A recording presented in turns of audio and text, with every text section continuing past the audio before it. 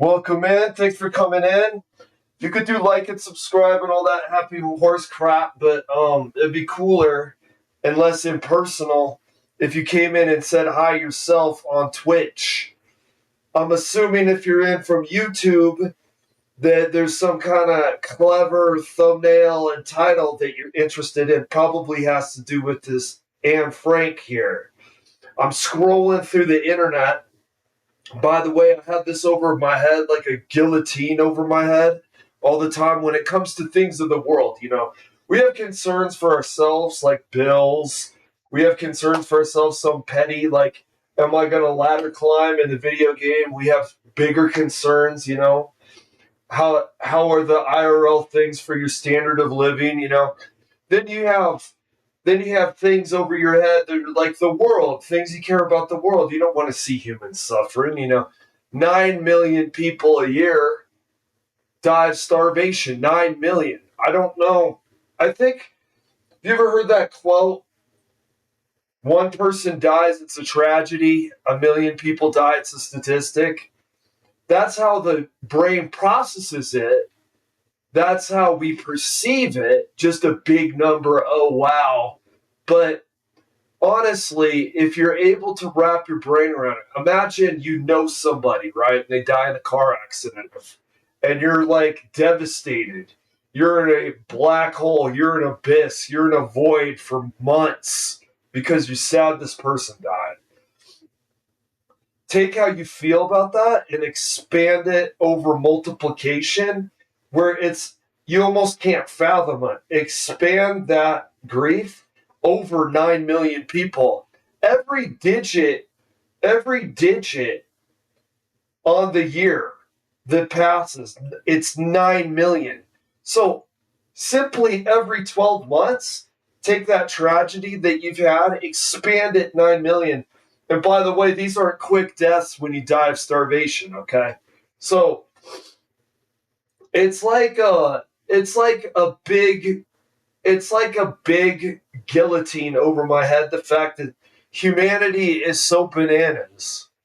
Humanity is so bananas. It has the resources to prevent these 9 million people dying every year, but it doesn't do it because the innate evil in humanity. But frequently, what humanity does, it doesn't want to admit its own evil, so it tries to pretend to be moral and righteous. And a lot of times, you see this pretending to be moral and righteous in very petty dialogue that isn't really connected to the concrete reality of reducing human suffering. And as you can see on the screen, that's what we're going to get into here. The first sentence that this guy says, I didn't watch this entire video. I didn't watch most of any of it. I watched the first couple sentences this guy says. What this guy is trying, you can tell the first couple sentences, what this guy is trying to do is make you think that you're a moral person by caring about the stuff. Remember the person on the screen? That black and white photo, that girl's been dead over 100 years. We're talking about a ghost of a ghost of a ghost. Okay? So, like, this person was a victim a century ago. There were people that were victims in college protests in the 60s that are much fresher that this guy isn't talking about. There's stuff happening right now. In fact, talking about the persecution of people depending on their demographic. There's people right now. And you could say, oh, you must be referring to this. I don't know. Which one am I referring to? Because all over the globe, people are being persecuted for their demographic. Now, you see her. This is what she is. Okay? She is a center of attention for someone that has a minute so they could say, isn't that so terrible what happened to her? So you don't have to say, isn't that so terrible what's happening to your neighbor? And did you notice Anne Frank, when she had neighbors, they didn't say, isn't it so terrible what is happening to my neighbor? Man, wake up, dude. There's so many ways to distract people from the immoral, unethical treatment of people now that they're being distracted by, oh, let's talk about Anne fucking Frank. Yeah, that's our concern. Our concern is Anne fucking Frank, dude. That's what I care about. Anne fucking Frank.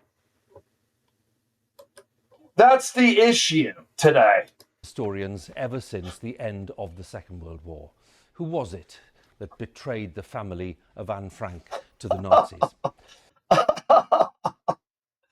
I don't know. Who's betraying the undocumented worker guy? What boomer that spends four times out of the week on their fat diabetic ass slurping up freaking taco salads, right? And then they're being paid to do it by socialism security. And then they rat out the Mexican guy that is the dishwasher at the El Rancho. Who's that? Because that just happened. Anne Frank is a memory of a memory of a memory of a fart's memory. What about the guy that's at Alligator Alcatraz? Why are we talking about Anne fucking Frank? 77 years. Why didn't you do it last year and then you could have a 6-7 joke? At least we could make a meme out of this shit, as much as this isn't a meme already. In 1945 at the age of 15 after 2 years in hiding in Amsterdam. Her diary, published after her death, is probably the most famous first-hand account of Jewish life. I got it, dude. During the war. Using new investigative techniques, detectives have revealed the identity of the man who's thought to have betrayed the Frank family. Who's doing this? Who is you? Who? This better not be government money paying for people to investigate who betrayed Anne Frank. Dude. There's people living out of their cars. You know how uncomfortable, okay, look, there's a good segment of the population.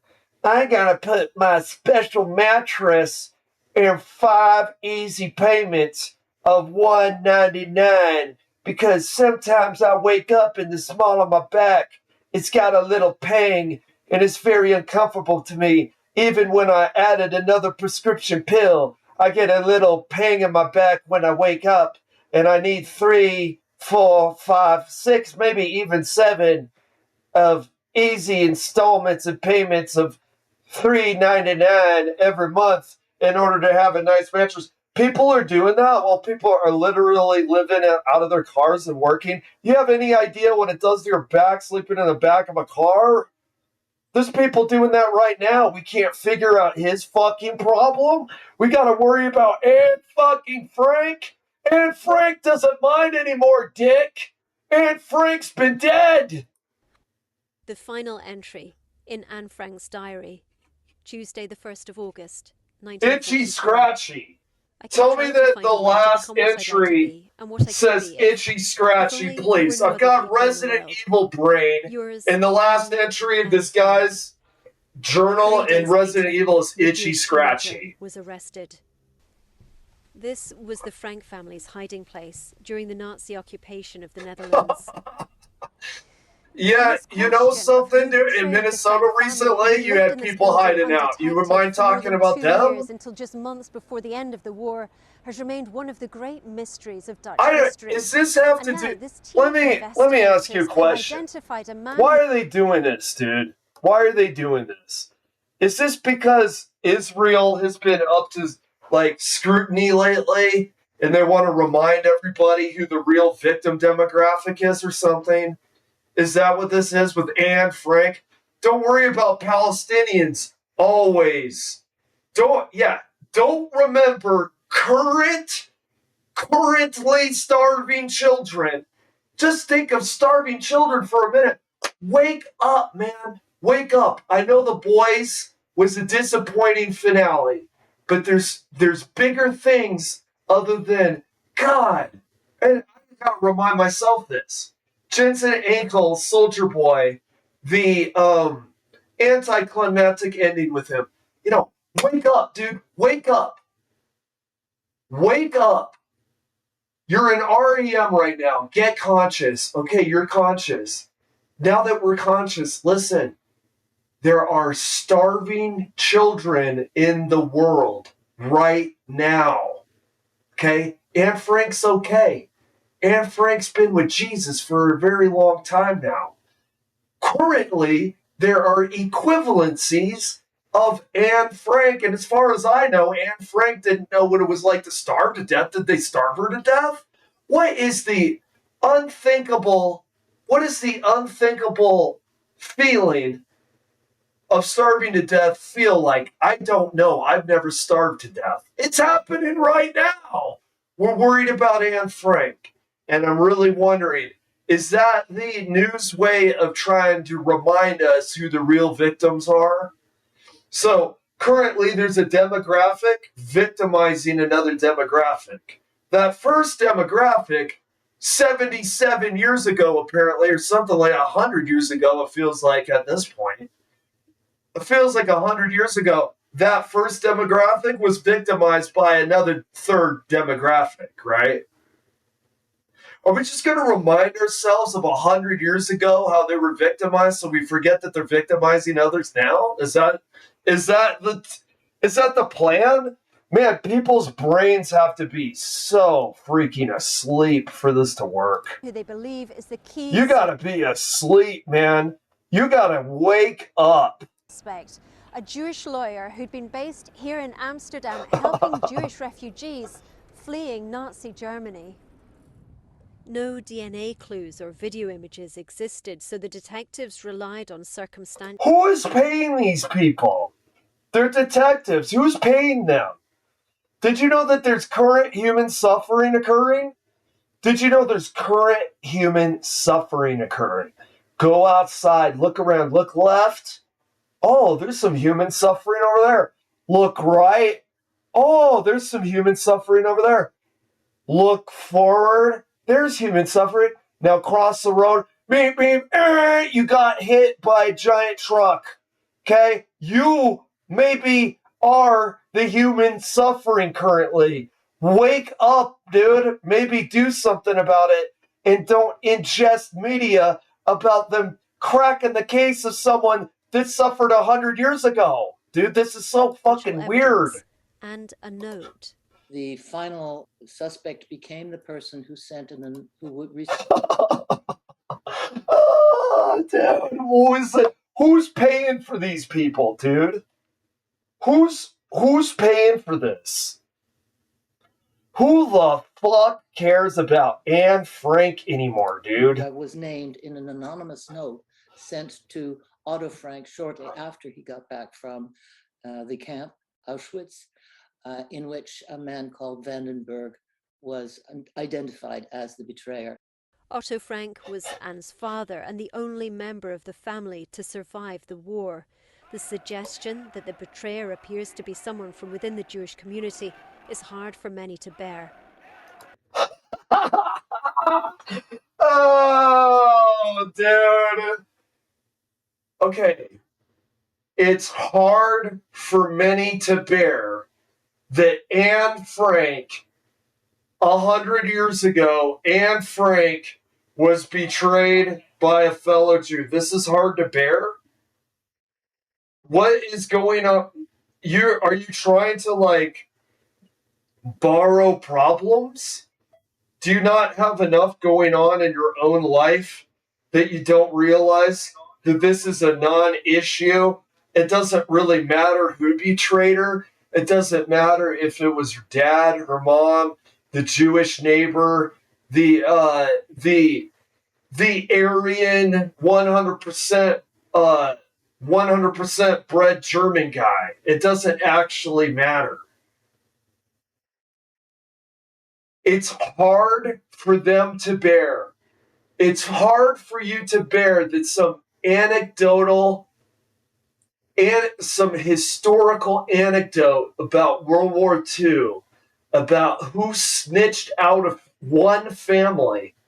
It's hard for you to bear about who the identity was of one person that snitched out a family It's not hard for you to bear what is currently happening and how people are currently suffering that maybe you could have something to do with in alleviating the suffering of those people. It's hard for you to bear. It's hard for you to bear. Who is going around going, I learned that Frank was betrayed by a fellow Jewish person. It's 2026. I'm sitting here with 3 empty pill bottles and a half empty jug of wine. And I'm going, why, God? Why, God, was Anne Frank betrayed by a fellow Jewish person? 9 million people a year are dying of starvation right now, and I don't care, and I barely think about it at all, but why was Anne betrayed by a Jew? I don't even understand it, dude. I don't get it at all. Think about this for a minute, dude. This is actually, people are watching this unironically. How are you watching this unironically, dude? How far do you want to go back? Okay, this is 100 years ago. Let's go another 300, 400, 500.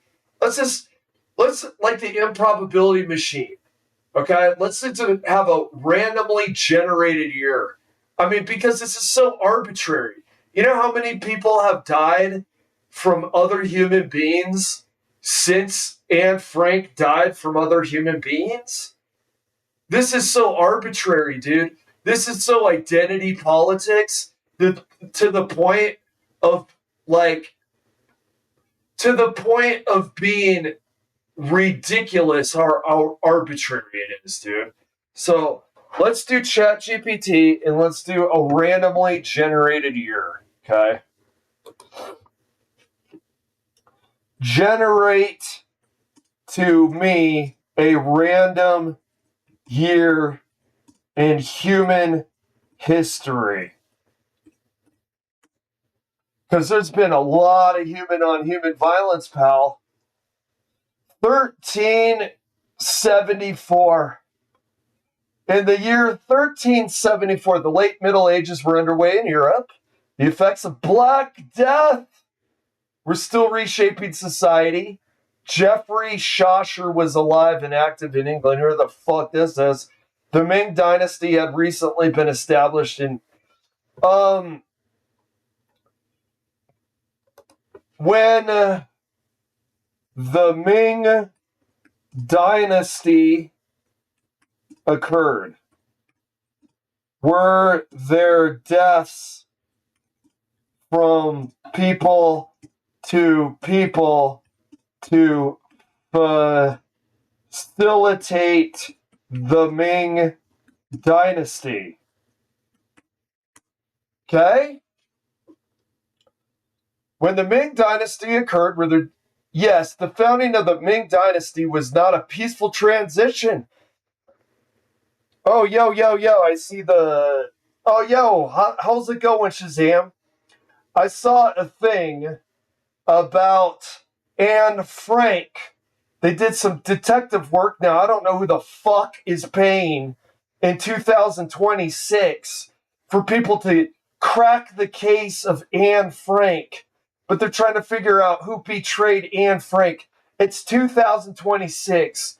9 million people a year are starving to death. We don't really give a fuck about that, Shazam, because what we really care about is one person 100 years ago that died betrayed by someone that shared her demographic. And we're really going to sit here and meditate on this shit, dude. So what I'm doing is, this is how arbitrary it is because of identity politics and because of legacy history. What's legacy history? Well, I'm going to tell you about Bulletproof George because I like what Bulletproof George does for me as far as being a patriot. I'm going to keep talking about Bulletproof George to the end of days because I love the founding fathers. Let's just keep talking about this arbitrary occurrence because it actually fills a need for me to be patriotic. What does it fill a need to keep talking about Anne Frank? Jews are victims. Jews are victims. That's what that says. Anne Frank is Jews are victims, Jews are victims, Jews are victims. It's 2026. There's been hundreds of thousands of deaths to Palestinians.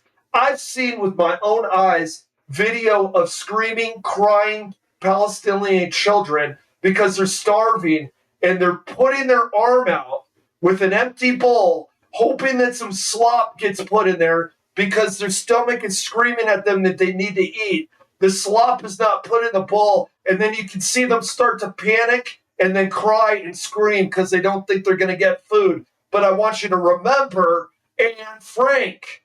I want you to remember Anne Frank, because what is Anne Frank symbolic for? Anne Frank is symbolic for Jews are victims, and they want to make sure that you get that in your skull still. They're going to jam that old-ass talking point about Anne Frank to this day, so it makes you distracted from the Anne Frank today. And the Anne Frank today is the 12-year-old boy Palestinian trying to get some slop in his gut, and he starts panicking and screaming and crying. Don't think about him. Think about Anne Frank. You see? Now, it's so arbitrary. Anne Frank, 100 years ago, betrayed by her own kind. Okay, yeah. There are millions of these people. It's not Anne Frank, Anne Frank, Anne Frank. So I asked ChatGPT, give me a randomly generated year. It gave me a year with the Ming Dynasty. I asked ChatGPT, did people betray other people? Were people killing other people during the Ming Dynasty? Yes. I'm going to find my Anne Frank, dude. I'm going to find my Chinese Anne Frank. I'm going to find my Oriental Anne Frank. Oriental is not the proper nomenclature, dude. The proper nomenclature is not the issue here. The issue is there was a person as dead as Anne Frank who was betrayed just like Anne Frank in the Ming Dynasty. Don't they deserve a vigil? This anonymous person that I'm going to find my Ming Dynasty Anne Frank. They don't deserve a vigil? What's wrong with that? Why is it, it's too old. It's the expiration. Why is it an expiration? There's people currently suffering. Why isn't Anne Frank expired? It's all arbitrary is why. Yeah, you know what? It's hard to tell. It's hard to tell because I'm as interested in Anne Frank's psychology as I'm interested in a fart in the wind. I have no idea. We should be sympathetic. The founding of the Ming Dynasty was not a peaceful transition. It emerged from years of rebellion, civil war, and military campaigns. They caused enormous loss of life. The Ming was founded by Zhu Yanzang, who rose from the chaos of the Red Turban Rebellions. Red Turban Rebellions, dude. These uprisings were directed against the Mongol-led Yuan dynasty, but rebel groups also fought each other for power. Zhu defeated rival warlords and rebel leaders before proclaiming the Ming Dynasty. Okay? Let me see. How old was Anne Frank when she died? Okay? Anne Frank was 15 years old, okay? During the Red Turban Rebellions,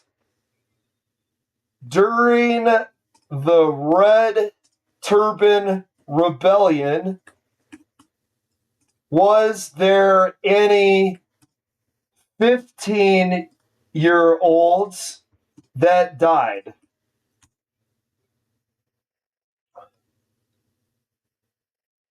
Almost certainly yes.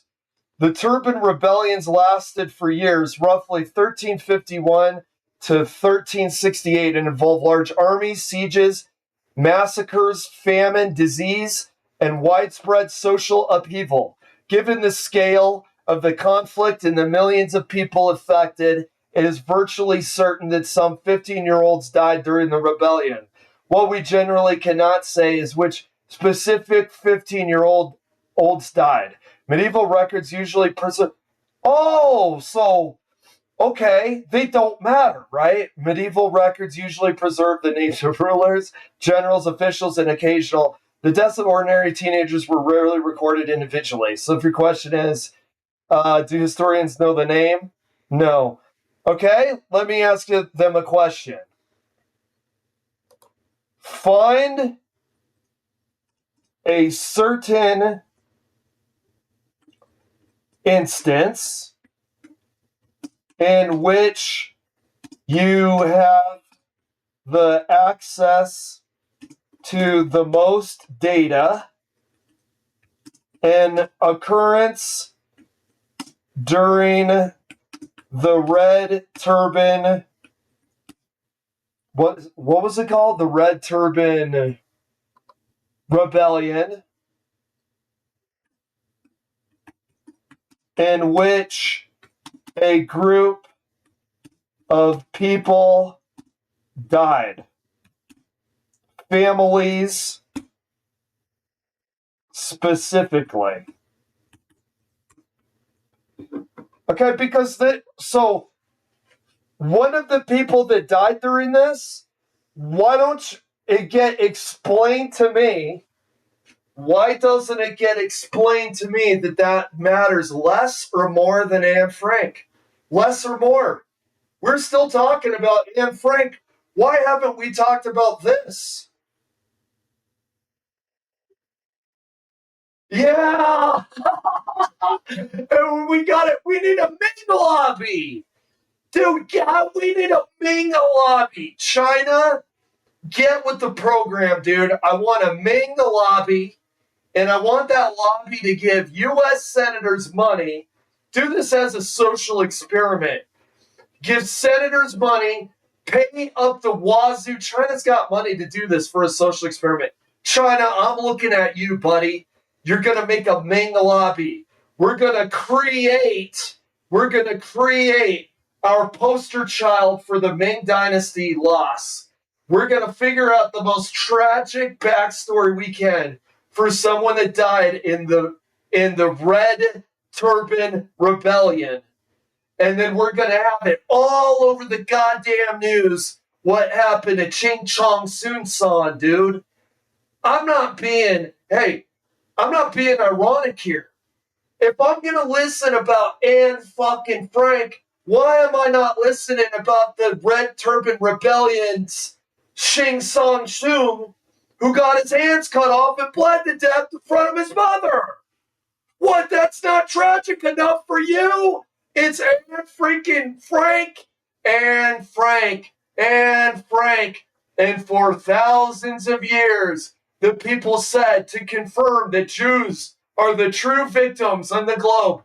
Anne Frank, Anne Frank. And they put the plankton pots over their head. And instead of a P for plankton, it said J. And they said, and it had the Star of David, and they said, Anne Frank, remember Anne Frank. And then hundreds and thousands of people around them were suffering, starving, and dying. And they said, remember Anne Frank, remember Anne Frank. My freaking God, dude. It is incredible. It is incredible how dumb people are. The difficulty is the 14th century sources rarely record ordinary families by name.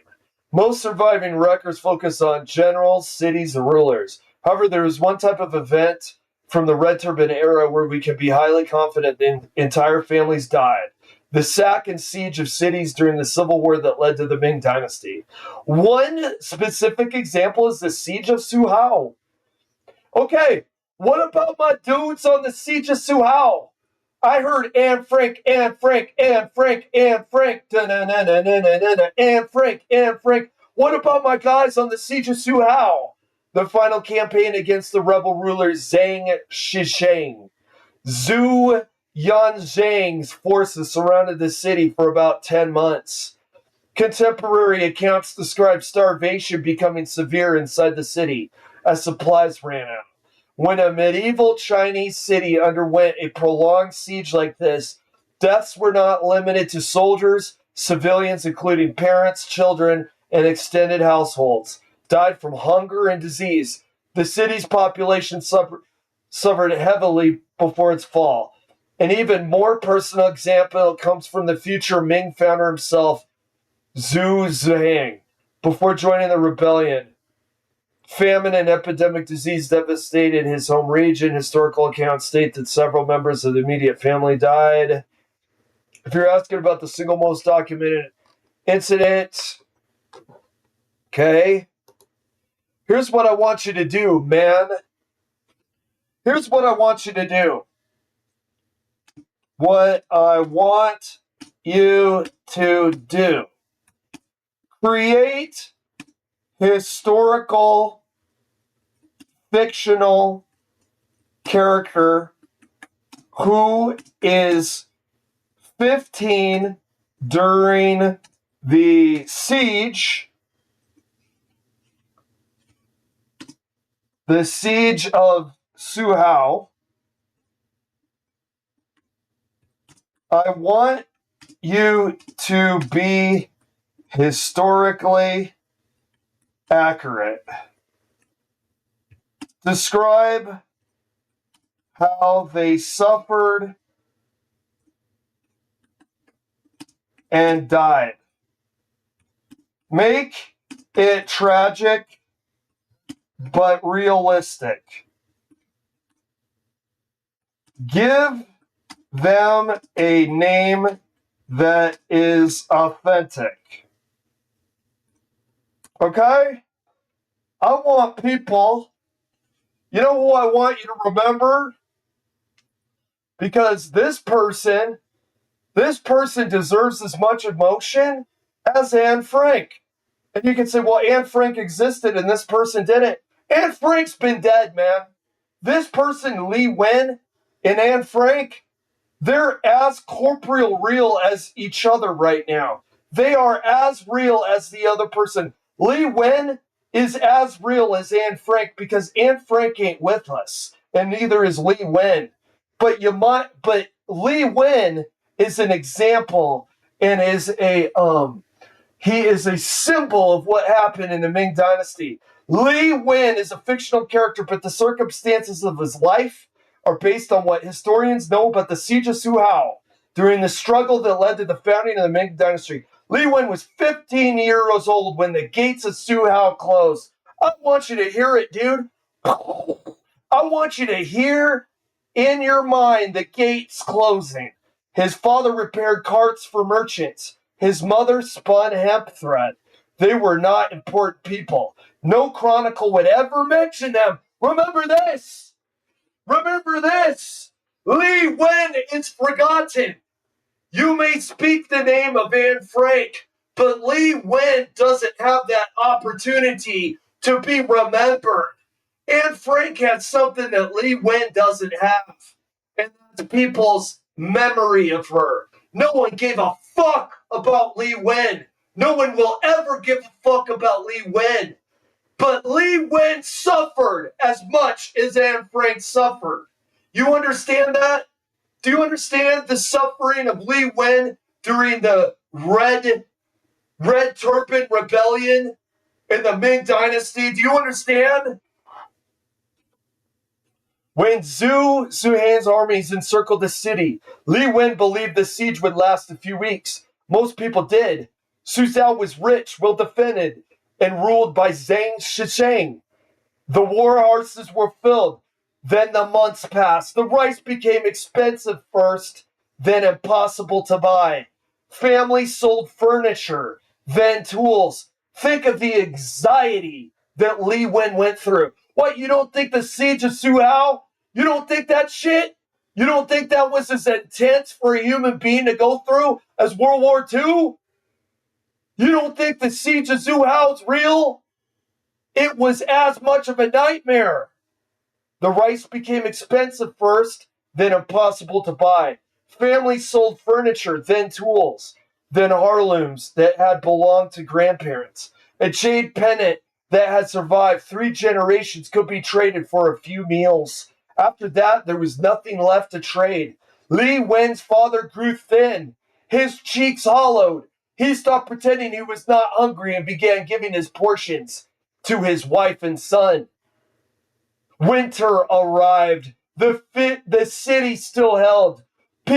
People stripped bark from trees. Dogs disappeared from the streets. Rats became valuable food. The sound of commerce vanished. The canals remained, but they carried silence instead of trade. At 15, Li Wen should have been growing. Instead, he shrank. His ribs showed through his skin. When he stood up too quickly, black spots swarmed his vision. His mother cut his hair short because she no longer had the strength to wash it. One morning, his father did not get out of bed. There was no dramatic farewell, no final speech, just a man who had spent months starving. He closed his eyes and never opened them again. Li Wen and his mother wrapped the body in a mat. There was no proper funeral. Too many people were dying. Too little energy remained for ritual.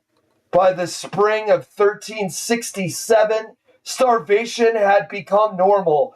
The city that had once among the wealthiest in China was full of people moving like ghosts. Li Wen developed a fever.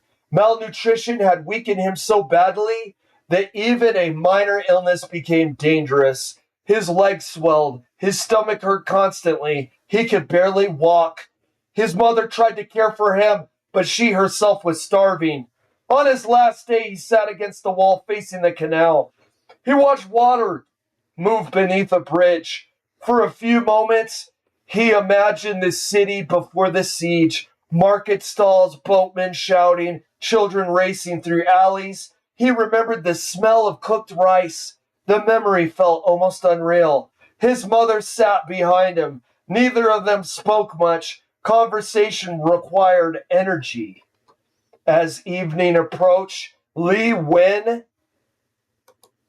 rested his head against her shoulder. His breathing slowed, then it stopped. He died at 15 years old, not from sword or an arrow, but from the slow machinery of siege warfare. The same fate suffered by countless civilians whose names have vanished from history. No official record preserved Li Wen's existence. When Su Hao finally fell, chronicles counted victories, commanders, and political consequences. A cart maker's son who starved beside a canal did not make it into the books. Yet people like him were the true cost of the war. Their lives disappeared so completely that centuries later, we know the siege happened, but not the names of the most who endured it. Li Wen stands in for those forgotten thousands. Li Wen. His name was Li Wen. You say Anne Frank, I say Li Wen. Anne Frank, Li Wen. Anne Frank, Li Wen. You say Anne Frank, I say Li Wen. Anne Frank, Li Wen. Anne Frank, Li Wen. Dick.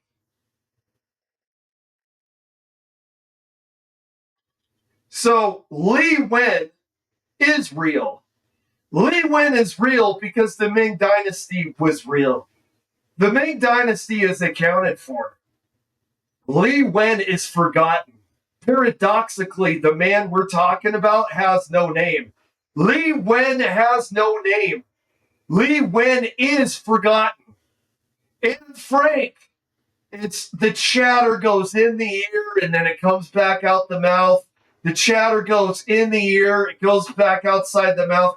Never a miscommunication. But you want to know the truth? You want to know the truth of the matter? Li Wen and Anne Frank are equal. I don't give a Tukis ass about what society says should be highlighted with a yellow highlighter. I don't give a fuck that society wants to do the arbitrary yellow highlighter on Anne Frank. Lee Wen matters as much as Anne Frank. Lee Wen was as real. Lee Wen's suffering was as important as Anne Frank's. You say Anne Frank, Anne Frank, Anne Frank, Anne Frank. There are millions and millions and millions of Anne Franks. There are millions and millions and millions of Lee Wens. Did you know that Anne Frank and Lee Wen don't feel anything? For one, Lee Wen is a metaphor. For two, Anne Frank's been dead. You know who does?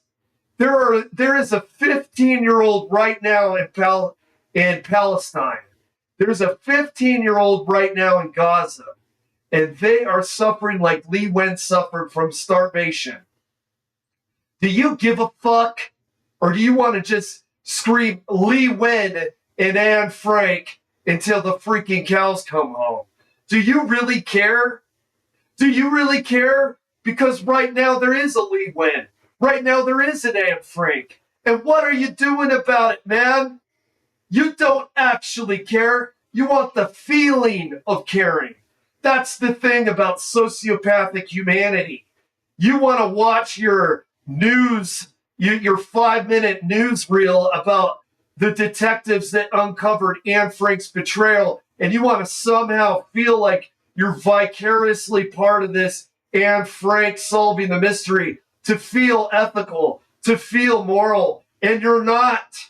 Because there's a 15-year-old right now, a Palestinian 15-year-old that suffers, and you don't give a tuchus ass about that person. That suffering could be alleviated. You can prevent Anne Frank, ass. No one gives a shit about Anne Frank or Lee Wen anymore. It's about what's happening now, dude. I don't know if that's clear. I don't know if I'm making a coherent, salient point. I feel like the idea is seminal, that current suffering is priority, not Anne Frank, dude. The historic context is critical here. As it turns out, it's a story of a man who was... Now we're seeing this guy, right? You see this guy here?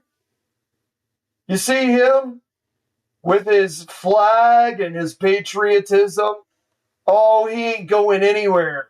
He was during the Red Turban Rebellion. He was during World War II, and he's here with us now. You see this guy with the flag? Who is he? Who is the guy with the flag now? Who is he? Identify for me. I don't know. I'm not going to tell you who it is. I want you to decide for yourself. This dude with the flag, he's always been real. He's a transcendent, eternal concept within human behavior and society and civilization. Who is he now? Who is this guy? You tell me. I want to know.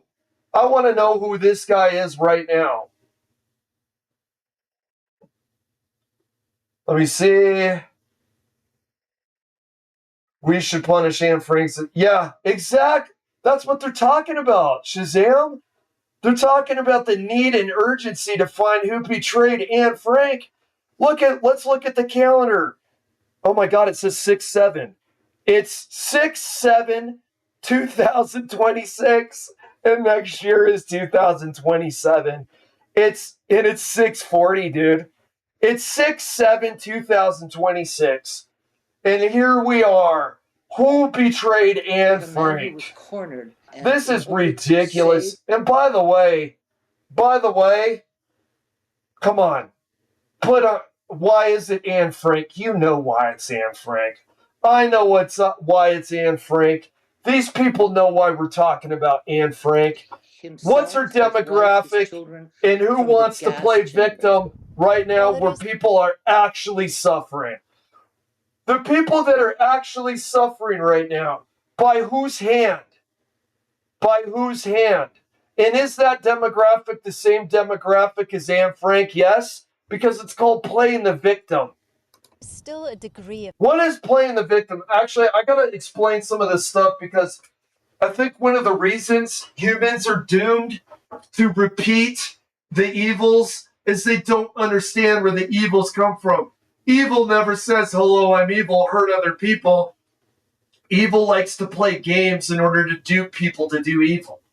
One of the ways that evil dupes people to do evil is playing victim.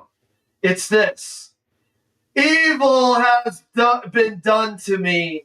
Evil has been done to me. Evil has been done to me. Now, let me do evil to them. It's not evil. It's justice. Do you see how much evil has been done to me? Evil has been done to me. Don't listen to them crying about evil done to them. It is evil has been done to me. I am justified. I am able to protect myself. It is. Do you see that? It's playing the victim. And right now, what are we looking at? We're looking at the news playing the victim. It's so clear. It's so transparent once you see it. You can't unsee it.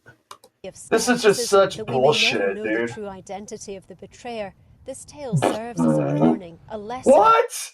They didn't even do it. What? Excuse me?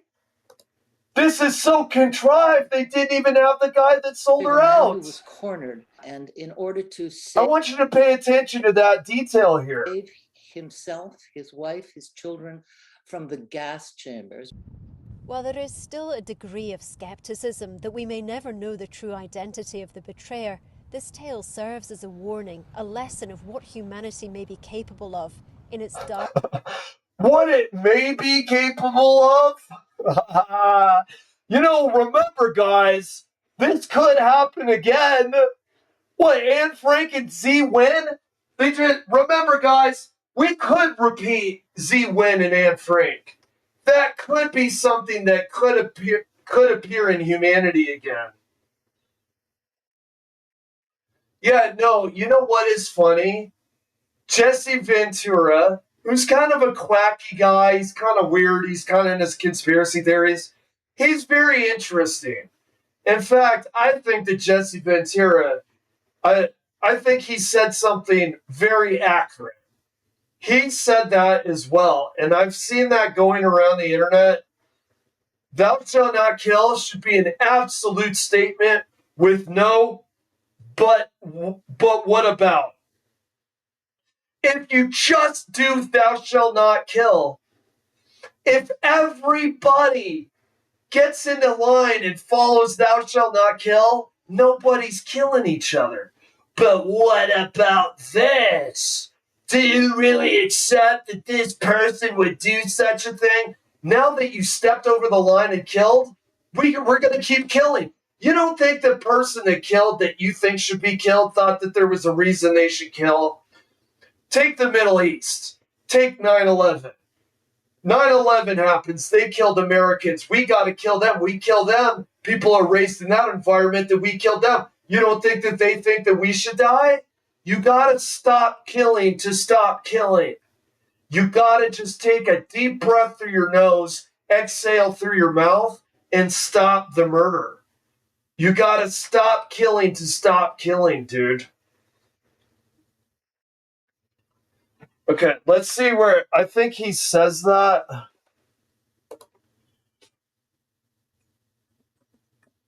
Let me see if the title of the video.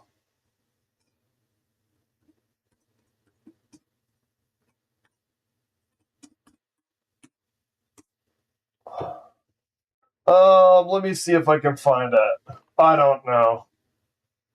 Is this it? Maybe this is it. Well, I can tell you this. The United States is not looked up to anymore, and it's sad. They don't look up to us because they realize the culture well, yeah. war. Is that wrong? No. This guy's weird, but he's right, dude. He's kind of like Alex Jones. He's a weird guy that's always right. Walking around. you know, and in the ads of it, I forget what game it is.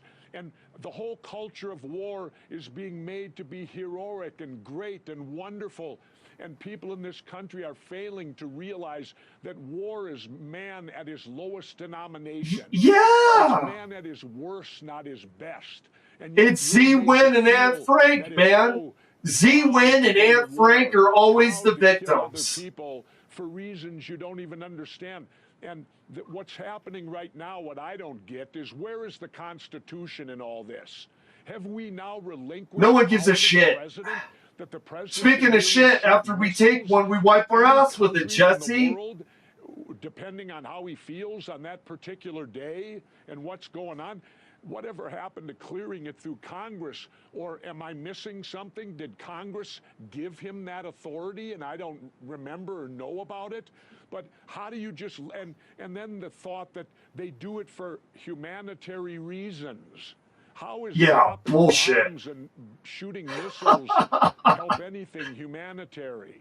People die from that stuff. Civilians die. Children die. Civilians exactly, dude. Exactly. I love how this guy. It takes a crazy person to get reality. Isn't that a weird paradox? It takes crazy people to understand reality. Now, I don't know exactly how that works, but it seems evident through certain individuals like Jesse Ventura. It takes a nut to get truth. I don't know why. Normies don't get it.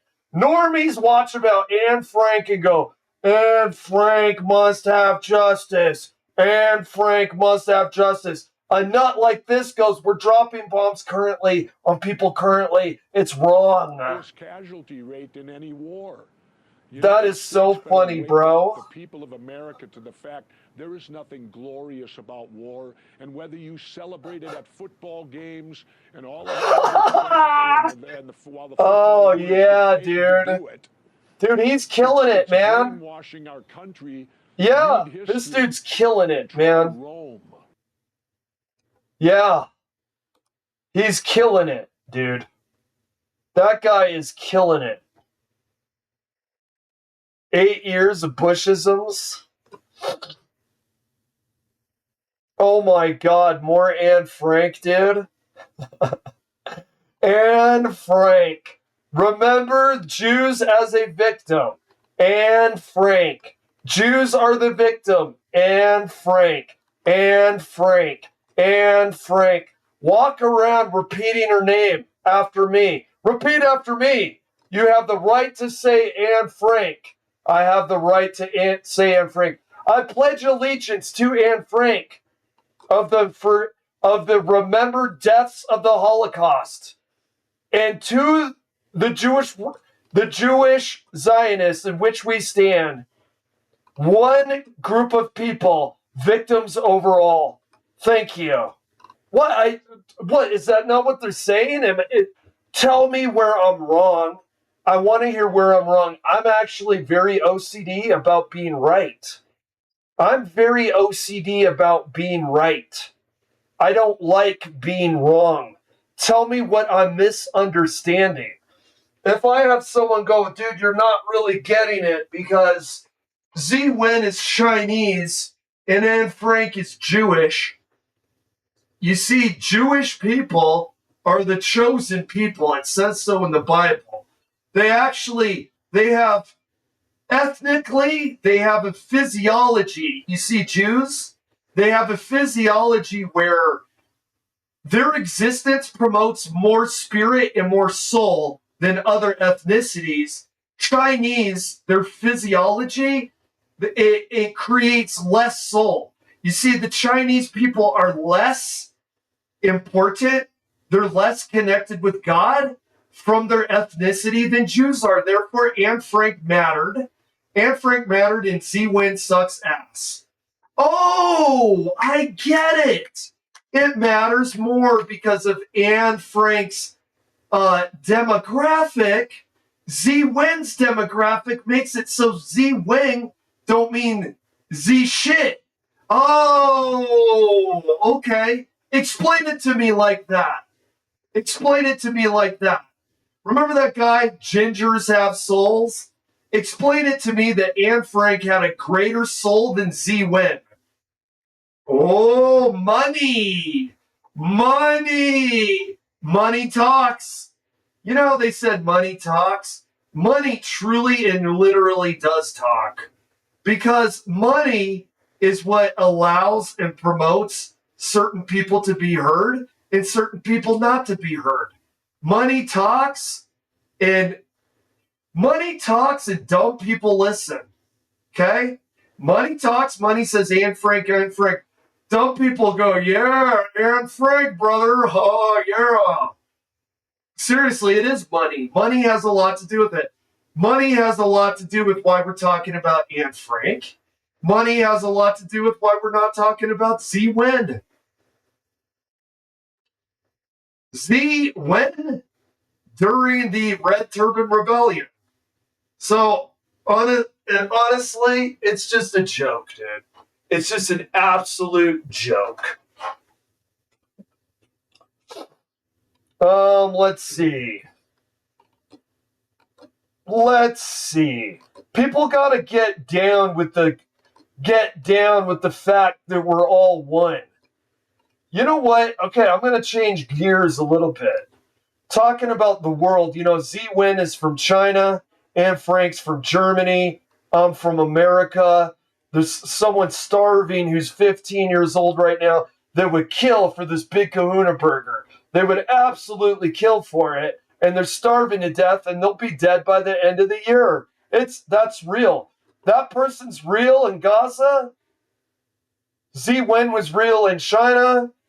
Anne Frank is real in Germany. I'm real here in Arizona. Speaking of people all over the globe, I'm going to change gears. I'm going to make it a little bit more fun. It's going to be an uneasy transition, but because I need to have a palate cleanser, I'm going to change gears into something more fun. I played with somebody on an online live service game yesterday who was from Japan. And you know something. I'm doing a full transition here about something fun, but it's still maintaining the element of people all over the globe.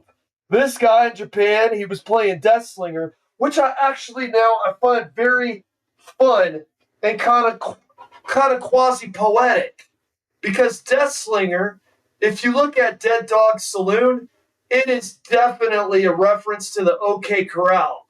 The OK Corral is from Arizona. I am from Arizona. This Japanese guy's playing a Deathslinger that's probably from Arizona. Deathslinger's probably chilling out with Doc Holliday. Deathslinger's probably chilling out with Wyatt Earp. Those guys were chilling in Arizona. So this Japanese guy playing a gunslinger, a horror themed gunslinger from Arizona. He's playing against someone in Arizona, but they're playing on a map that is like Minnesota. Okay? And so he's playing it. He's playing a gunslinger from Arizona against the guy from Arizona. The guy's so good. The guy's so cracked. I love this Japanese gunslinger so much. He's so cracked.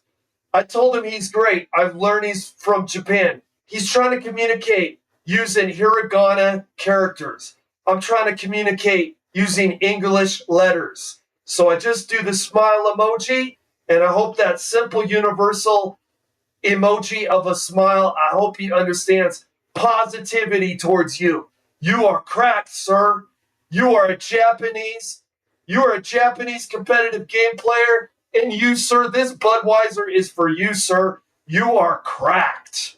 Those Japanese, dude, they never miss. You want to get your ass whooped in a live service game? You gotta play against the Japanese. Yeah! I really hope that you enjoyed it, Shazam. I know that was more up your alley. I actually kind of did that on accident. To be honest with you, I didn't even specifically think of you as an audience, but now that I think about it, it's really up your alley. It's because I was carousing around the YouTube algorithm when I stumbled upon that. And I'm like, my first knee-jerk reaction was, Anne fucking Frank, dude? Are we serious, dude? Anne Frank? And so I had a strong emotional reaction to it, and I thought, oh, that's what we're going to go with. Because if you feel, you're going to make better content if you feel it. And I was feeling like, oh, why the fuck is anyone giving a Tukis ass about Anne freaking Frank? You see that cat on the screen there? That cat matters more than Anne Frank. You can say, how could you say such a thing? Anne Frank's been dead, baby! Anne Frank's been dead. That cat, however, that you're looking at on the monitor, that cat has emotions and feelings, and it wants to avoid pain. That cat matters more. Current life. Life matters more than the dead. Say it with me now. Life matters more than the dead. Paradoxically, never forget Z Wen, dude. Z Wen's memory. Remember Robert Paulson? Remember Z Wen, dude. In death, he had a name. His name was Z Wen. I don't want people. If you're going to remember Anne Frank, you might as well remember Z Wen. Let's just, for the love of God, don't remember people currently suffering, please. That is just bananas. Actually giving a shit about people currently suffering is freaking bananas. All right, let's do some Dead by Daylight. I'm going to transition into maybe some more fun content.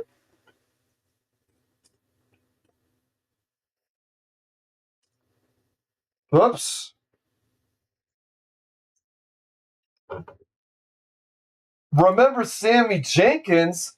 Get the fuck out of here, Christopher Nolan. Remember Z Wen? I'm going to get a tattoo on my wrist that says Remember Z Wen. No, that was a fun segment. Well, fun. I had fun. But, I may criticize other people, but I criticize myself at all. I know someone that's off as rock when I hear it, and I can hear myself speak, can't I? Okay, let's do,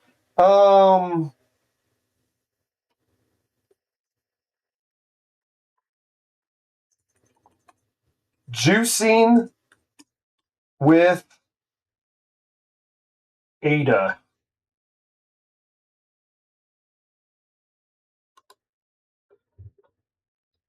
Okay, we want to get rid of this.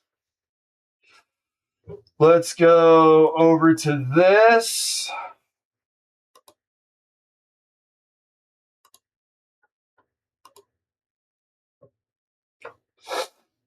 Dude, it's such bull crap, dude. People are so...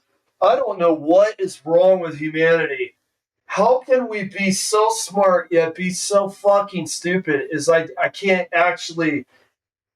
I can't wrap my brain around it. We can be so smart that we can actually lift off, go outside of the atmosphere, and stand on a separate body of land other than Earth, and we can't figure out that Anne Frank is not the issue to human suffering. It's the person suffering now. We can't get that. We can actually get out of we can leave the ozone. We can leave the atmosphere. We are such wizards, we can leave the atmosphere, and we don't understand that Z Wen deserves memory as much as Anne Frank, if not more, because my dude Z Wen is forgotten. Never forget Z Wen, but especially don't forget the Z Wens and the Anne Franks that are happening right now, because I promise you it's happening in real time. Z Wen and Anne Frank are happening in real time.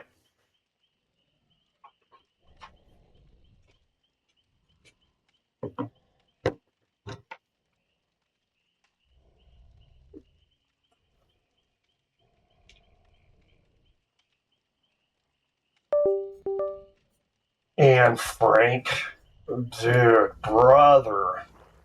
Anne Frank is not the issue, man.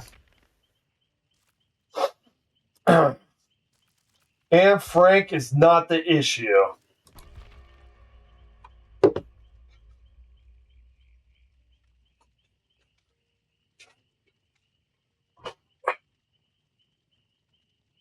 I'm more likely to remember Sammy Jenkins. You know, Sammy Jenkins and Anne Frank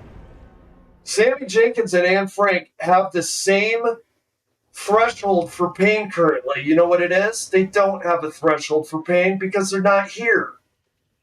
Anne Frank, dead people's past, they might as well not even exist, man. What matters? What matters is the people now. We ain't doing shit about that.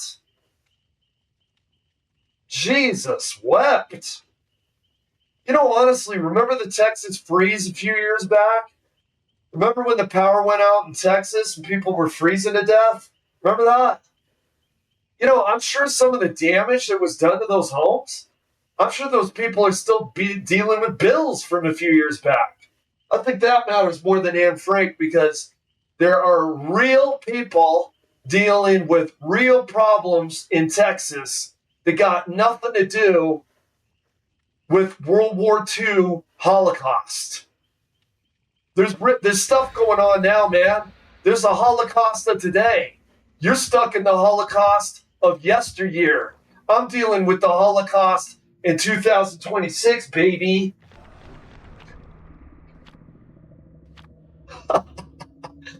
Oh, dude, people, man. You can hear it. Do you hear it? It's the bawing of the sheep. And the sheep baw, and Frank, and Frank. Good Lord, dude. No one gives a Tukis ass, bro. Jesus wept. All right.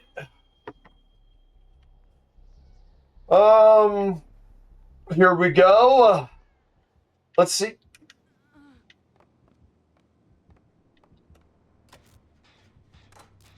I love that terror radius, dude. It's the Blight Man, right?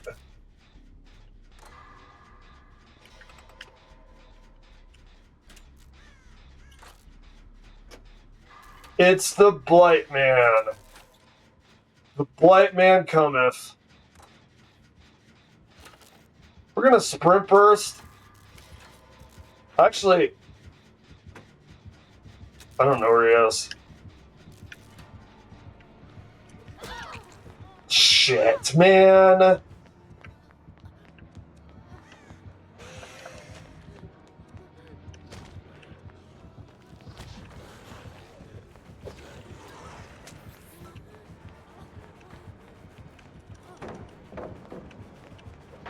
Okay, get in through here. We'll go through here.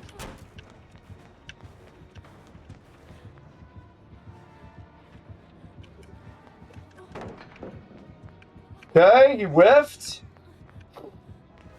Nice DVD adrenaline here. Let's see if we can get to this window, shall we? No, that window sucks.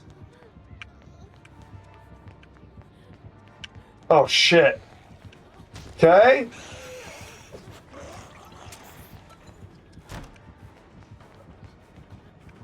Okay.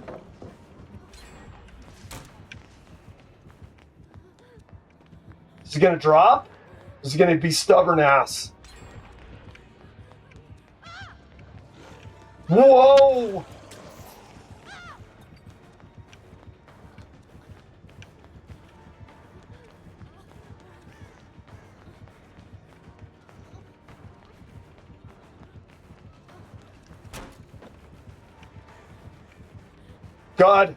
God pellet.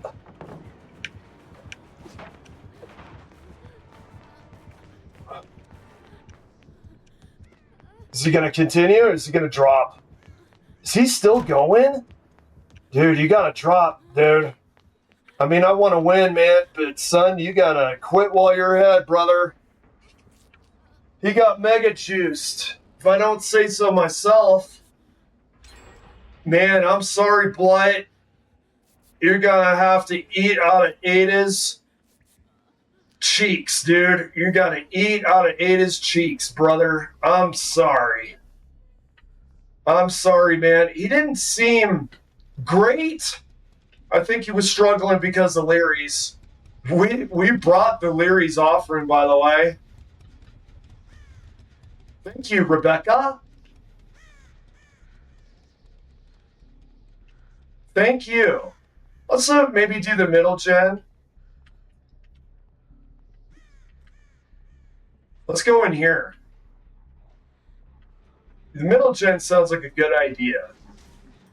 It might prevent us from getting it. Where? Where?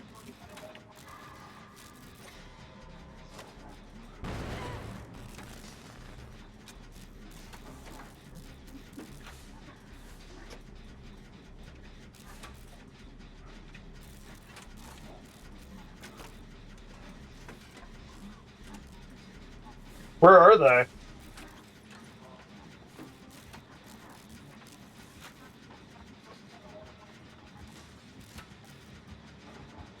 Okay.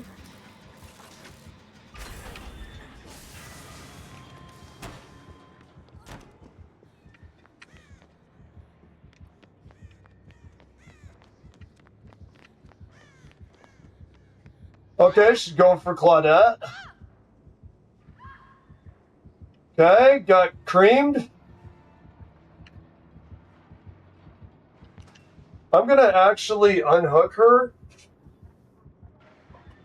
This will prevent any aura reading for picking up. Like Bart. Oh, wow. Actually, Kate's kind of doing this. So what we're going to do, yeah, we're going to try to find a gen. Oh, wow. Luck E, dude. Wait, where are they? Is he going to zero in on 0? Oh! Zero in on 0 here.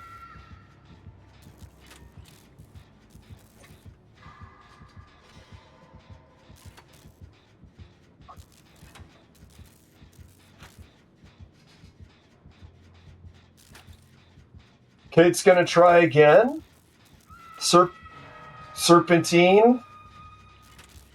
What does serpentine mean? I should know that word.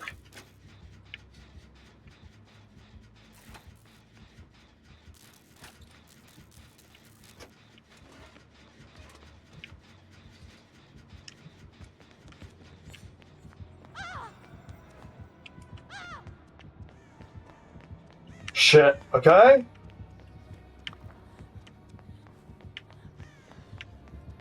Okay?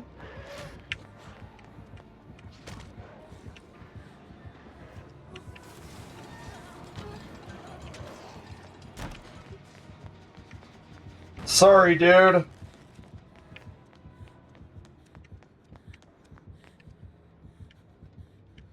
Okay, we want to go after that gen? God, they're going down too fast, aren't they? What we're going to do is we're going to try to get this gen here. I think we're going to do gens versus friends, too. We're not going to worry about Kate. We want to prioritize that.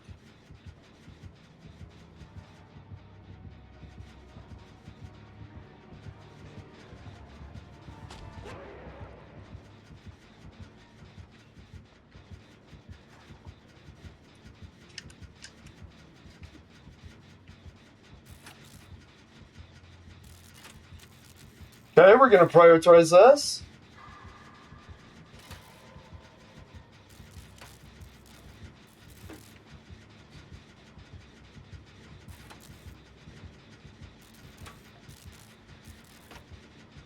Prioritize the gen. Excuse for the lack of commentary. I'm so locked in, man. I apologize.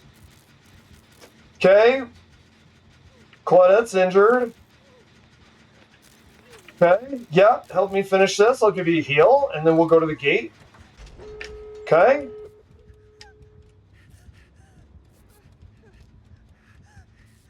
Okay, we're going to give the heal.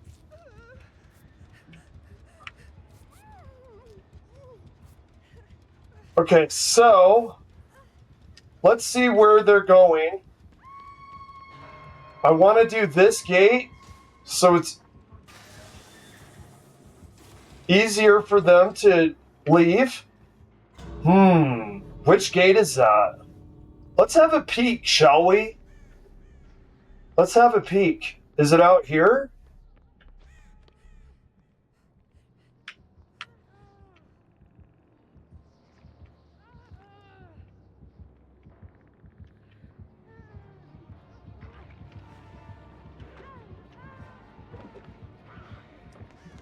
Okay, let's see if we can find Kate. Oh my god, this is not the way. Shit. We want a body block for her. Can we? We're too to the side here. I don't know exactly where that... I don't want to get lost. Sometimes keeping on the... Oh, Claudette's opening the other one. Maybe we can block? I doubt it. Oh no, latency. Don't do this now. Ping is not the time, buddy. It's not the time, Ping.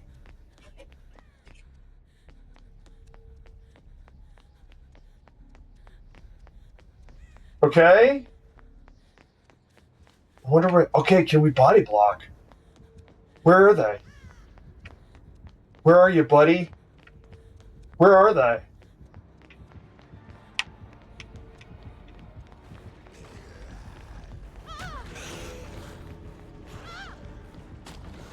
Okay.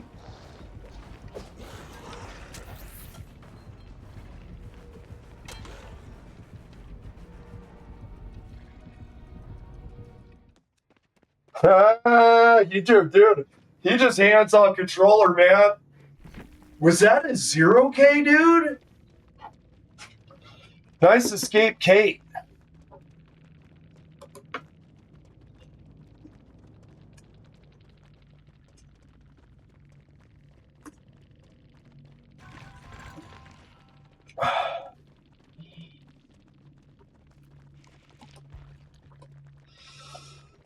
Dude, that was actually crazy, bro. Oh, we DC? What'd you DC? What'd you DC, man? You don't want your blood web? What's the matter? You don't like blood web? You played through the whole round, bro. I'm sure they'd be happy for the props if they were still here.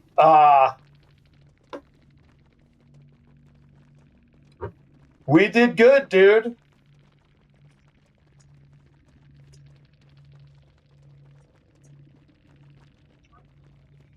That was good, man. Dude, why do people DC like that, dude? Please explain it to me. So, like, whoever that blight was is a real person, dude. Whoever that blight was is a real person. Okay, you got your lunch ate. You're playing a live service game, obviously.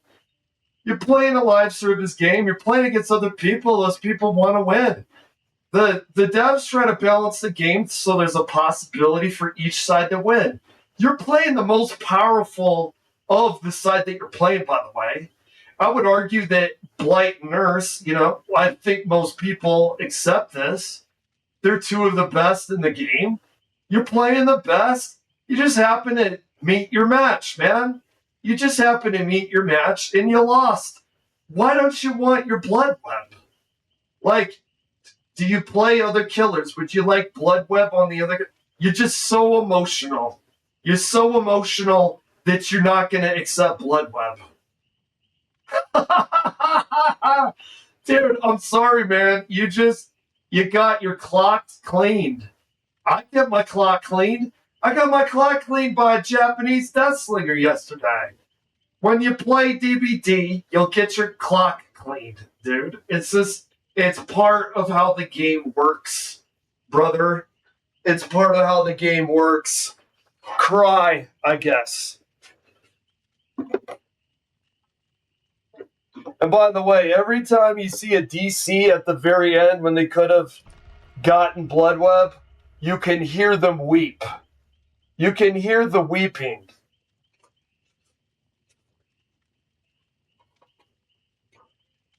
We'll do one more, and then we're going to do some Hearthstone.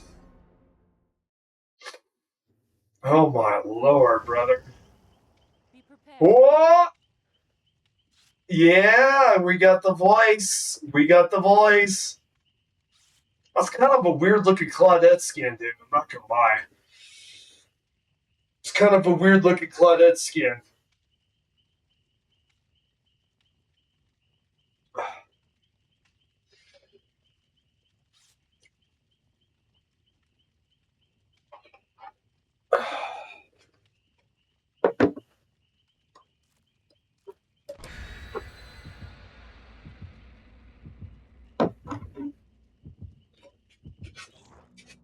All right.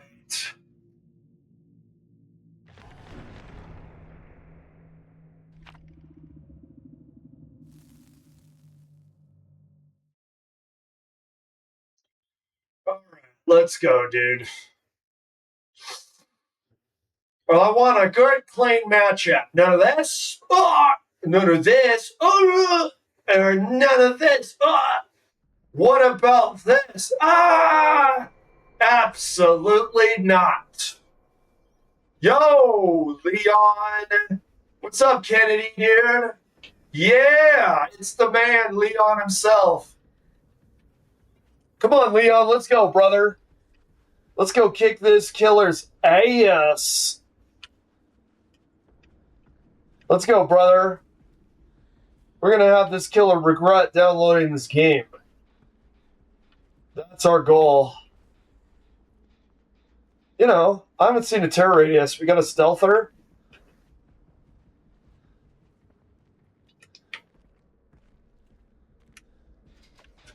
And we got Shat. I hope it's not a farmer.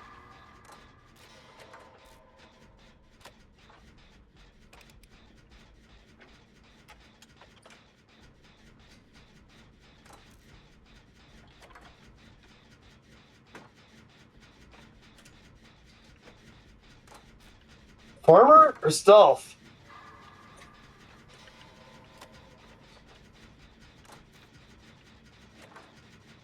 Stealth. Damn.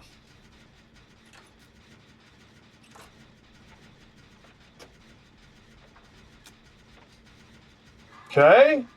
Oh, I'm so sorry, Leon. I was watching everywhere but this. Okay, he's kicking. Okay.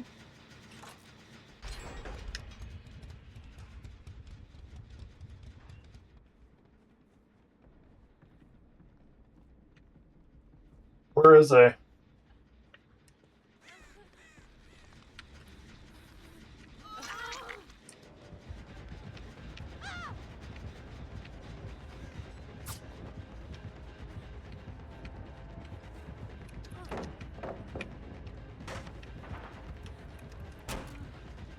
I think we can make this.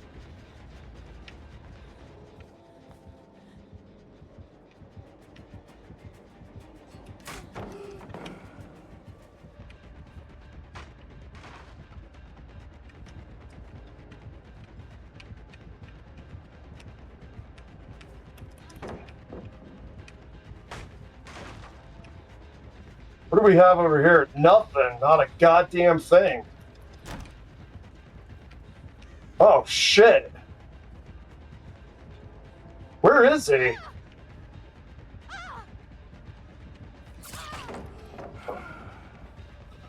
Okay. We're going to run as far as we can. We're going to hold W. We're going to go over here.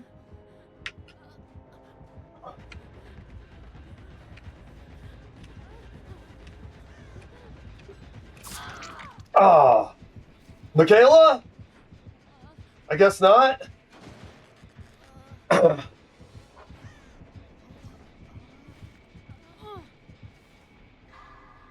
don't know why you didn't go for the pallet save, but that's okay. We got another gen going.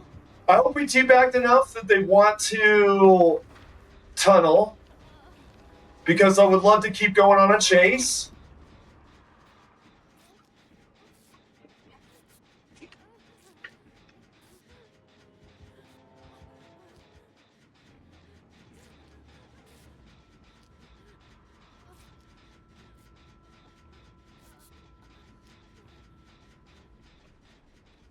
Where'd he go?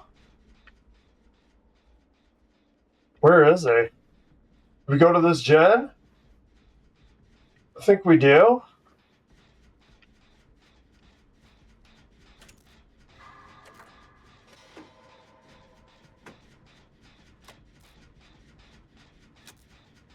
Okay, he's got Claudette.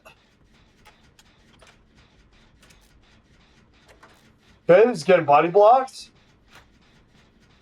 Leon's gonna finish a gen. Hopefully we finish this.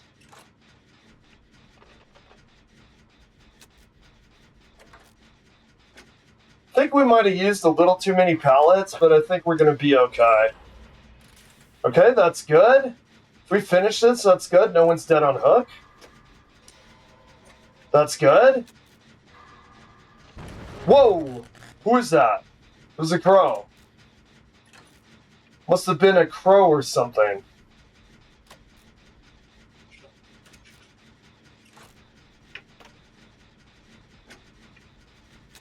Okay. Alright, we're gonna finish this gen. Where was another? I know there's a generator around here somewhere. Perhaps we should find that first, shall we? Okay. Let's go. Because I'm out of the fog vial I was using, he's got to have, what do you call it?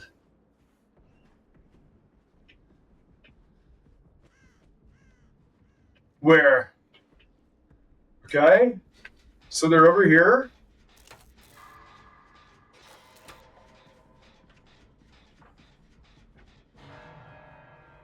Okay, he's over this way.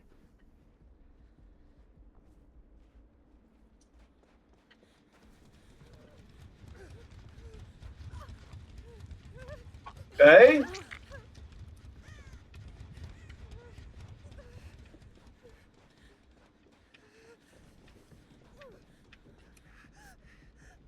Where is he?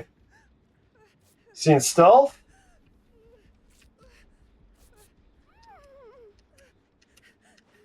Where?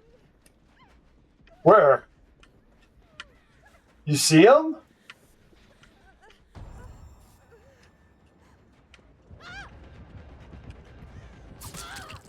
Shit, I thought I could try to spin.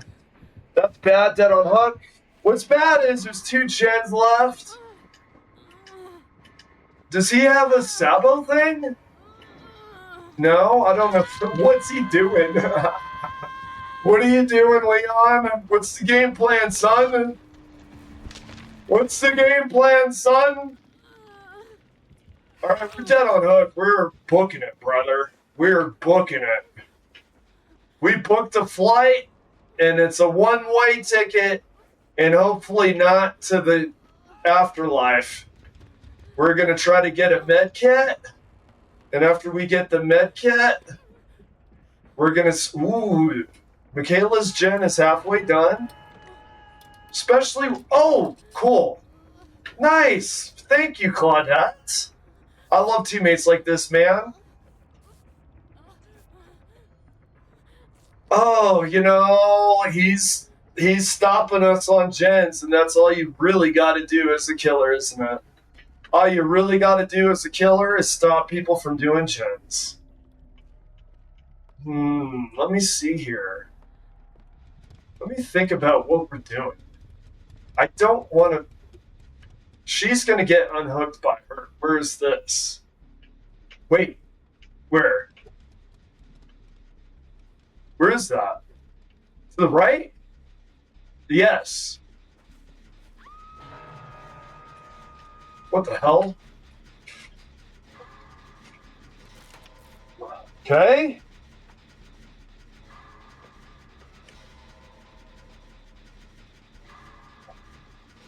If we finish this, there's one left. I gotta quit looking at everything but this.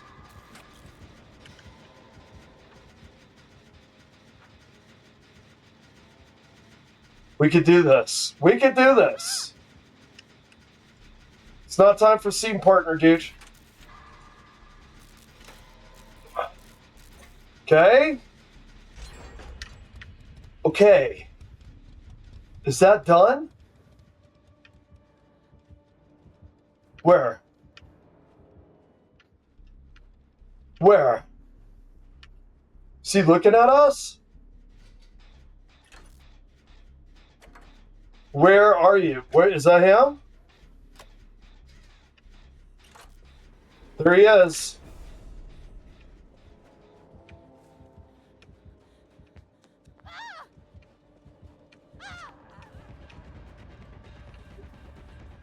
Anyone on Jen's? No? Oh, they're dead. Damn. I think this is looking worse. It's looking worse every minute, especially with the dead Michaela. Okay, so what we're going to do, we're going to try to go around to that other Jen. We're going to hope that he chases somebody. They juice long enough. We're going to hope that he finds them.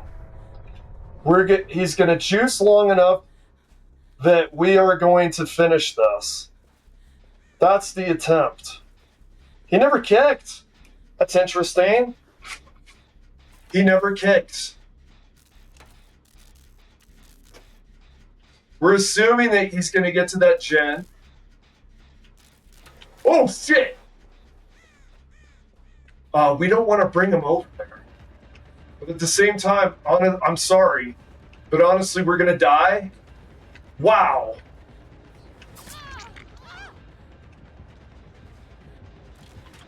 Please take a... Dude, I'm dead, bro! That's okay. They're not playing strategically. They don't know, I don't think, that... You gotta take a hook if someone's dead on hook. You gotta take a hook.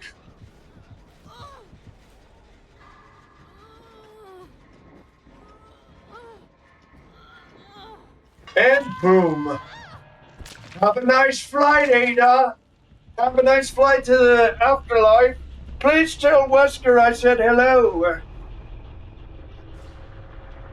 Alrighty. It was the best of times, it was the worst. It was the blight of times, and it was the ghost face of times.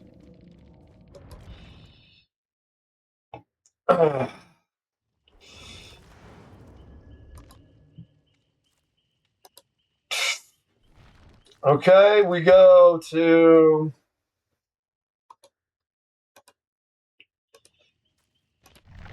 Alright, let's do some Hearthstone.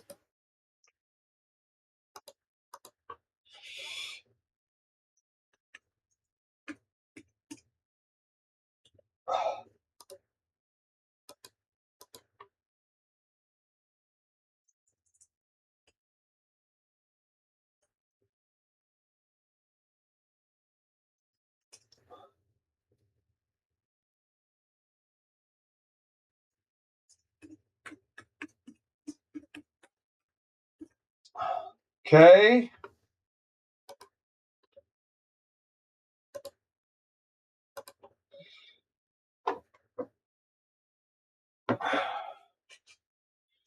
Alright.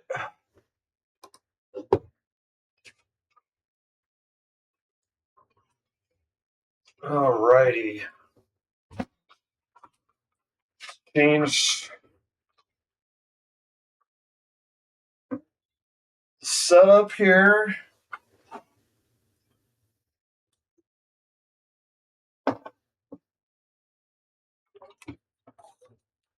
I don't think there's anything I want to change with our ley line setup. I think it's where I want it. Okay, what is this? 3 games with Demon Hunter, Hunter, or Priest. We could do... I could play Demon Hunter. I could play Hunter. I want to at least have a couple ley line matches first, if I can. Okay.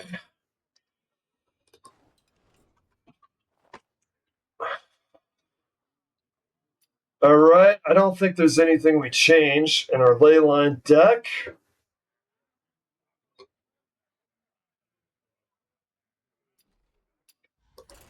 All right, let's go straight into it. So here we go. Let's see what the mulligan is.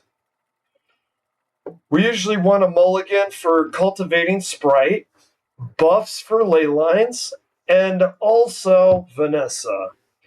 So we have enough early cost stuff that we're not too worried about mulliganing away low cost stuff. So you're going to use King Mullick. King Mullick is funny with the infinite banana. Okay, we keep that.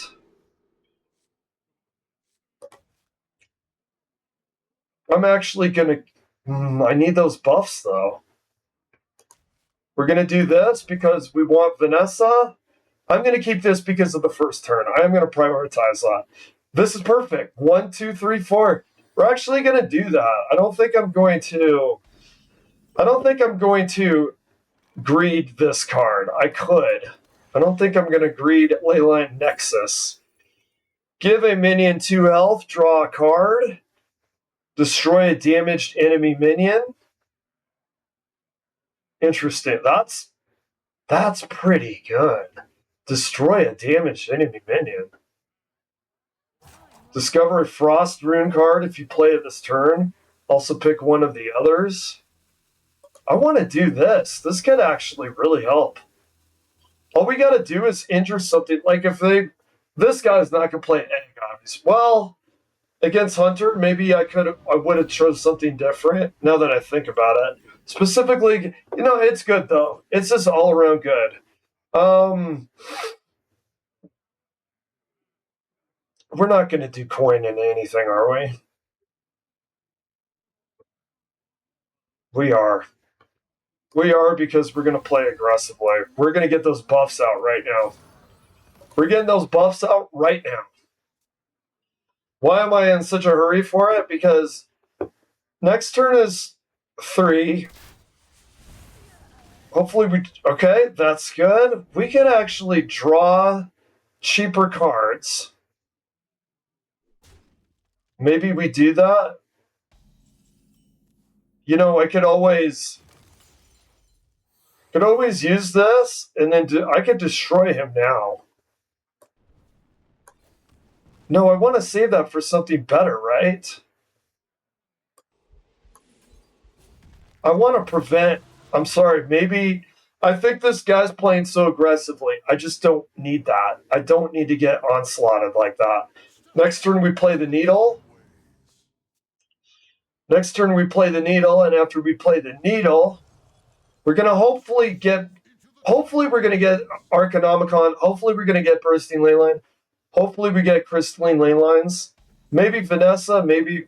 Okay, wow. Interesting here. You know what actually really sucks about this? This gets casted after you cast these, but in order to get these together, you have to cast what's in the middle. Kind of sucks. Okay, we got some Leyline buffs going on, for sure. We got some Leyline buffs. We could draw cards next turn. Yeah, see, he's starting to outcompete for stats. Okay, that might be what we want to do. It's two times. Okay, and then we play that one in the middle. We do it.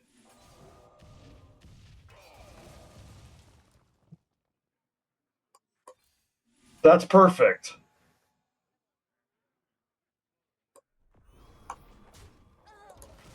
Okay, and now we own board.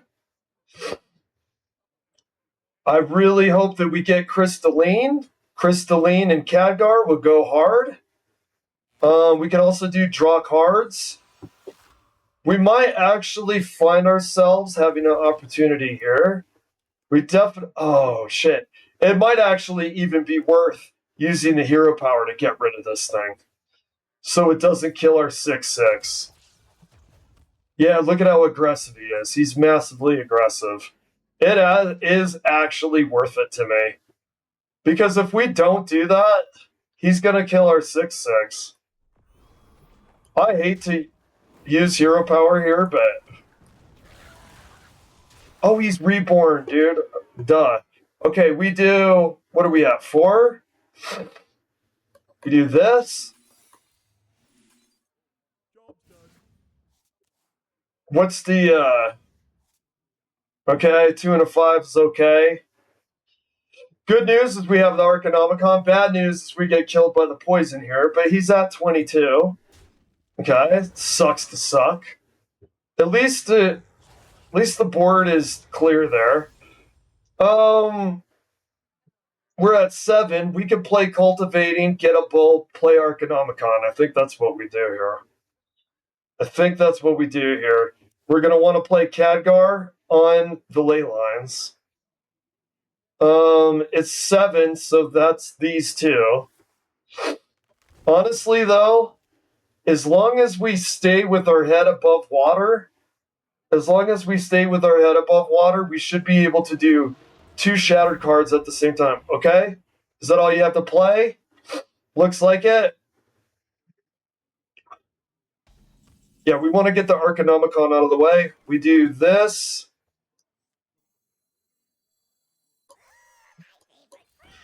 What do we do? Do we do triggers or strength? It's 2 times, so we already had a trigger. 4 damage. The effects. I think we do effects. I think we do, well... Oh, man. I think we do effects this time. It's very rare that you'll do that, but you can.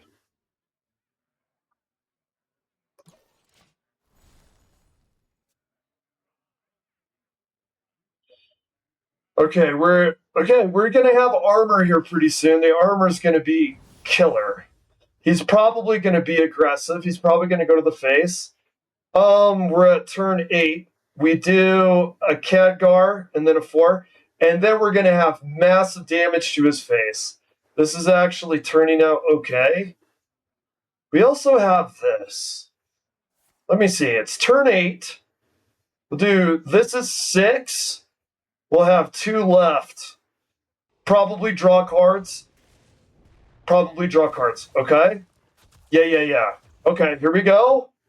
Yep, he's going to be very aggressive. Ice barrier. Huge, man.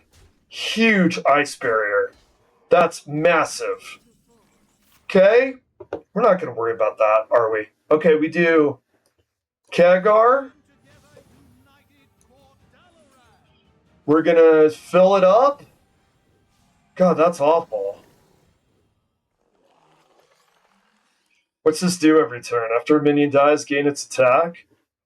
Good lord, that was awful, actually. I'm not going to lie, that was awful. Okay.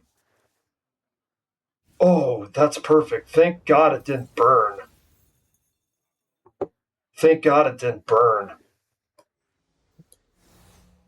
Okay, we turn it into a 1. We're going to play it next turn. We're going to play it with a Calic. And then we're going to do... Yeah. What does he have here? 6, 10, 13. Okay.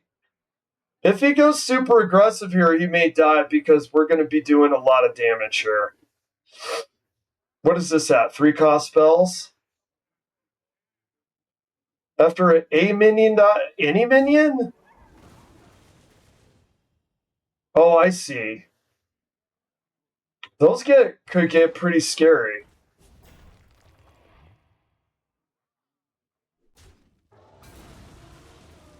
Oh, he's trying to take care of the board. Okay. We don't really need Khadgar anymore. I think he's dead. I think we got this guy. I can't promise it. He's really lagging behind if he wants to get that online. We're at turn 9. Yeah, that's not going to do much for you, pal. Okay? That's actually huge. That is actually huge. Because We have this. We have this.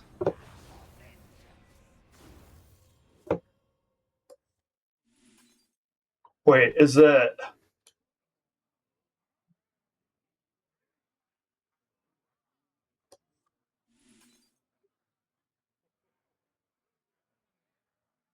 not a valid target.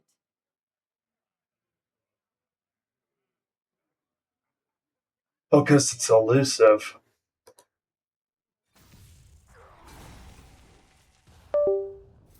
Okay.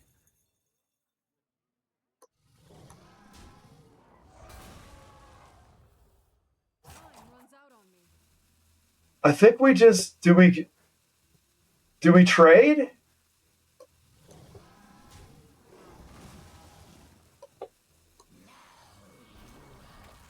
Okay.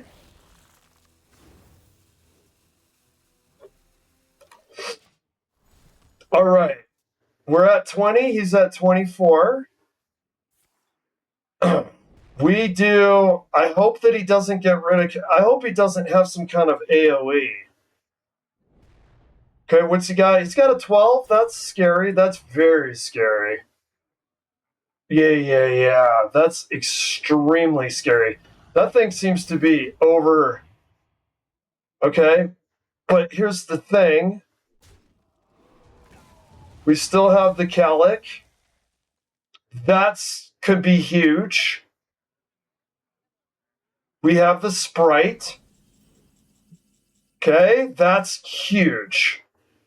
So we do 6 damage, 4 to all others. Okay. Who do we want to do on here? My God. Okay. We'll do this.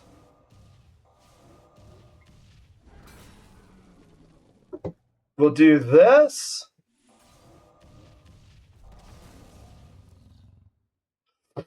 We'll do this. Okay, we're at 20. What do we have there? Minions cost 5 this game. That's weird, dude. Dragons have rush. I play the bulb, right? I play the bulb and hope for a bunch of rushes.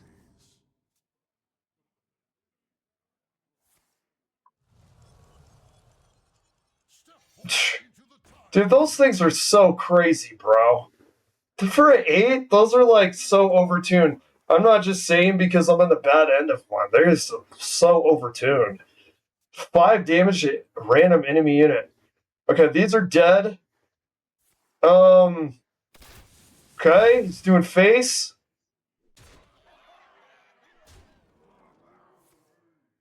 Okay, 5. Do we kill him now? This goes fucking uber hard, bro. This goes uber hard. That might actually save us. 5. You're... Okay. Friendly minion. Okay. Give me something great, dude. You gotta do something great. That ain't it. That is not it. That's it. If I don't have spell damage, I'm gonna have to just hero power this fuck. We do... Oh, give me something good, brother.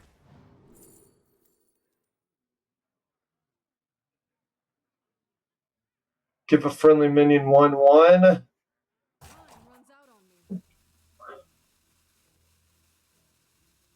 Wave shaping. Maybe we could get something good here. Wait, give me something good, man. That. Okay. Okay, he's gonna do hero power. We'll be down to 3. Dude, what in the fuck, bro? Be down to 3. What is he at? 4?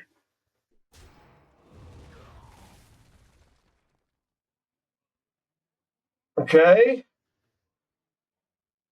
He's got rush on those, but it has time. Okay. Can we... The dragons have rush.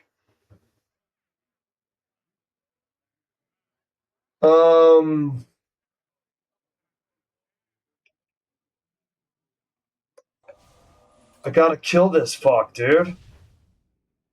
He's at 4. The bulb ain't gonna do shit.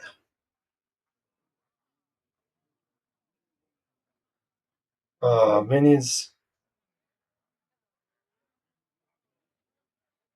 I mean, that ain't gonna count.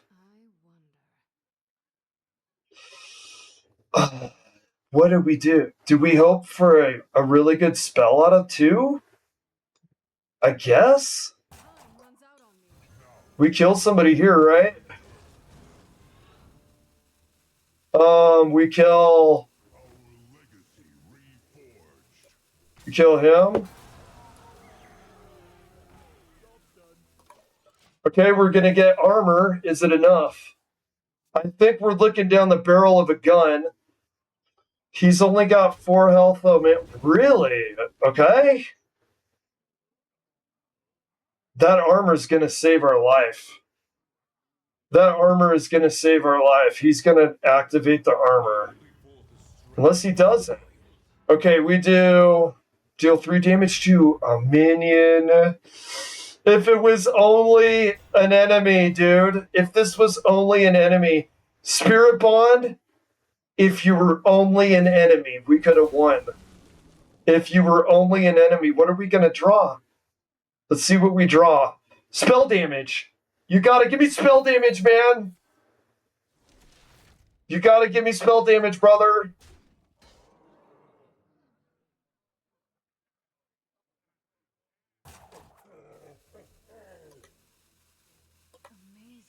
You got to give me spell damage. You got to do it. You got to give me spell damage. 3. 3 is all I need. Fuck. And it's at the end of the turn. Shit. Oh. It got 3 damage to a minion. Oh, dude. Fuck. Fuck.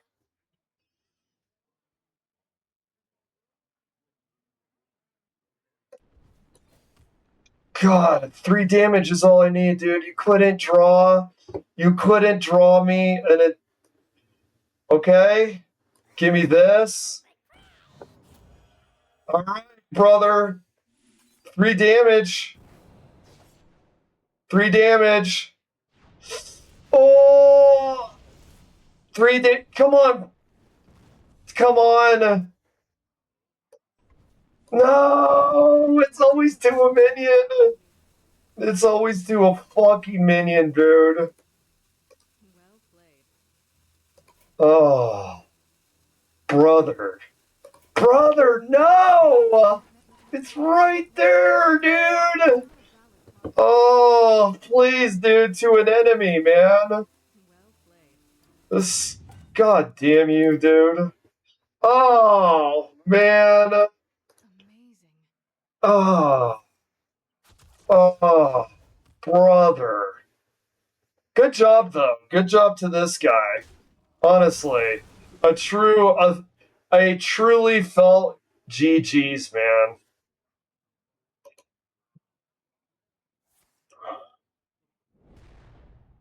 Oh, brother, dude. We were right there. Oh, that is such a painful loss. It is such a painful loss because we were right there.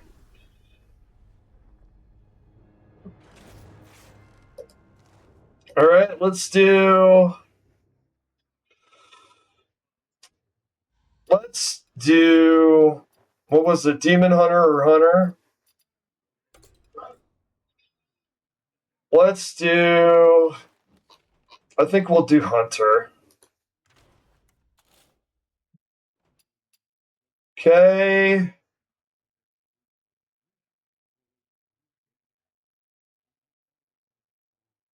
Let's just go. Let's just do it. Do we have Cultivating Sprite? We don't? Oh, well, I love my Cultivating Sprite, so... We do that. Oh, man, that was so close, bro. That was... Some of that is RNG, dude, if we just had the spell damage. If we just drew some spell damage. Now, some of that could... Where's Sprite? Some of that could be contributed to maybe we don't have enough in the deck. Okay. We'll do this. Oh, brother.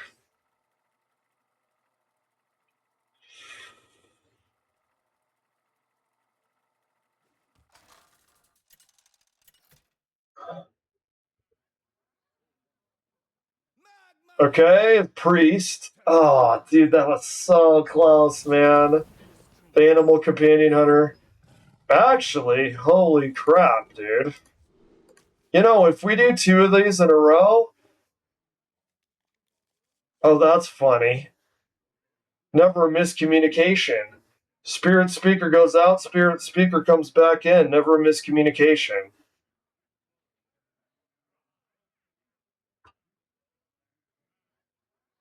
Oh, brother. That stung. That was a bee sting to the eyeball, man. That, dude, all we had to do is draw spell damage. That's all we had to do, man. All we had to do. Man, he was getting some big companions. I thought he was falling behind, but not really, huh? Okay. What's this? Oh, so now I get something like that. Okay, we're going to be nice and aggressive. Summon all 3 animal companions. Choose an animal companion to summon. You want to morph those before you play those, though, right? Okay, we get a bulb. Next turn, we'll get another. On turn 3, we'll have 2 bulbs. We're going to be incubating 2 bulbs. Hopefully, we could greed it longer. One of the things that happened last round is we didn't get our bulb quite in the amount of time that we would want in order to get full capacity out of the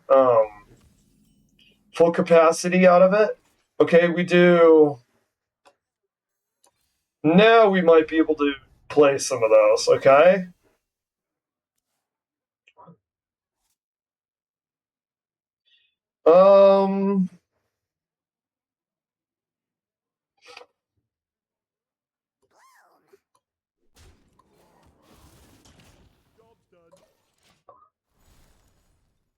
Okay, we're going to try to do as much face damage.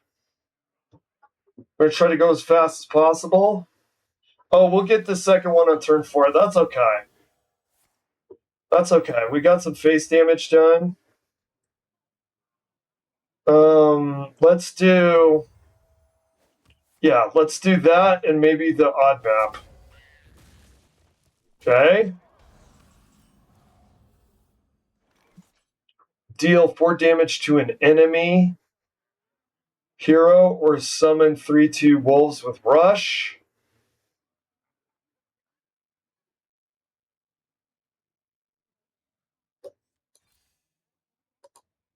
Let's do this.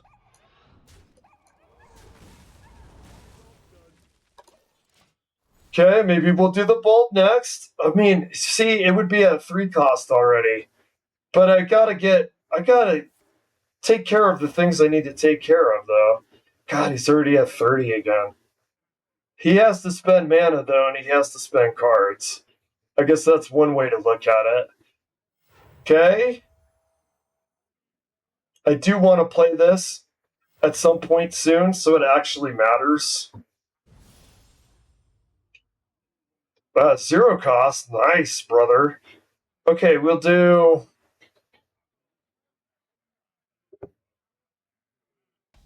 Yeah, I get the bulb now, right?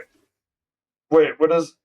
Do you cast a spell, summon a random animal companion? Okay. Okay, and then we'll get that.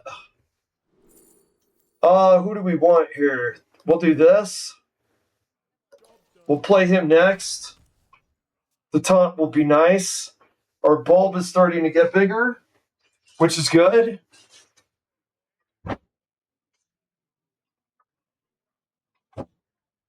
Okay.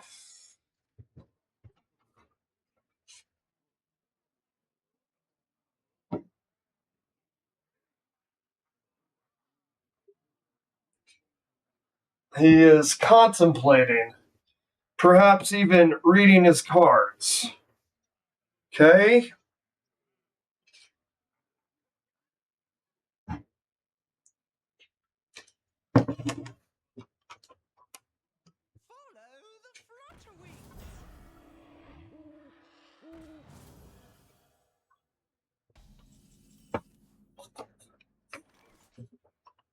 All right. Oh, of course. Everybody's favorite neutral, common Flutterwing. Taunt with the Divine Shield. People love it. They can't get enough of it. Okay, we'll do...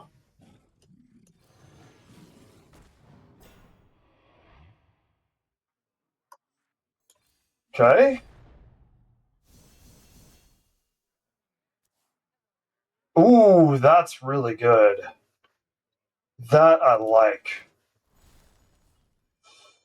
That I like a lot. We're gonna prepare her. Let's see how, I don't know how Animal Companion's gonna work with us. I don't know if it's a great synergy, actually. We're gonna see what we can do with it, though. We're at 6 cost. I think we do. If he keeps building board the way he is, and if he's able to control out our cards, I think there's a good chance that I work for turn 8. Yeah, how much more for turn 8? Let's see what we get here, okay?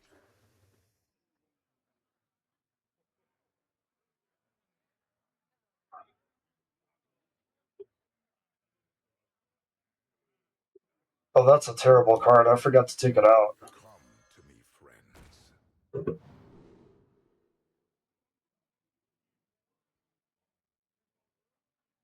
After a friendly minion dies, to gain reborn, okay? Whenever this takes damage, set 1 cost. Okay. We'll do...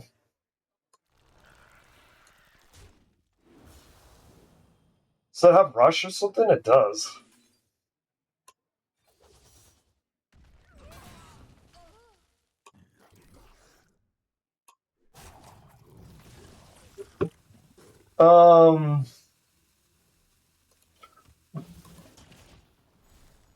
Okay. Now, where is it? I really want to pay attention. Do we just do the 7 costs? We might be able to build a board that way. Building a board might be the play. 8 cost, you could build a board and then wipe it out. I think we do 7 cost. I think we do.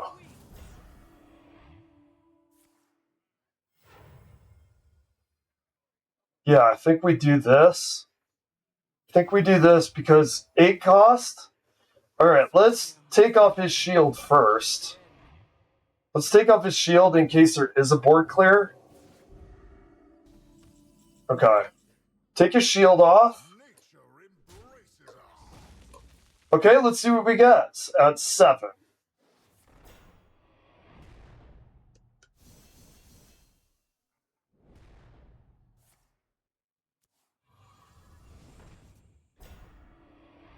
Very good. I like it. 7 is good.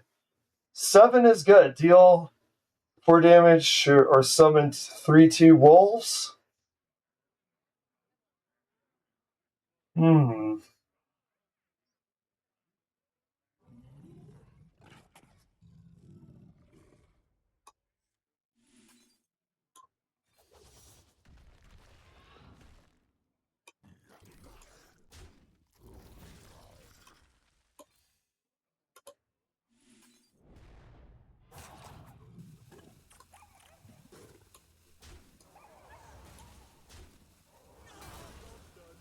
Okay, let's see what he does with this. So we're getting stronger here. Do we have a buff? Summon all 3 animal companions. Okay, we don't have any more. Okay, we don't have any more buffs for it. I think that we buy enough time that we can use Vanessa now. I think we bought enough time we can use Vanessa. Honestly, I might actually take Vanessa out next time.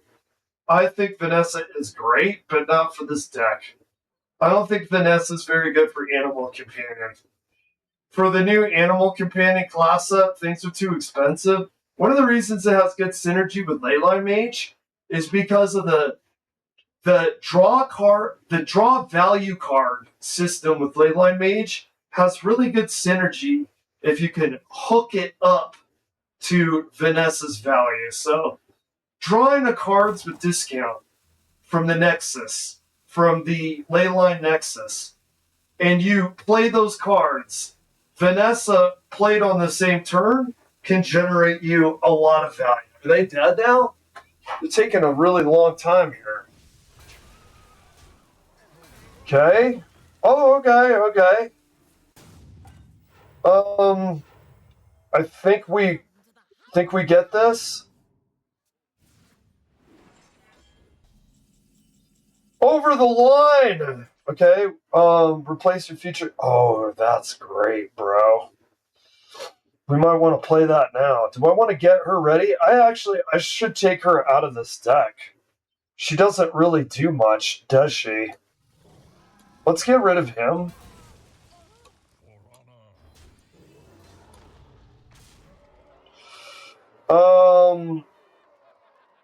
I think we do that. The end of your turn, set the attack and health of all any minions to 1, but attack all other minions. Resurrect any this killed. Taunt, elusive, death rattle, give all minions in your hand. Wow. That is pretty badass, actually, bro. Okay? Yeah, dude. Yeah, brother. We did it. I've done it. We got some badass animal companions going on now, dude. Or beasts, rather. I should say the animal companions evolved to be beasts. It's kind of like what your cat, right? Your cat is your animal companion, but when your cat goes outside, they become a beast and they start hunting birds and stuff. It makes a lot of sense. Animal companions being beasts. If you own a cat, the concept makes sense. You know what else is a concept that makes sense? Vanessa. I realized Vanessa the Ringleader, her ability actually feels like she's unlocking jail cells. So if you get her at a 0 cost and you play a bunch of low cost things, she keeps generating random minions. Imagine them like she's allowing them to escape, like it's a jailbreak, right? Like it's Escape from Alcatraz. I actually think that's really cool. They're able to make a playable mechanic fit into a theme there. I think that's really cool. Because if you think about it, it fits a theme. Okay? No, I'm going to take Vanessa out of this. Vanessa doesn't belong here. Okay? Oh, Jesus, man, if that's what you're doing. Okay, we'll do... Oh, take a look at this. We got it! We got the Tortilla. That's my first time casting a Tortilla. Nice, dude. I've done it.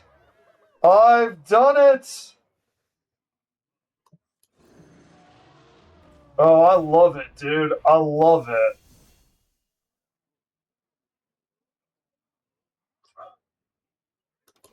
I love that. Dude, that's the first time we've got one. We got a tortilla. Dude, actually, I better not be cashing in my chips yet, dude. Maybe I should have hung on to that. Because what if they have, like, Medivh? What if they drew Medivh? And I completely spent all that. That's okay. That A cost, that's okay. I don't think we need to cast anything else, though. I think we just... Actually, I think that was an error. I really do. I don't think I should have casted anything. Because Medivh would just take all this shit out. I don't think he has it, obviously. Unless... Okay, that doesn't do jack shit, bro. Although, I mean, he's only got 2 attack, right? Those tortillas are beautiful, dude. Look at that huge beast. Damn, son. All right. Okay.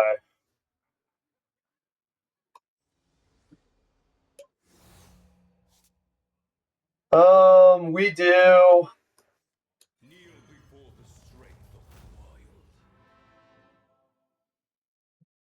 Uh.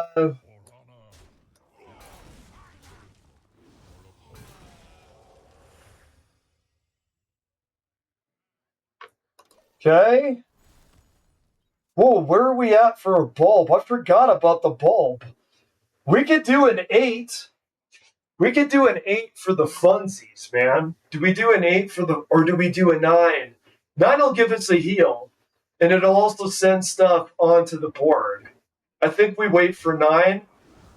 I think we wait for 9 with Vanessa. I think that's what we do. Yeah, I think we wait for 9.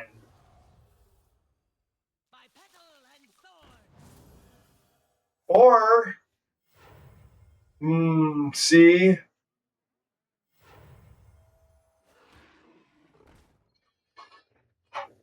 Do we wait for 9?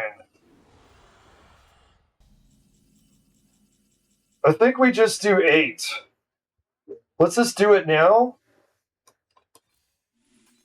This should be some good stuff. Oh!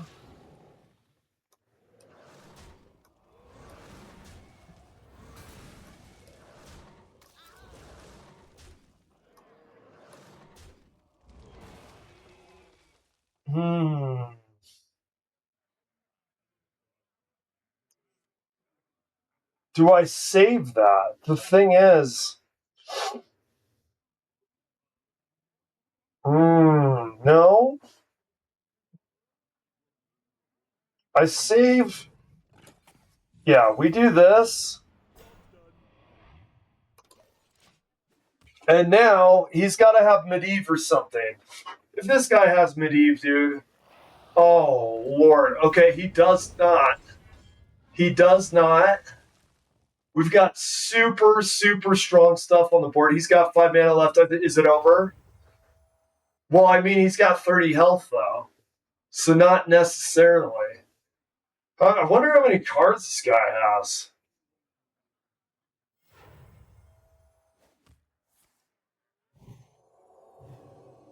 Okay. He's got 10 health now. That ain't gonna do jack, son. That ain't doing jack, son. Okay, we'll do this.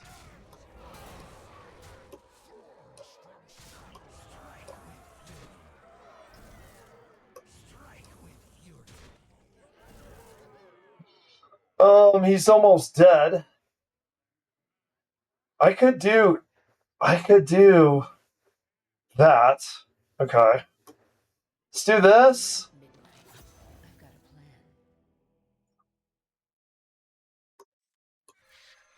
We're gonna fill our hand up, dude. We are filling our hand up.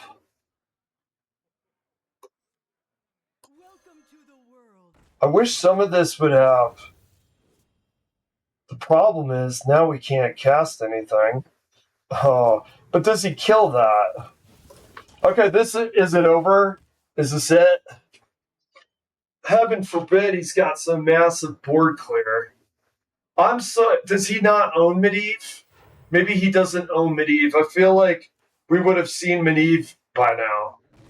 No, it's over. If he's doing stuff like this, dude, it's got to be over. If he's doing stuff like this, it's got to be over. He's got 1 mana left. It's over. Well played, buddy. Ooh. Look at that. Dang. Well, that was a good turn, though.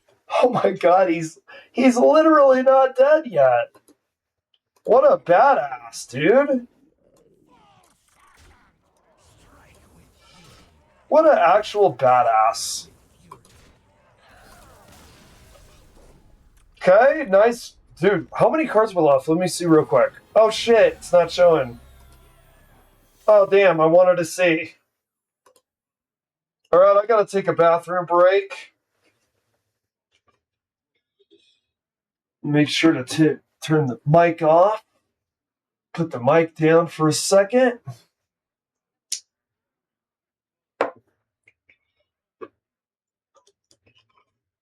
Okay. After these messages, be right back.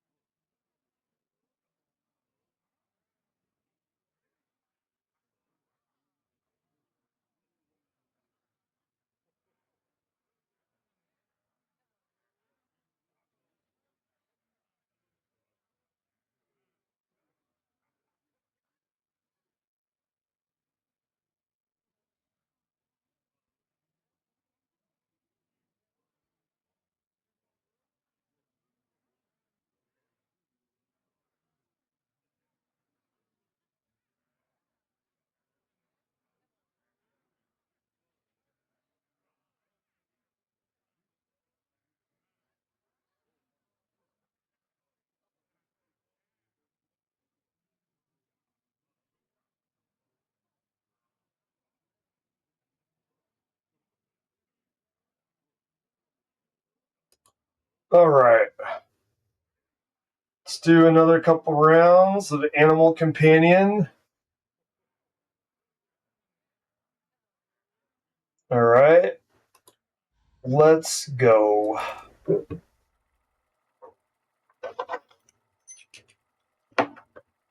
Alright, we got everything here. That was a fun round. I feel like Medivh that guy had Medivh, that might have been a horse of a different color, but not everybody's got every legendary. Oh god, I hope I'm not speaking Medivh into existence here. Oh, I forgot to take Vanessa out. And Animal Companion, oops. Well,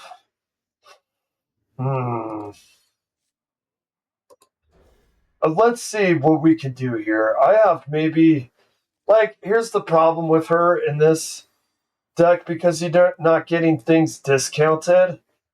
It really doesn't do as much for you, you know what I mean? Okay, we do...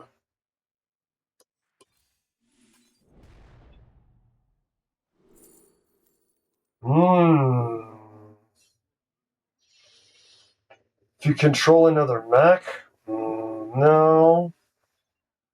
We'll do this for later. See, one of the reasons Vanessa doesn't really go hard on this? Vanessa isn't really great on this. We coin into Sprite. We want to start cultivating Sprite. As we saw last turn, Sprite can really put things to a great advantage for yourself. Especially depending on the turn that you wait. You usually want to wait. Okay, we do this. Let's get the bulb being cultivated, as it says. Let's get the bulb cultivated.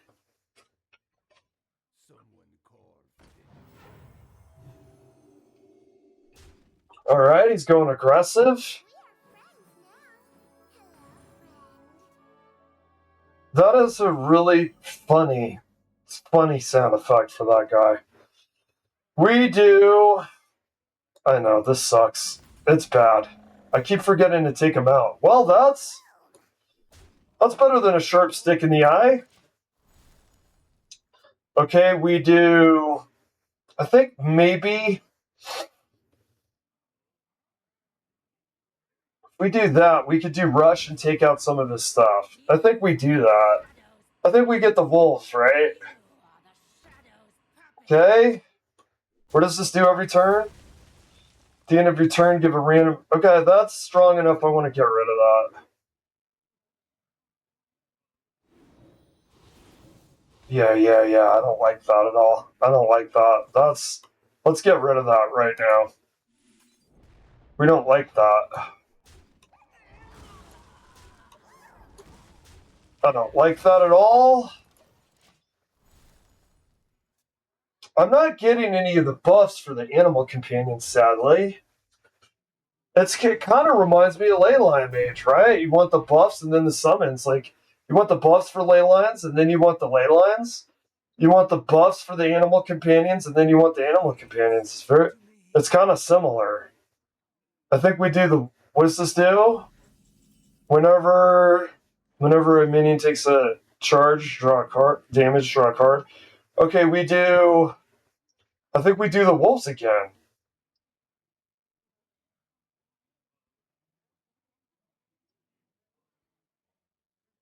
Yeah. See, that's so bad right now.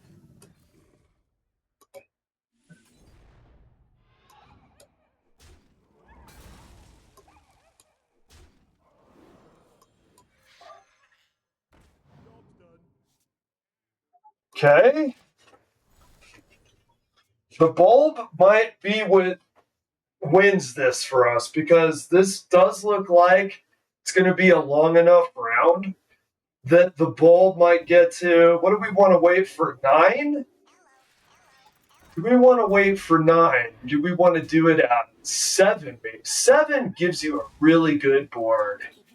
I'm worried though, because Priest is so good at control.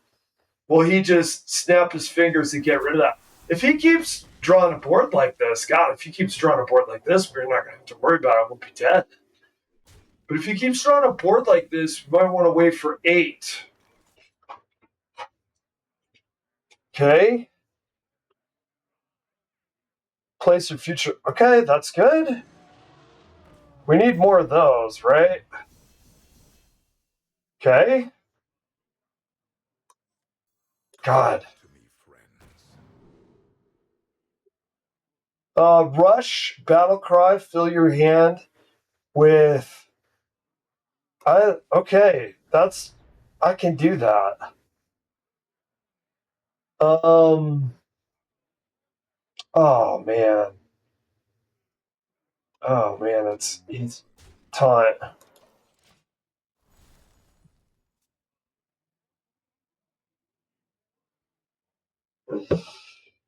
Okay, like, where are we at?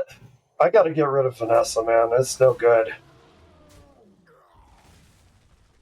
Okay, gets rid of that. Dead. Where are we at? We're at 6? God, I wonder if 6 is okay for this. Is 6 okay for this? I think it has to be, right?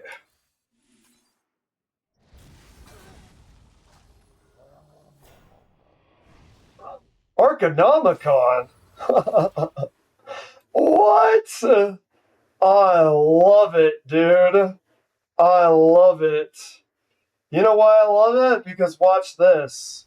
We do this, and then we do that with the ley lines, which is crazy. This is weird, dude. We use the ley line nexus to draw a cheaper card. Look at how crazy this is, dude. We do the nexus to draw a cheaper card. Are we still playing Leyline Mage? It's like the game forgot what we were doing, dude. Look at this. This is crazy work. Yeah. Ooh, discount. Okay. Spend a corpse to discover a blood rune card. Okay, we want... if we do a 2 and a 3, gain... Death Rattle, gain 3 armor. Do I do this? 2 times? Did we... Oh my god, dude, really? We could do that and then draw a card and hopefully they don't take out Vanessa. Or gain 3 armor, choose an animal companion. I do this. I have to hurry.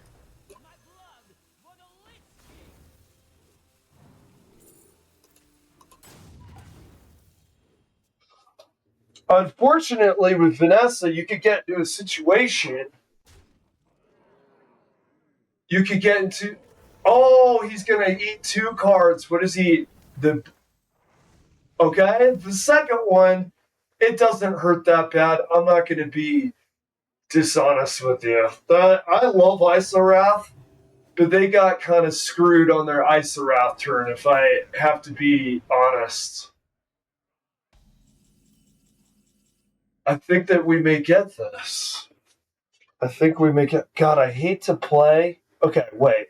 Let's clear the board a little bit. Obviously, we don't do it... Wait, we got a 3? I'm so tempted to do it with her because she's not dead.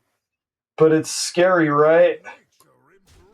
Because I actually want her to have the health. Okay, we'll do...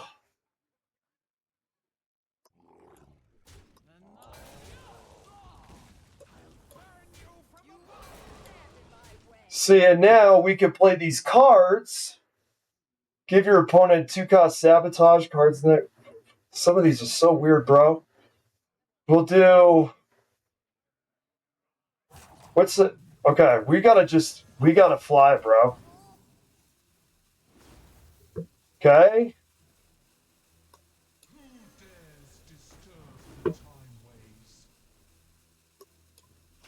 What do we have, 5?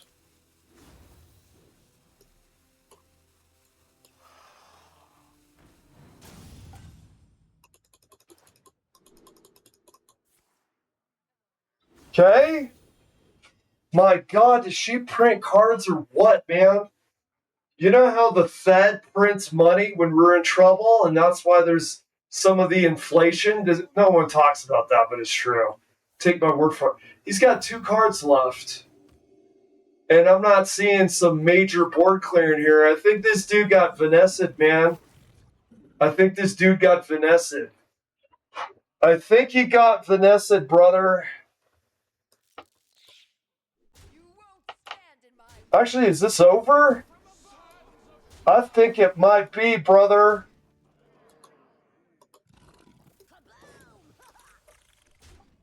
All right, that was good. Our animal companions didn't really come together like I would want. Like, our animal companion cards were returning our animal companions into stronger beasts. Actually, the more I play with the animal companions, it's really similar to ley lines. So there's cards that when you play animal companions, you actually play higher cost beast. There are cards where you play animal companions. This is very similar. Ley line buffing cards, such as Ley Walker, and then ley lines, such as Bursting Ley Line.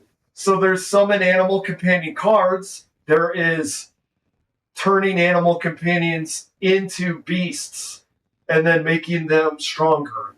It's actually, I don't want to say it's redundant. It has its different flavors. They're both like the same stew, but one's got chicken. It's chicken stew, and one's beef stew. Does that make sense? One's using fish, one's using the chicken, but they're both the meat, right? I don't know. Does that make sense? I feel like animal companions and ley lines are actually more similar than I thought they were at first. Okay. All right, we'll do another one. We'll do another. I'm actually starting to have more fun with Animal Companion. Today for the quest, it was either Priest, Demon Hunter, or Hunter. I choose Hunter, but I don't want to play Face Hunter. I think Animal Companion Hunter is a lot funner. Notice how I was going to take out Vanessa? I'm not taking out Vanessa. As we could see there, Vanessa still has the place. It's less easier to use her than, say, Rogue or, like, Leyline Mage, specifically the deck that I've been using for her. But it's still... I still got massive value out of her there. Choose an animal... Okay? Very similarly... I think we do this. We'll immediately have the buff so we don't get animal companions and we get beasts instead. That'll work. Okay, that's good to get the buff right away. That card is horrendous. That card I need to take out. That card actually is so bad that it made me wonder if it was glitching or something when I first played with it. Okay, let's take our picks. Or add a random beast in your hand. Let's do 1 and 1. Okay, we got something strong for later. Actually, yeah, let's do this. Then we could play it next turn. We could build a bigger board. We could be a little bit more aggressive. I hope this is not an egg warlock. Egg warlocks are the things of nightmares, in my opinion. In my opinion, an egg warlock is a thing of a nightmare. Alright, no sign of Vanessa, no sign of the Sprite. Probably gonna do... Let's just do the Viper here.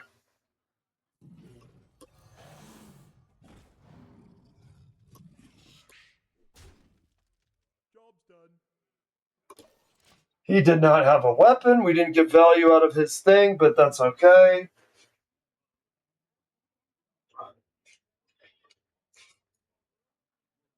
So far, so good. We've got... Okay. A little bit of board control there from the Warlock. I've heard an interesting take where someone said Warlock and Warrior were their favorite control, and it's not that Control Priest isn't good. It's that it's not fun and it's redundant and it's like baboon brained. I thought that was a interesting take. I think that was from Clark Hellscream, where he says Warlock is a bit funner for control. Interesting opinion. Okay, we'll do. Oh, shit. What do we want to play here? We're at 4. I think we actually use the wolves, right? I think we actually use the wolves. Because it'll kill him, and then we still have board. We kill him, we still have board. We're on turn 5. I think now we're going to be able to do summon animal companion and odd map. You know, if I ever got Vanessa, you'd almost want to save this, but who knows when you're going to get that. It's 2 1/3s. Choose an animal companion to summon. We don't have a buff for that, but we're going to use it anyway. See if we get something good. If you're holding a minion with dark, discover someone with dark gift. Okay, I like that. I like that a lot, actually. Oh yeah, you're summoning them, so you don't get the battle cry ups. Okay, we do this.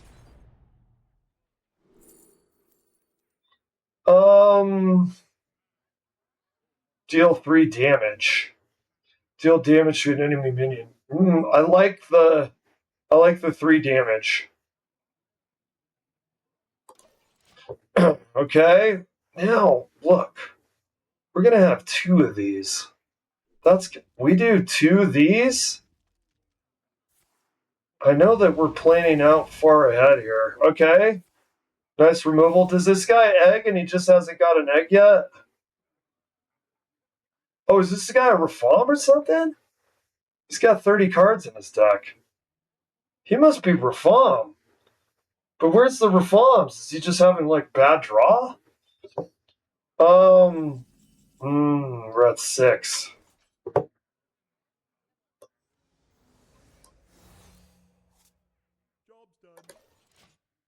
Okay, we're gonna do her, and then we're gonna generate stuff. Okay. He's got nothing to eat. You put him in the diner, he's got nothing to eat, man. He's only a 1/1. Oh, there he goes. He's gonna eat him. Okay. Was this guy? Okay. I don't know, man. It's confusing.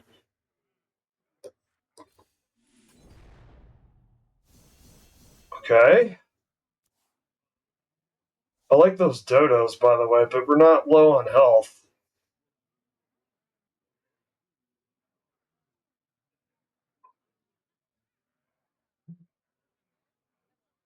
We'll do.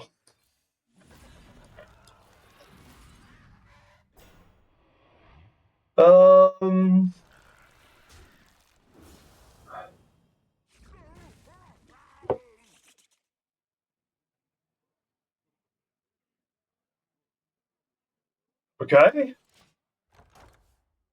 Vanessa with this? Actually, dude, I think we do. I think we just get these online and hope we draw weaker stuff. Okay? And what I mean is, like, I know that sounds weird drawing weaker stuff, but we want lower cost in order to make that work. Okay, we gotta do this now.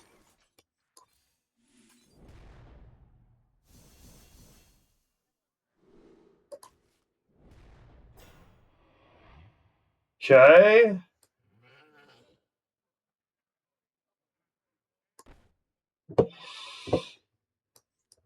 Oh, what? Dude, what? I fat thumbed that, dude. That is so crap. I fat thumbed that. Okay, then we'll do this again.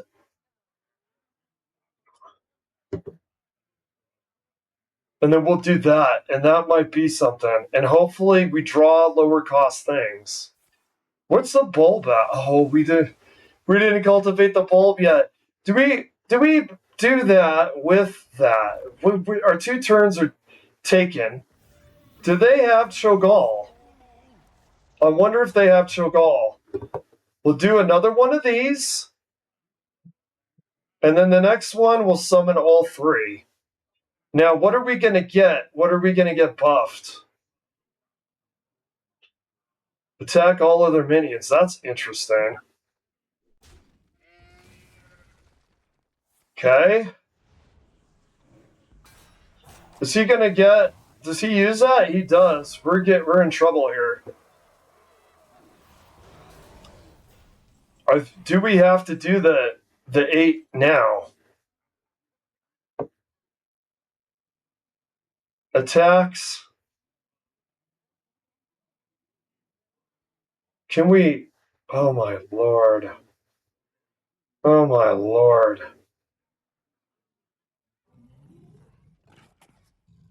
I think we do this. Alright, dude. Make it count, brother. Make it count.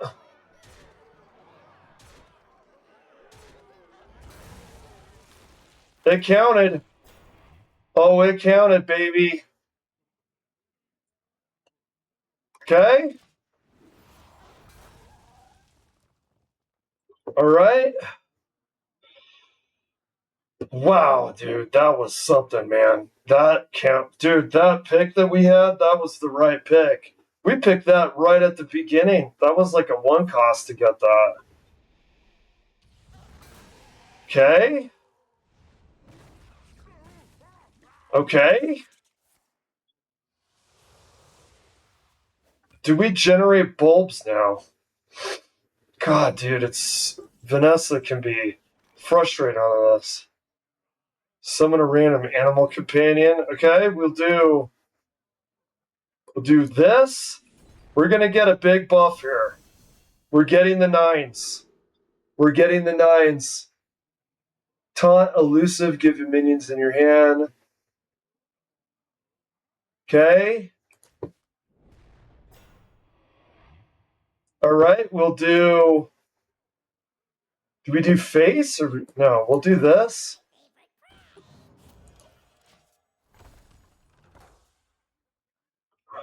Where are we at? We're at 16? He's got elusive. The death rattle, too, that'll be good for... it'll keep Vanessa alive, maybe, Oh, there it is. I was wondering. I was wondering.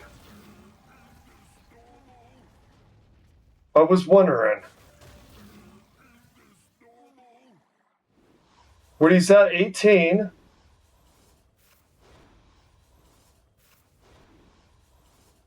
Okay.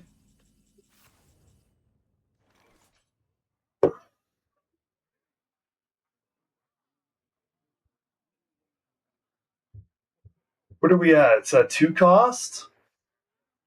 We're at 7. We have a time. We're at 9, 12. He's almost dead. Oh my god. I really wish. Give me something good, brother. Give me something very good.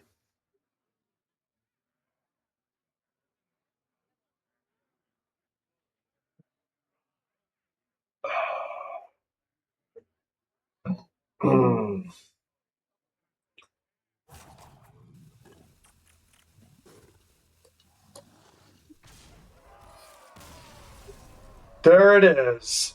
Boom. That I thought that we were dead, honestly. I thought we were dead, man. I thought that was game over. That Cho'Gall made the Lord very nervous. I'm not gonna lie. Okay.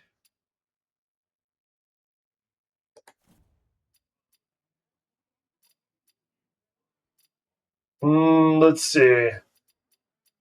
Speaking of which, I think that the new Warlock cards look really interesting. Speaking of Chagall and all that stuff. I think the new Warlock cards look very interesting. Alright, we'll do... I think 100 Companion is fun today. Let's do that again. We didn't get Tortillas that time, but we got just what we needed. We got what we needed for a win, and that's what counts. Okay, we're going up the ladder a little bit. We're ladder climbing a little bit. I think Animal Companion's fun. Once I saw the similarities to Leyline too, kind of makes it more fun because I have a, oh, damn. Okay, we keep that. I'm keeping all of it, actually. I'm keeping all this because we will get a buff. We will be able to summon one. Yeah, maybe we got rid of the guy that summons one because maybe we could have done it where they were a little stronger, but I think this is the play.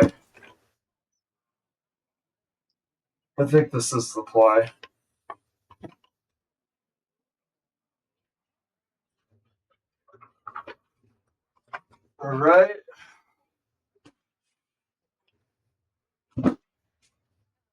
Oh my god, let me check your OBS. I better put the mic back on. Okay, thank God. We do this. Okay, we get those buffs. Okay. Do we want to coin into anything? God, we get, you know what's interesting? You could actually, technically, you could coin in to Vanessa. You could coin into Prepare, which would be kind of an interesting play. I'm actually considering it. I don't want to just sit here, though, so we do this.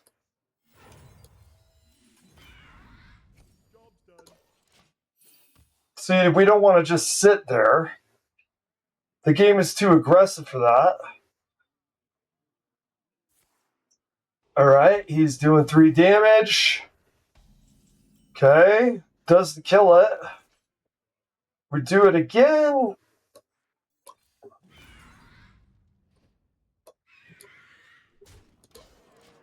Okay. We've got board. Let's see what else he's using. What is this guy doing? Oh, he really? At 4. Okay. I wonder if he's got cheap stuff to merit that choice.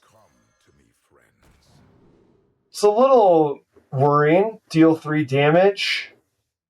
Cost 1 less for each turn you've played this turn. Okay. What do we do here? I guess we just do this.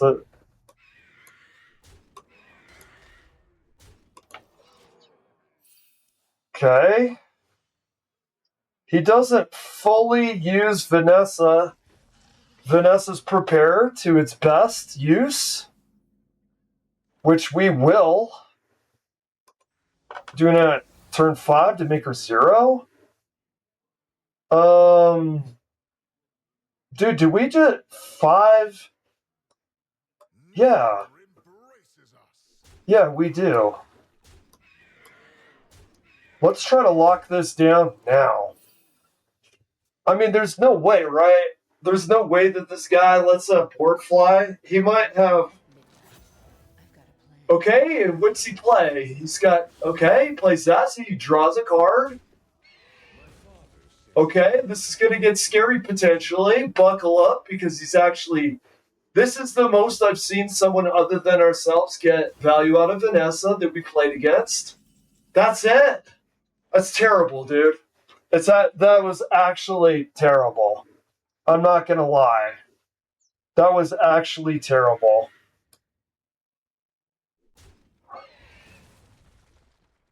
Actually horrible. And then it's dead. Here, let me try to show you, bro. Let me try to show you. You do this, and then you do cheap. You want it at 0, and then you want it cheap. Okay? And then you do this. Why? Because it's cheap. Okay? And then you do this. Why? Because it's cheap. And then summon, okay.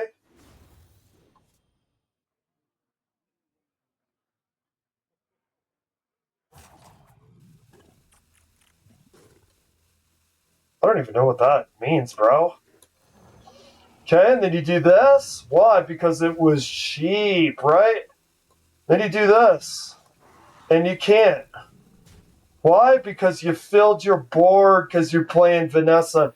Do you understand? I wonder if you can understand. That's a Vanessa play. And honestly, I've played against 3 Vanessa players. Honestly, that was the best. That was.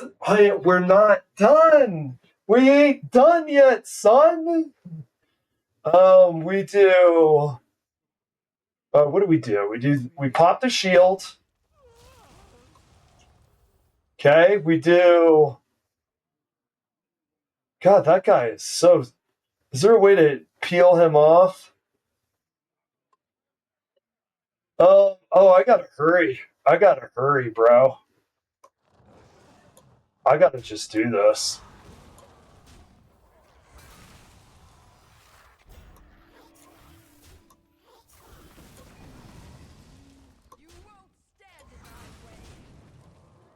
Okay. We gotta hurry, man. We don't got much time. We'll do this. Why am I doing that? I don't want her to die is why. We're at 1. We'll do this.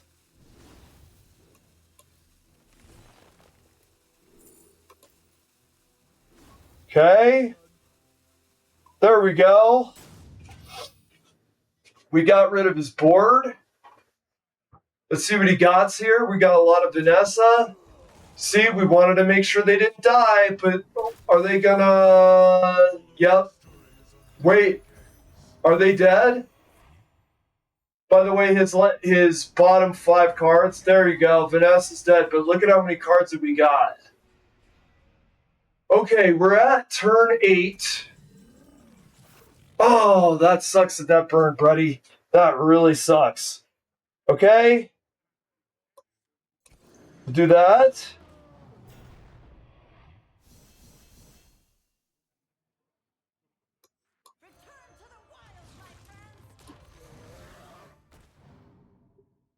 Okay.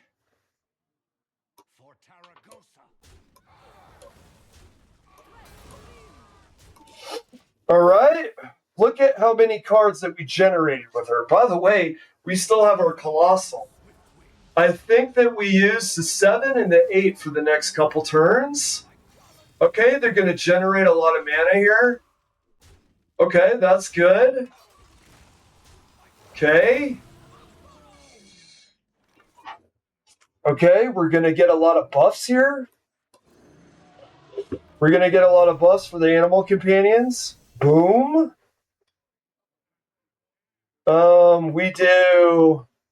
We still have 7, thankfully. We'll do this. Then it'll be 2 more buffs. That's good. Rush and taunt sounds good to me, brother. Okay.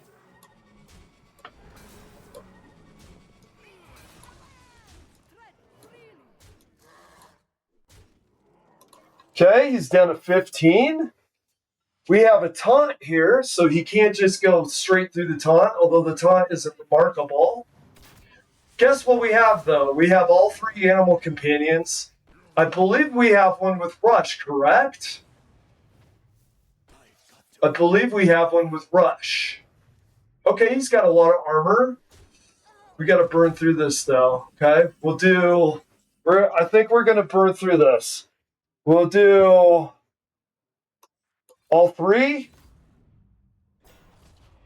Mm-hmm. Who do we want to kill? Who has? I think we'll do this.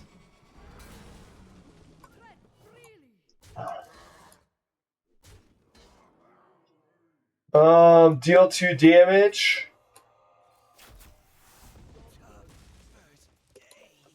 Okay, we got a 6-11 taunt. Okay, the 6-11 taunt's going to go hard. We can summon an animal companion. We're summoning big ones. Okay. That's huge. Okay. Huge. Okay, this really is, dude. This is a war. This is a war. Okay. He's got... Okay. We're going to do... Oh, that's huge, brother. That's huge. We do 8.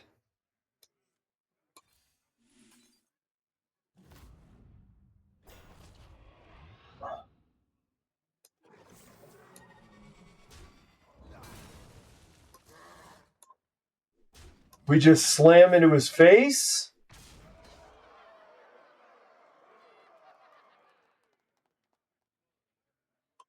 Summon a 0-8 chest for your opponent. It's full of coins. What the hell is that even, dude? I don't even understand what it is.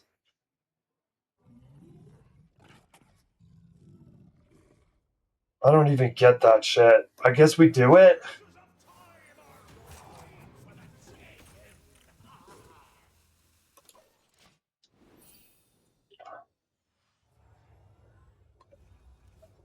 That is bizarre, and I don't like it. Okay, let's see what he has. That thing, that might be it. That guy might, in fact, beat us. It's not quite, though. He keeps, okay, he's done with his turn. He draws. Okay. We got him, dude. We got him.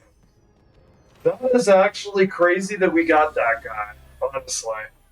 It's crazy that we got that guy because all the... Oh, by the way, wasn't I just talking about that? That guy said that he liked control more with Warrior. That guy had so much control, he was peeling all of our stuff out. By the way, this is important when you're thinking about this game. Did you notice that both of us use Vanessa? I can describe one of the reasons why I won, actually. I mean, one of the reasons that I won, it really has to do with the use of Vanessa. So this is what happens, okay? Let me explain this. So you use Vanessa. What did he do and what did we do? Okay? It's almost like the Peppy the Frog meme with making the notes. Take notes. This is what he did. What he did is he prepared her, but not fully to 0. He prepared her on what? Like turn 3 or 4? So we got her at like a 2 or 3 cost. Okay? To be fair, he got more value out of her than we've seen people we played against with Vanessa. He got more value than people we've typically seen. And how was he able to do this? Well, he did give her a prepare. And then he played, 2 cards? 3 cards? And then he got cards back. We had ample ability to clear off his Vanessa.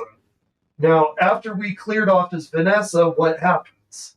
We clear off his Vanessa, he can't make any more cards. How did we do Vanessa? We did Vanessa by making her 0. That's very important. Sometimes you could do 1. It depends on the situation. Depends on exactly what's going on the board. It depends exactly who you're playing against. Typically, you want to do 0, maybe 1. I would never do 2. I would never prepare her to 2. I think that guy prepared her to 2 or 3. I would always do 0 or 1, usually 0. You prepare her to 0, which we did. Then you play the cards. Listen, I know people hesitate for quote-unquote bad cards that are 0 that you'll get. Of course, your 0-cost cards that Vanessa generates, of course they're quote-unquote bad because they were 2 or less cost, and that's why they're 0. There's no such thing as a bad full board of everything that costs 0 and then fills your hand with stuff that's good. Did you notice that it filled our hand with stuff that was good that we use later? you want to just print out as many cards with Vanessa as you can. If you get a zero, play it. If you get a zero, play it, because yes, the card might suck, but a full board is a full board. And then that full board creates a full hand. And in your hand is probably some good cards that cost a little bit more. You know what I mean? Those are bad cards because they cost zero. But like I'm saying, there's no such thing as a bad card when it has 8 others that are flooding the board. So that's how we were able to beat that guy's Vanessa. That's how we got him. We got him from the simple fact that we played Vanessa better. I really think that was the difference between us and that guy. We played the Vanessa card. Vanessa's a little broken, I want to say. Vanessa's a little imbalanced. However, I have to say this. I've noticed that she is not without skill. I don't see why it takes skill to play her, but I have to say, the 3 people that I've played against with her, obviously you have to use your brain, because I've seen 3 people. That guy was the best, and that was a terrible Vanessa play. That guy was the best, and it was a terrible Vanessa play. You have to hold her until you have cheap cards, at least to get the ball rolling and generate some of her zeros. I want to say this isn't a specific number, but I want to say maybe 2 ones, maybe like a 2 card. You want to be at a later turn with her and she costs 0, where you can really reap fruit with her if you have at least 2 really cheap cards. I think all it takes is about 2 or 3. Okay, this is great. We start off with buffs. I actually think I want to keep this. I really like Grace of the Great Wolf, by the way. I think that's a slept-on card. The 3/2 Wolves with Rush really helps keep their board at bay. We got 2 buffs. We got a 1 cost. We got a 4 cost. Actually, let's see if we get another cheaper or another buff. That would be great. Even if it's more expensive. Okay, we're good with that. Actually, we got a good early play here. Okay. That guy's about as aggressive as it gets, huh? Do this. Okay, we'll keep board first. We'll get the buffs later. After you cast the spell, summon a random animal companion. Okay. We might keep that for him. Might keep that on the same turn. We'll see. Okay.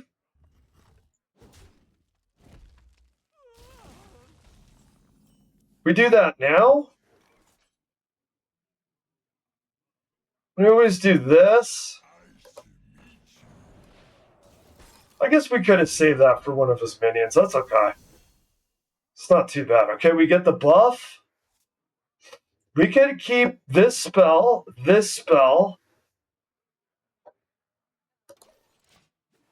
Do we want a coin for him? Well, we don't want a coin for him because we want to use spells with him on the... Okay. We'll do buff. Okay, we're getting some pretty quick buffs. In fact, we might want to play this guy on turn 4. We might want to play that guy on turn 4. Because we got so many buffs before turn 4. Choose an animal companion. Honestly, dude, at turn 4, how many buffs have we got? 3? Actually, this is a really good start for animal companion, I believe. I believe this is a really good animal companion start. Okay, he's gonna get rid of the taunt. Boom. Does damage to himself. I don't really care too much that he did that. We'll do this. Return all spells you played last turn to your hand. Rush. Taunt. Okay, we'll do this. I like him. I like the elusive on him, actually. Yeah, that's decent. You know, for turn 4, a 4/6. That's with taunt and elusive. Yeah. I like it. I like it. In fact, if he doesn't get rid of him, I'm tempted to play this next. And then play a spell and then get a random animal companion. Let's do it. Let's do it. With coin. You're doing okay, bro. All right, bro. All right, we'll do. Well, that makes it a horse of a different color, doesn't it? That makes it a horse of a different color.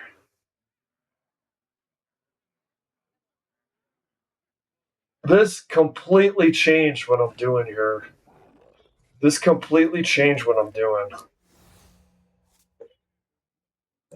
This is completely different game now. We have coin. I don't think I've ever played coin on Vanessa.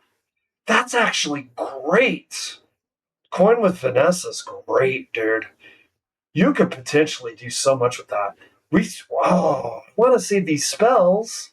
Let's see what we could do here. We don't play him with Vanessa. Stealth after this attack. Okay. Ooh. What? After this attacks. Okay. What are you at? You're at 1? Okay. Ooh, dude, I don't know, man. I heard the Colossal's really good. I haven't played against many people that have used it, but I heard it's very good. Oh, that hurts. That hurts, but it's okay. Because here we go. Here comes the spell generation. We do this. Be cheap, buddy.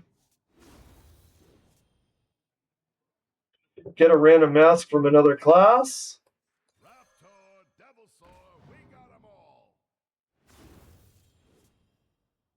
A 2 is good. Keep both potential outcomes. Okay, I don't know, bro. Let's do this. Who do we pick?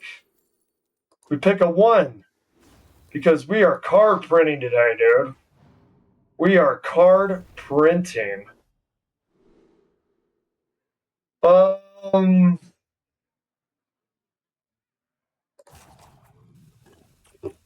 are we at?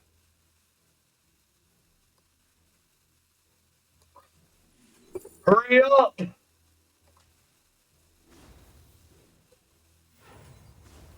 Okay?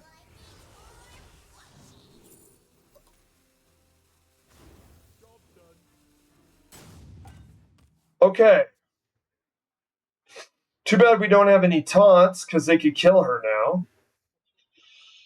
However, we generated a lot of expensive cards, and that's what I'm talking about. You see how we have a pretty full hand. What's he at? He's at 27. We have a pretty full hand of pretty decent cards with a discount. Ooh, I like that. Rewind. Deal 4 damage to 2 random enemies. I love that. We do that, like, now. We do that now. Okay? He's gonna kill her? God, he really did build up some health back, didn't he? He did build up some health back. Okay, we'll do... Send a friendly... A 4 and a... That guy's 4. Dude. Choose it. Oh my god. I think we do.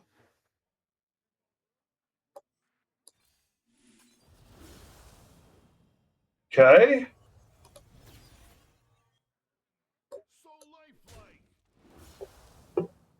We're at 3 now. I want to keep...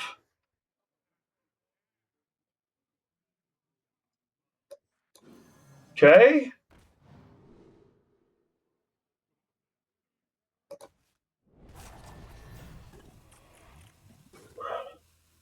We go face, or we get rid of that thing?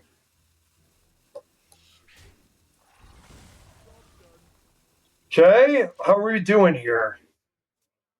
If we get this guy to 8-8, let's see if he kills him. We could get his damage and his health up. Let's see what he plays first. We're at 7. We could do... Oh, I really hope he doesn't kill him. Is he killing him? Is he planning on it? Or is he blindly doing damage? I hope he doesn't kill him. It looks like he will. Oh, yeah, looks like he will, unfortunately. I have plans for him, damn it.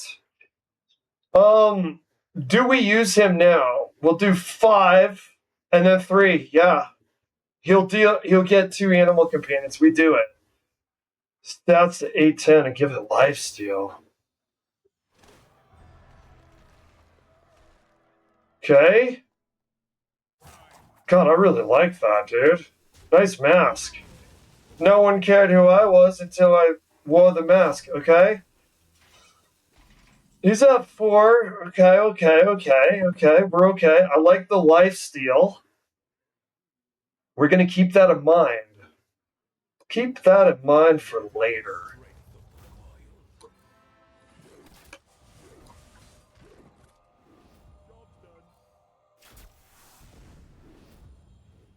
Okay. I would have liked that to be a little better. I'm not going to lie. I hate to be choosy. I would have liked that to be a little better. Who do we want to set to... Well, okay. Let's see what he's got. I would have liked that to be a little better. We also have this. Double this minion's attack. Okay, he's got an 8-8. What's he got? He's got 2 mana left. He's going to use an attack. Who's he going to do with that? I think we do the mask and we get some life back. I'm getting worried that he might do irreparable damage. Irreparable damage meaning a game over. Okay, he's at 1 mana. Who's he going to attack? He's going to summon a 2-1 grub. I want to give someone a mask. We're going to have somebody here. He doesn't board clear this. He doesn't board clear this at all. I don't even think he gets rid of that. Okay. Alright, fair enough. So, an 8-10. 8-10 with lifesteal.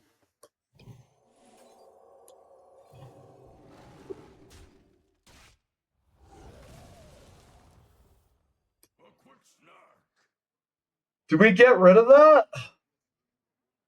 Or do we hit him in the face? I think we get rid of that. We're up to 30 health now. Okay? And we have 4 left.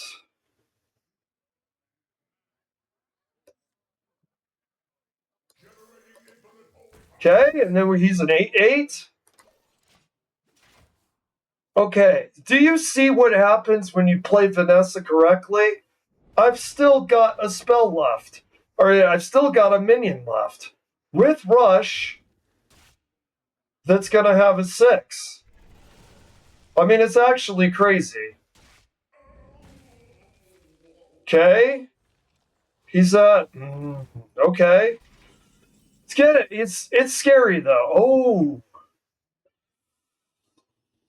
Oh, what's this do again? Deal 3. Split among all enemies. If any die, deal 3 more. Well, unfortunately, we're gonna have to play this.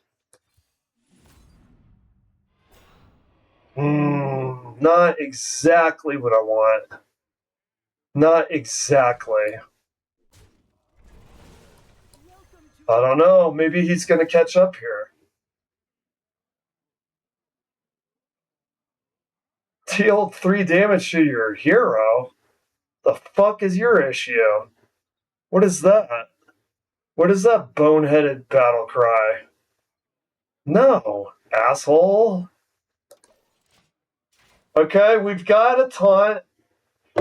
We do this. Tackle, resurrect any this killed. Okay. We'll do... How much damage is this? So he's got 6. Okay. Do we do this? Oh, we should get the bulb. How many cards are left? 14? 14. We got full health, though, but we gotta get at him in order to use it. The elusive might be bugging him. Maybe we do this rush. I think maybe we do this rush. Okay, does he do face? Actually, I think he accidentally did us a favor. I think he might have... What? How'd he play that? How'd he play that after... Was that, like, free or cheap or something? I think we're screwed. I think we're screwed, but he's at... No, I think we're done. I think we're done here, dude. Damn, that was a good match, though. Alright, we play this.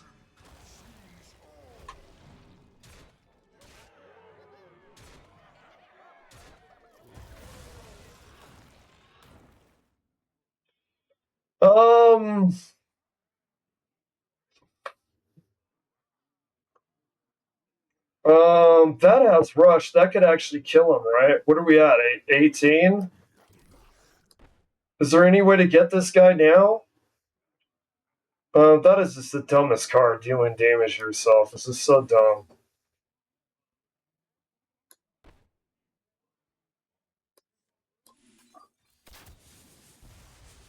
I think we're almost dead. Okay. Let's see. Yeah, good. Man, very well played. How many cards were left? Oh, actually, surprisingly more. Oh, that's because we got all those Vanessa cards. That's the strength of Deathwing, by the way. How did he get Deathwing out so... Like, he played it last. Did he have the mana for that? Very weird. Okay. We'll do... I want to do one last thing before we go. Just for the LOL. Okay.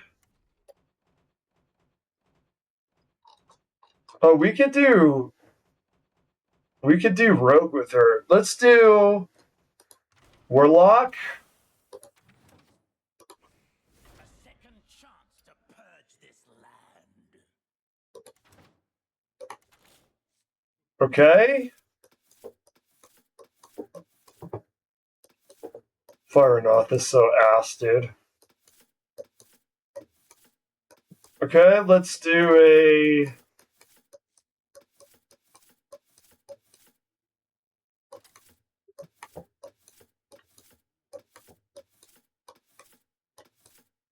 Let's do Cho'Gall.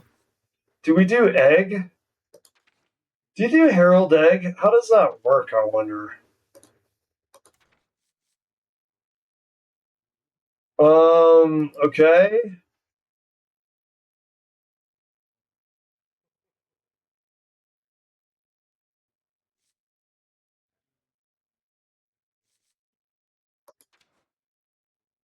Alright, we do the Herald.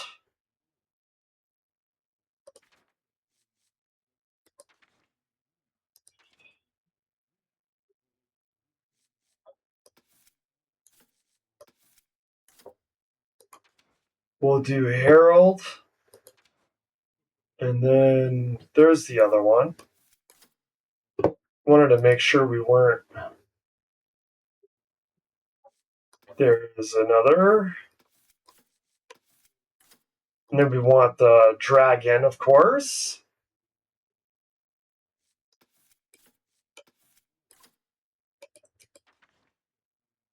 Okay, and then we'll do...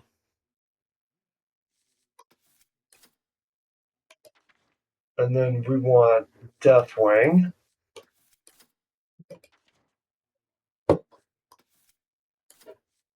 we want Shogal.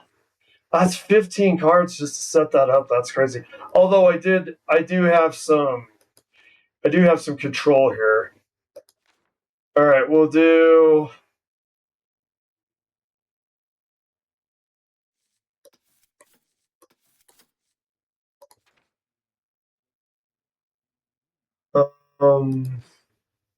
We'll deal 3 damage. Let's see if we can find some other control spells.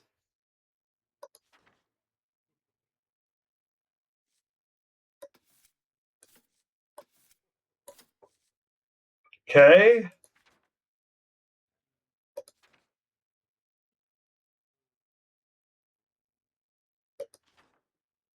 All right. All right, let's get the Kilos egg. Yeah, I think that's enough for an egg in order to make that work. We're going to have Xavius and him. Let's get Kilos. Do we want any other eggs? I don't really notice a lot of people using many of the other eggs. Okay. People don't typically use that. I've used it, and I'll be honest, it seems like there's a reason why. You know what? Let's just go ahead and do it anyway. We'll do, just to keep with the egg theme, just as, and then the benefits that we get from those cards maybe will help. Okay, we'll do...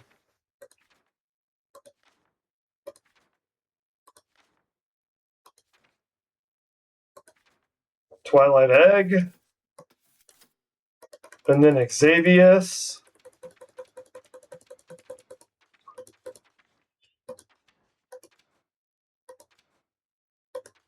Xavius must be around here somewhere.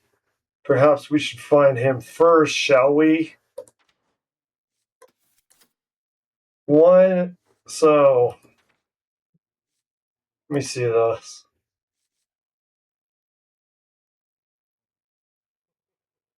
If your deck started with 10 cards at 10 different costs, 1, 2, 3, 4, 5, 6, 7, 8, 9, 10. So we need a 7 cost. Let's see. Oh, she's 6. That's so close. It's so close.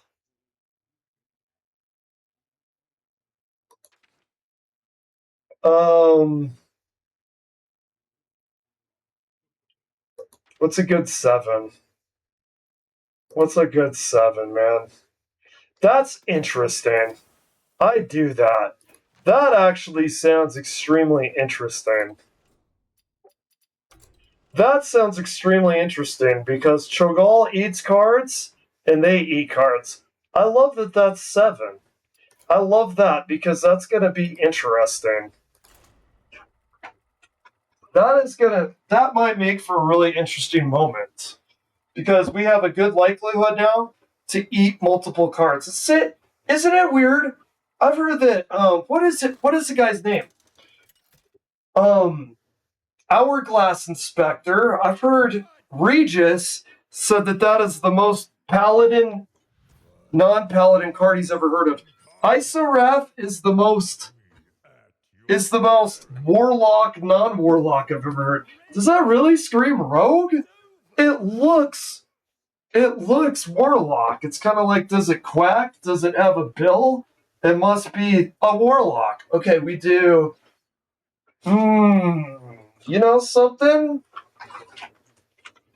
I don't want to put Cho'Gall back and we have the Herald. I don't want to put him back and then not be able to find him. I think we do this. I think we do that. Now, some of this could be from experience, because I haven't played this deck before. Oh, it's another Warlock. Interesting. I like our Warlock skin. Is that Rain? That is Rain in the background. That's really cool. Ah, he's gonna... Okay, he's Quest.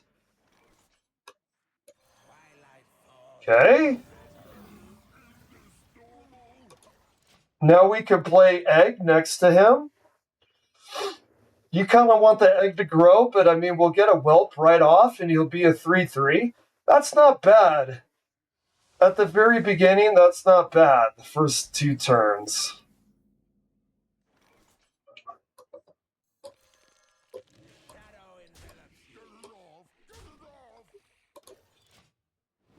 That's really funny. Okay, he's a 3/3 now, and now we have a 2/1, a 3/3, and a 2/2. And unless he's on turn 3, he could have Hellfire. He's a fellow Warlock. But okay. Boom. We still have Face. And, ooh, we do this.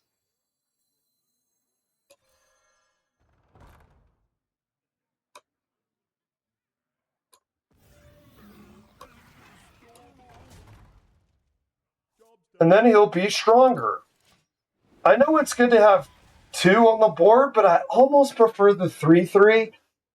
Maybe that's foolish, but my rationale is this. If we get an Egg, then he'll be even stronger, right? Then he'll be a 5/5, and then we get the effect of the Egg. This is really good for Cho'Gall. I believe that we got the 2. So Cho'Gall is going to go hard. Okay, very good. See, that's what Clark Hellscream was saying. Some of his favorite control is actually Warlock. Warlock has a lot of control tools. Oh my god. To all characters.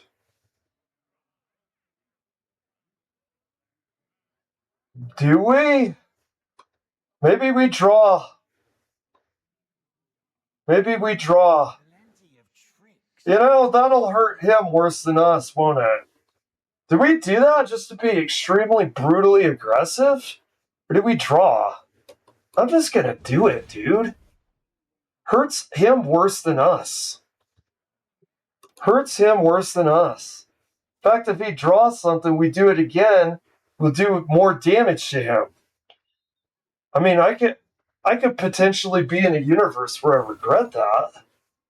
But honestly, he's lower than us, okay? Okay, very good.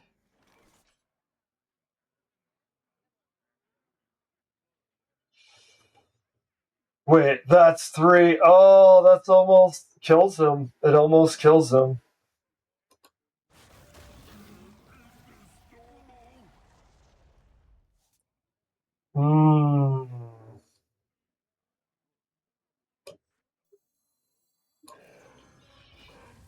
I almost put that to his right. I'm not gonna lie.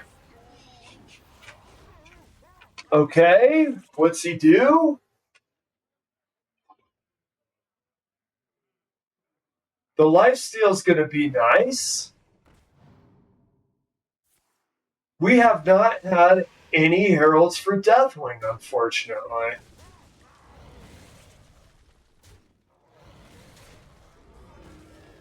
Okay. Now we have. We do.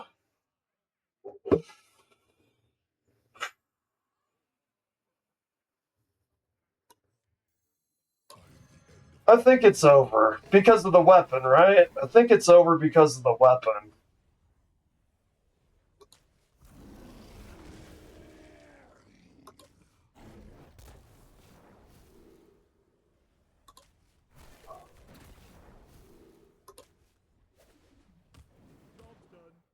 I think that's it, buddy. Well, maybe not. I mean, who knows what this guy has? Dude, this deck is actually surprisingly really good, man. This feels really good. Okay, he's playing a Reform. You're playing Reform? Man, you've got bad draws for Reform. Okay? Okay, there we go. We'll do one more and then we'll do some Final Fantasy. What are we at? We're at 3:30? Okay. We're at 3 hours and 30 minutes for the stream. I really actually enjoyed that to the point where I want to try some more. I want to try one more at least. Okay.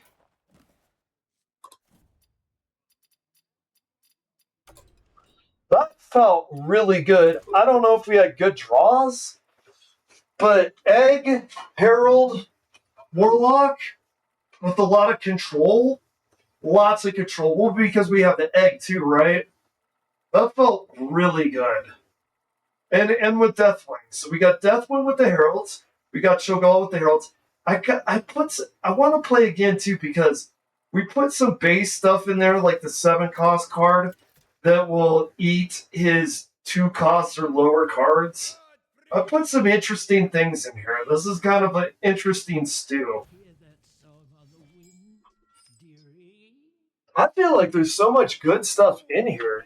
I really don't want to get rid of it. I really don't. I really don't. I really don't because, oh my god, did we just do that? Oh, it's too expensive though. It's too expensive. Just get out. Get out, dude. Don't tempt me, please. Just get out. Okay, a little better. A lot better. Because we'll get a dark gift. Which, never forget. Oh, you know what? No. I'm liking it. I'm liking it. I'm liking this. It's got 2. This guy's Druid. Our 2 Hellfires might actually be a really good thing for us here.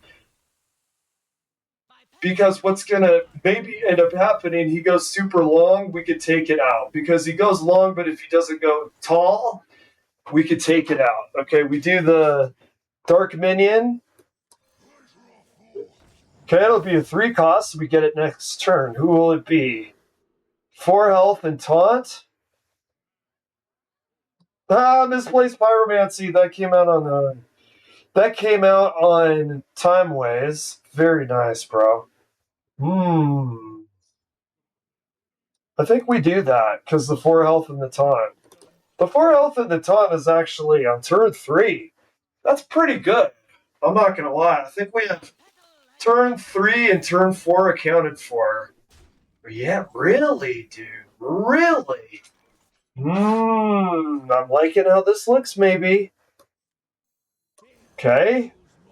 We don't have a Shatter card, obviously, but there you go. We could be aggressive. I could be aggressive, too. We got a 4/7.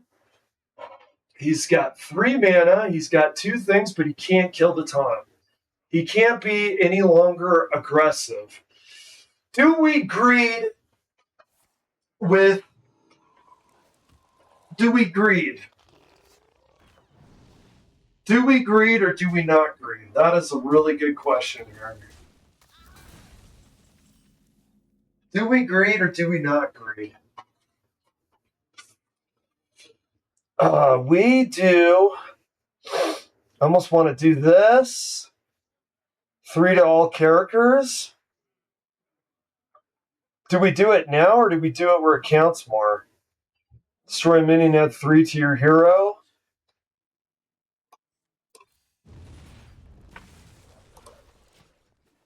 Okay. Okay, we get Vanessa ready. Actually, how much are they going to play here? Oh, we might not be able to. Let's do maybe this and get some lifesteal. Let's get this and some lifesteal.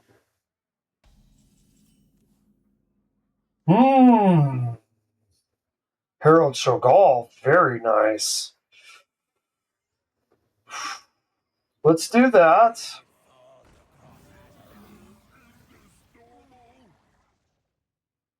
Do we want to just do that to Vanessa now?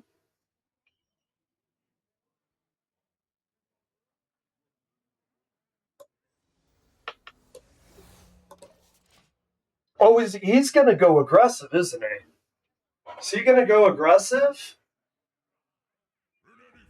Maybe we do the... Maybe... Oh, okay. Okay, he's doing that.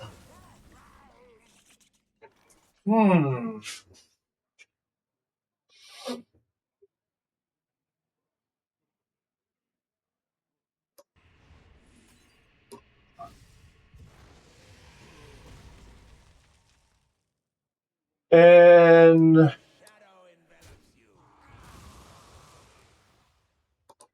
Okay. We need more heralds. We don't want to choose Deathwing yet. We need more heralds. Okay, that's at 3. I think we do on the next turn. Do we do Elise? Oh, he's getting scary, isn't he? Almost want to burn it, dude. Okay. I'm about to have the world's worst Vanessa round. To all minions, repeat this with 1 less damage. God, I almost want to just clear his fucking board, right? I almost want to just clear his fucking board.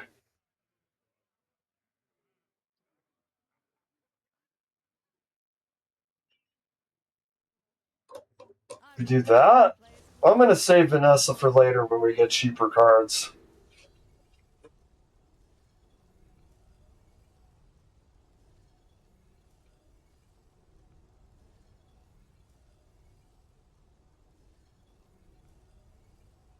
Dude. We do the cheap?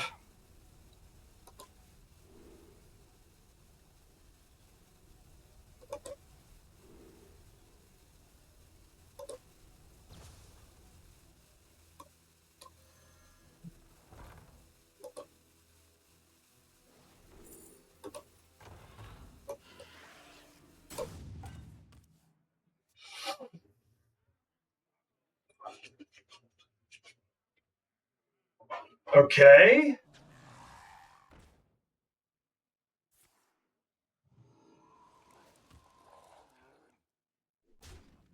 All right, he's going. All right, here's what we do. We'll do this.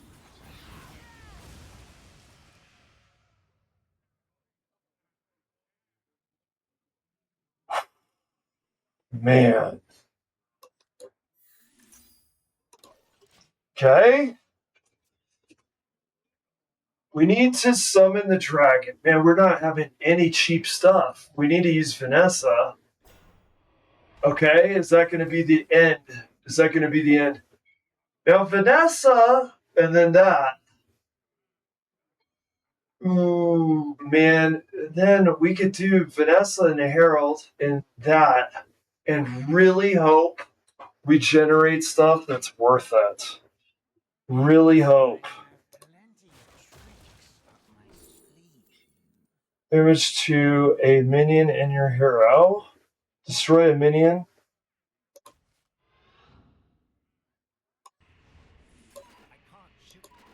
Shit.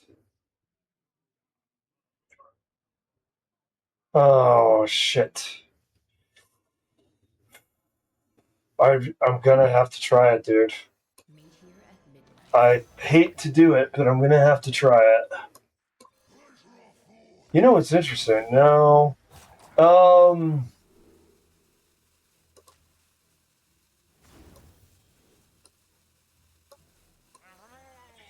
Give me something good, Vanessa. That might be good next. Is he gonna go face with that? Or is he gonna kill Vanessa? Actually, he can't because of the time. It's elusive. He has to trade with that. He has to trade with that. I feel like we can. We gotta have. Okay, we gotta have a Deathwing turn that matters. We have to have a Deathwing turn that matters. Okay. Now okay. Vanessa is still alive. Do we try to generate? We gotta herald him though. Destroy a minion, restore 3. Who do we destroy? Do we destroy him? That's elusive. We can't destroy it. 3 damage to all characters. Is there a way to get 6? 6 to them. I think what we're gonna have to do.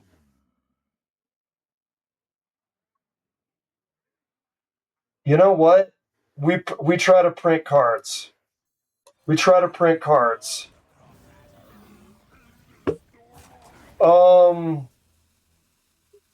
Get a random mask from another class. This'll feed him. Okay. Charge, what? Hurry up, dude. Hurry the fuck up.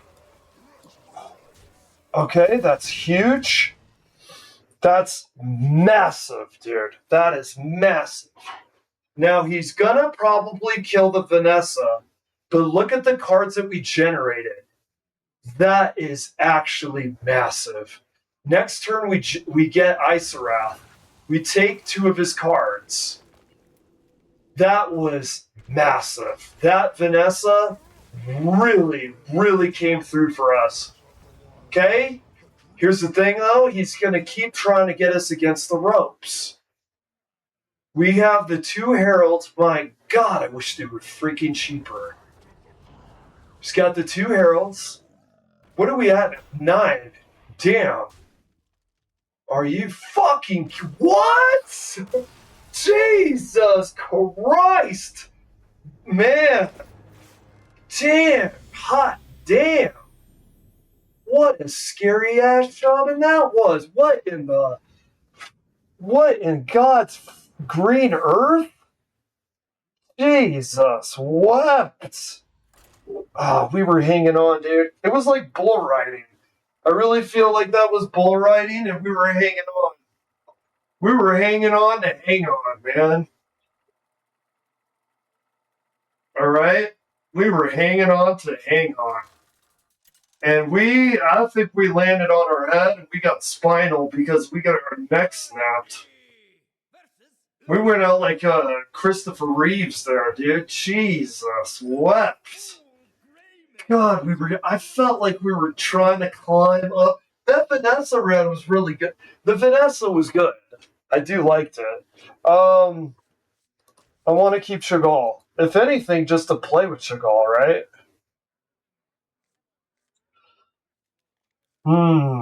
Oh, we eat the egg. That's always good. Let's go. We could mulligan for cheaper, though. Oh, I'm worried with this hand against Paladin. I'm worried. But I do like that. I do like that for Paladin. Oh my god, dude, that was so close. Dude, he had some really strong stuff at the end there, but that got really close. I mean, maybe Deathwing was the play. I just felt like I was trying to hang on. So I didn't do Deathwing. It's like bull riding, trying to hang on to a bull. Okay, he's got okay. I wonder if this is Dude Pally. He's gonna do a 1/1, third turn. Think we do the egg, and then we do the herald. I see. Okay, we'll do the egg.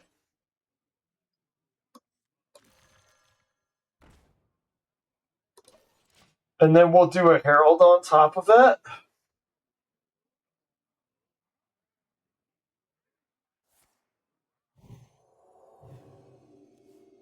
Nice buff. This guy's crazy, dude. This guy's nuts, bro. This guy's nuts.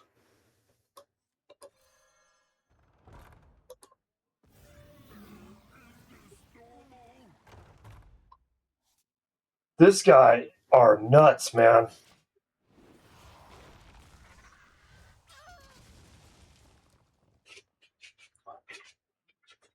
Okay.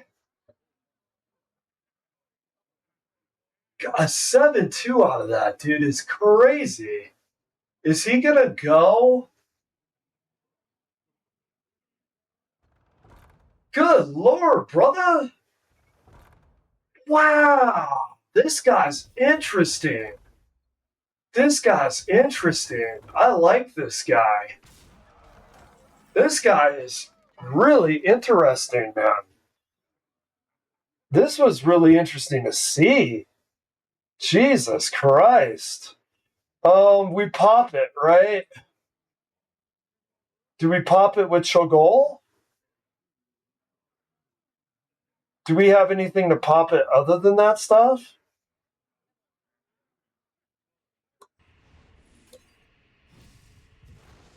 Okay, we'll get some life back. We will, we can't play that. Unfortunate. Okay. Is there anything too worth coining just to try to get our bearings here? Okay, we play Kalos next. You're safe with me. Oh my lord, brother, that thing is scary to me. So we could do... Well, we could do Kalos. Here's what we do. We do Kalos.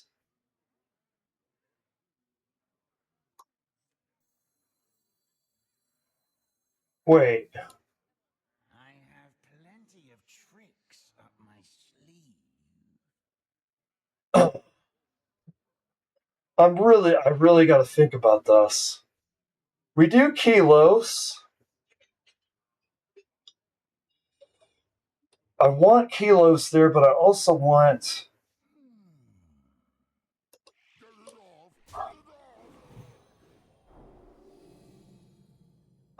we do... Do we do the Kalos? Or do we burn that guy? We'll do...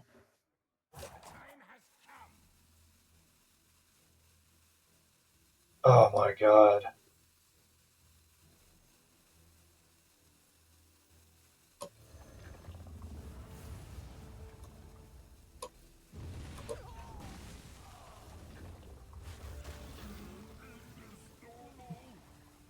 Okay.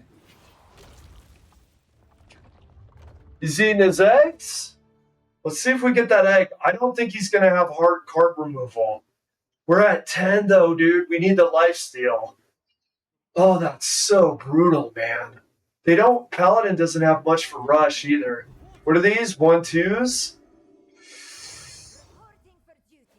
Oh, man. Ooh, brother.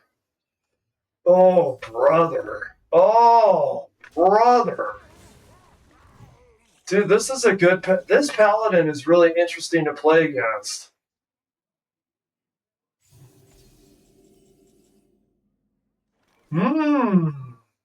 Oh, coin. Fuck you. How many more do we have eggs to crack here? 2 more. 2 more times to crack the egg. And we're at 8. What's this? 2? I need the lifesteal. Oh, that's good. That's good. That's good.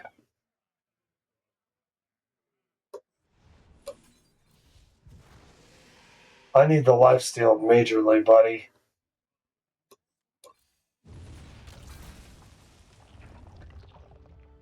Oh, wait. We're going to, What are we... Oh my god.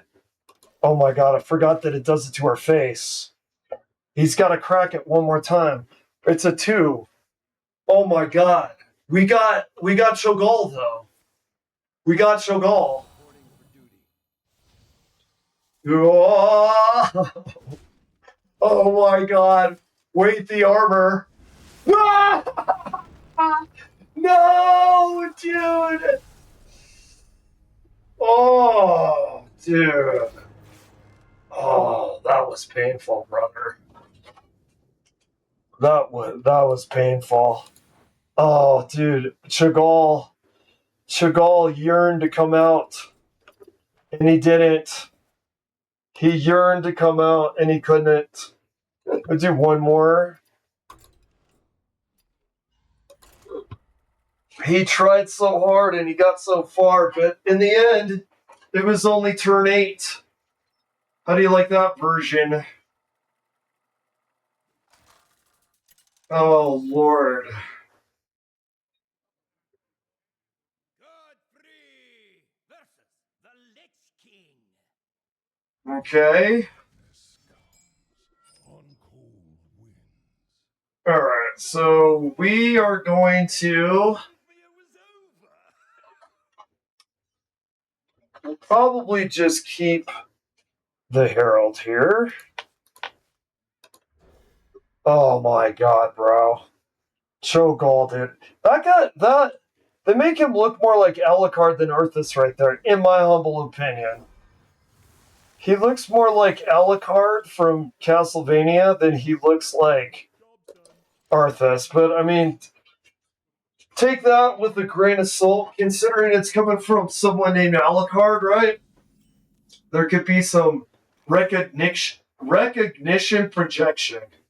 That's actually could be a thing. Recognition projection. When you're projecting your own self onto things that you recognize as looking like you, they may not look as much like you as you think they are. Recognition projection. Do we do the Herald first, or we do the Dark Gift? I think we do this, because we could play it into the Dark Gift next turn. 4 health and a taunt. I'll go for that. I'll buy that for $1. Okay. Alright, let's see what we get here.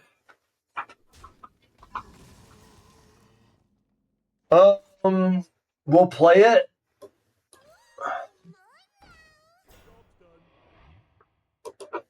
Actually, for turn 3, that's pretty meaty, dude. That's pretty meaty.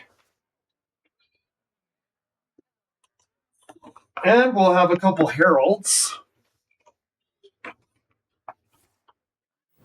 A couple heralds will go pretty hard with this.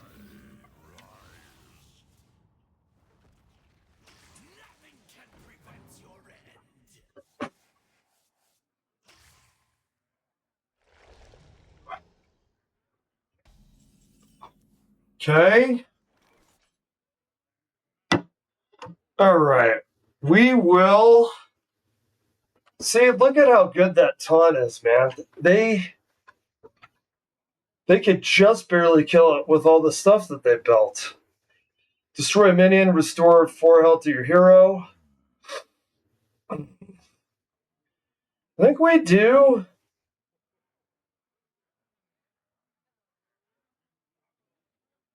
What do we want to do here? We could do the... Well, we don't need lifesteal right now.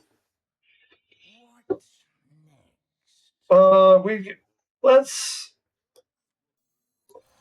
do this and this.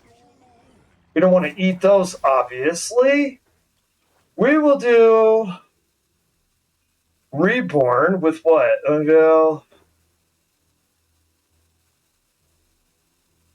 That's kind of interesting.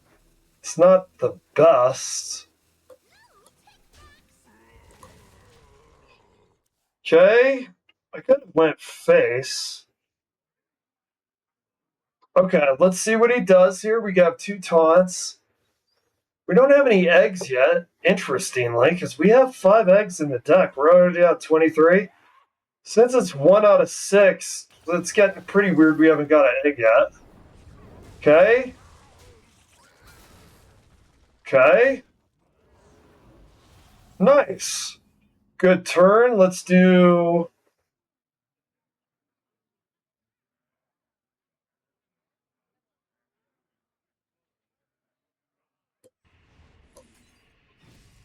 I don't want his lifesteal anymore to affect us. Get an egg. Oh, he's got a pretty nice board. What are we at here? Harold. Where's it? Okay. What turn? Okay. Probably do this. Oof. Okay. We can always do these. We could lifesteal on a minion. 3 damage and lifesteal.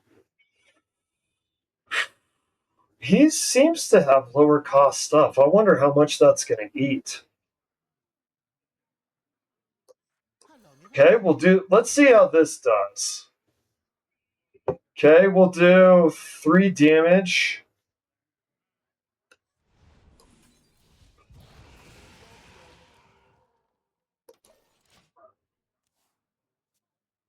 Oh, it's Death Rattle, okay. It's also got Elusive. I think we play this next turn, and we see if we can... Oh, man, I hate that, though. I hate that. Oh, my God. Is he going to go aggressive again? Let me see, dude. You want to eat his cards? Destroy a minion and gain 3 health. We could always do... We could always... What is this, a 6/6? He's not going to go aggressive with that, is he? Let's do this. Let's do it. We have 22 cards. 15. We ate 7 cards. Okay, your turn now. Now, does he want... Yeah, okay, there you go. I kind of figured. He's nervous about that. Okay, he's got that. He's got 1 charge left. I think we do this, and then we get some health.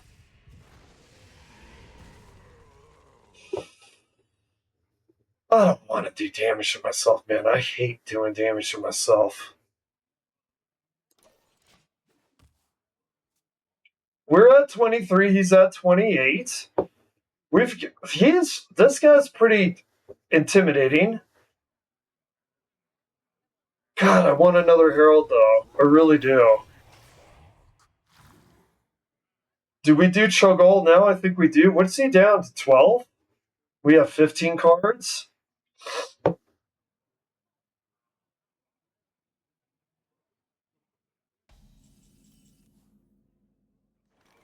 God, I could just...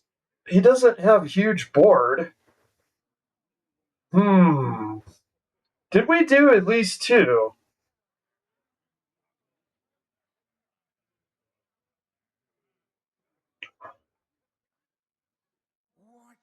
We could do 2. God, we don't have any... We play him?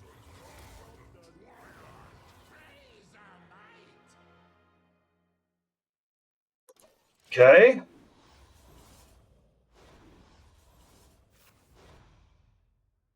He's down to 9 cards. If he doesn't take care of those, if he goes face, if he doesn't take care of those, he might be screwed. What does he do about this?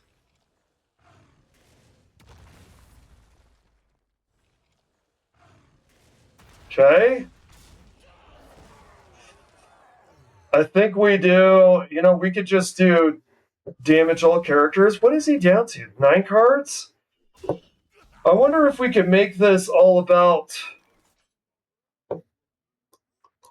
getting him to get fatigue. I remember this place well. Let's do this. What are we down? 19? We'll do 12 armor.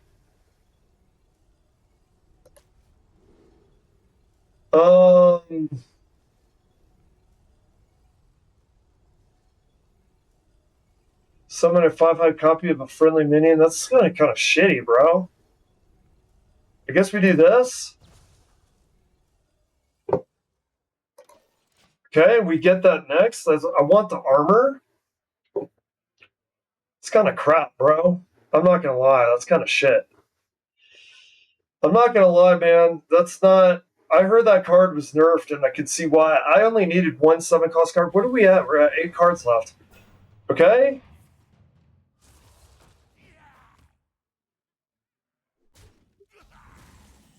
Okay.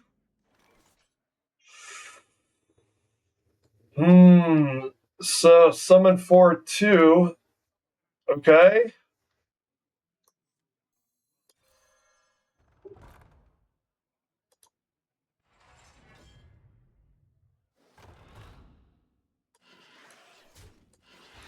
All right. Boom, boom, boom.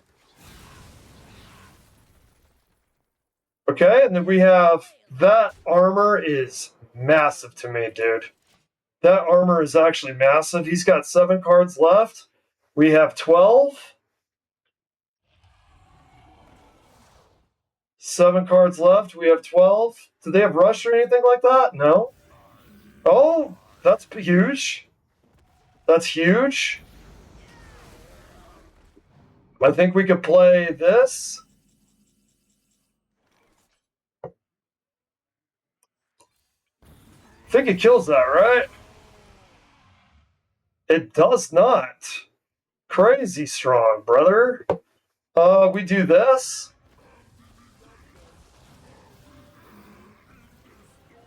Okay. If we get Deathwing, dude, I think it's over. Deathwing is over. Okay. What do you have in your hand? What do you have? 6 cards left? Can we get him to fatigue? Okay, very good. Can we get this guy to fatigue? I think we play. Oh, I wonder what Dark Gift we're going to get. Okay, we play Twisty Nether. Twisty Nether is going to buy us a lot of time. Well, wait. No, we do this and then Twisty Nether. We do the egg and then Twisty Nether, right? Like, okay, this is, I think, the order, because that guy has... Okay, we do that. We do the egg first, right?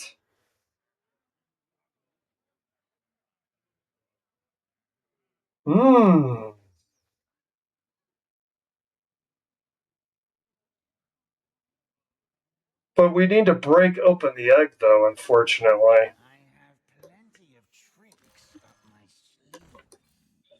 Okay.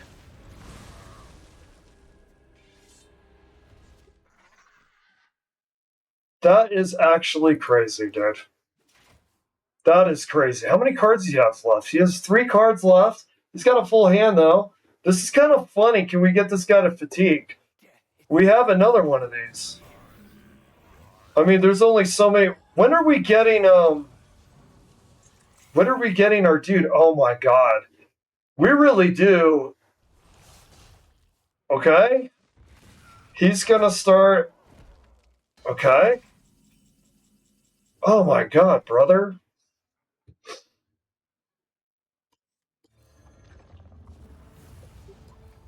I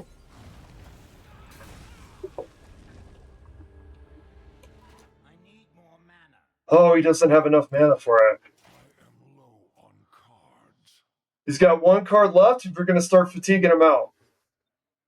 I think that fatigue bypasses the armor, right? You know what's scary, though? He's got... The attack is scary to me. Okay, we got a Dark Gift. We got 9 cards. He's got 1. Very good, sir. Very good. We gotta get Deathwing out here, brother. We gotta get Deathwing out here, brother. We gotta get Deathwing out here, brother. Okay? Death. Okay? Yeah, he's gonna start fatiguing. He's gonna start fatiguing. Okay?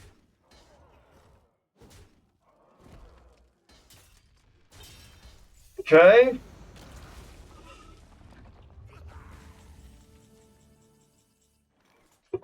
We do.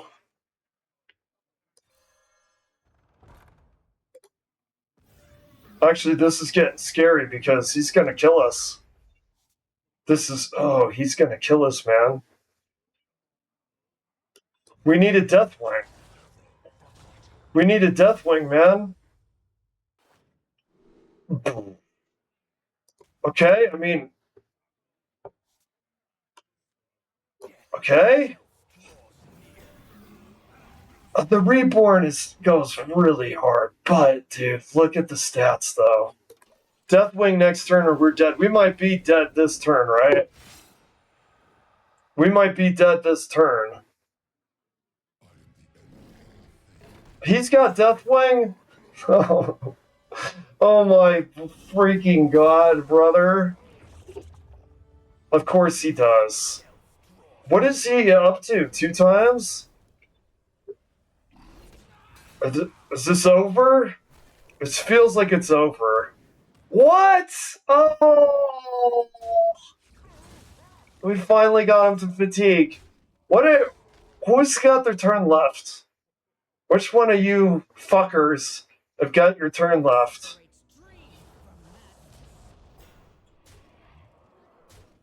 Oh, man. Man. Oh, it was fun, though. You always got to remember playing a live service competitive game. Are you having fun? Okay, we do... Okay. Let's go... Oh, event quest, gain 30 armor. Cool.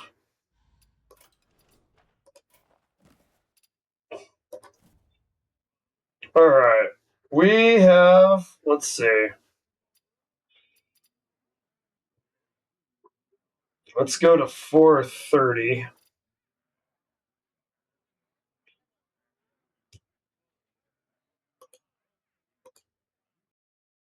Okay, let's go to Final Fantasy. What we're going to want to do is we're going to want to finish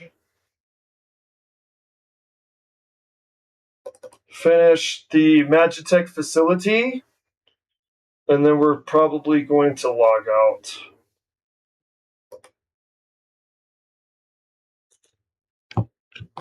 Oh, dude, those were so close, bro. Those were so close. Okay.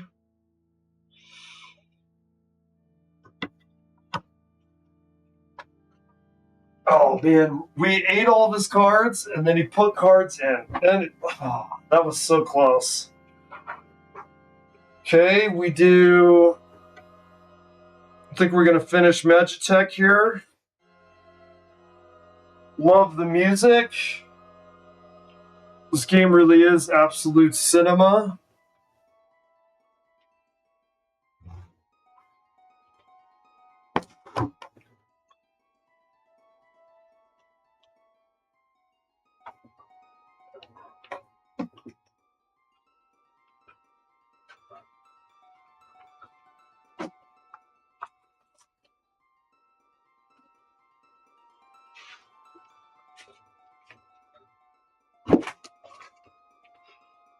All right. Load game. You know what we're going to actually do? We're going to do a little bit of grinding, I think.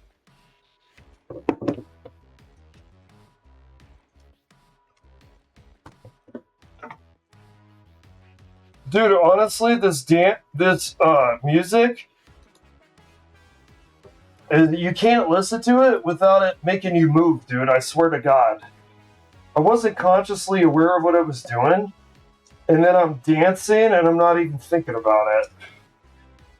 Okay, we do this.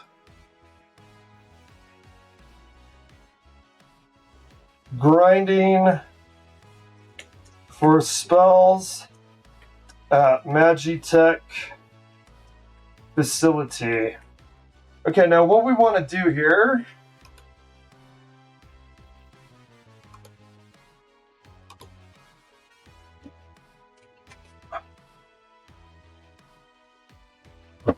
Okay. I think we're going to do.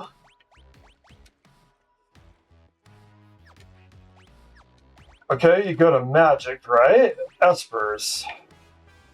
Wait. Okay.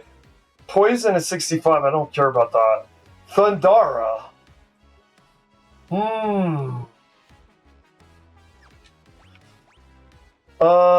What are we at here? Libra. Kira.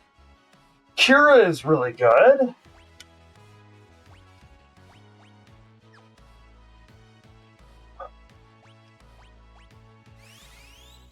Oops. Let's do Espers.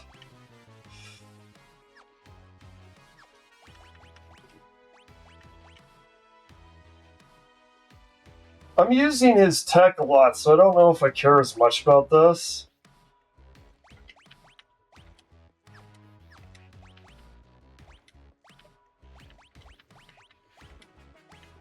Okay, we'll do this. And then we'll do a little bit of grinding.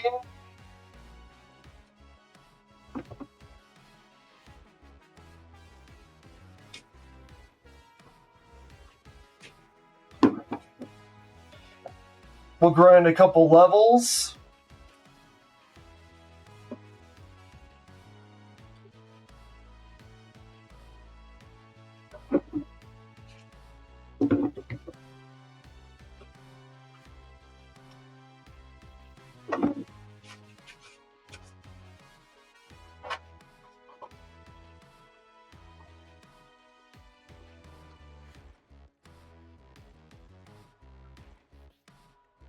Alrighty. Do they give you random battles in there? That's a good question.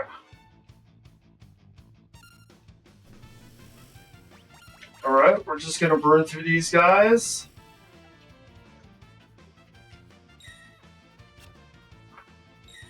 I feel like one of the reasons the game has been harder.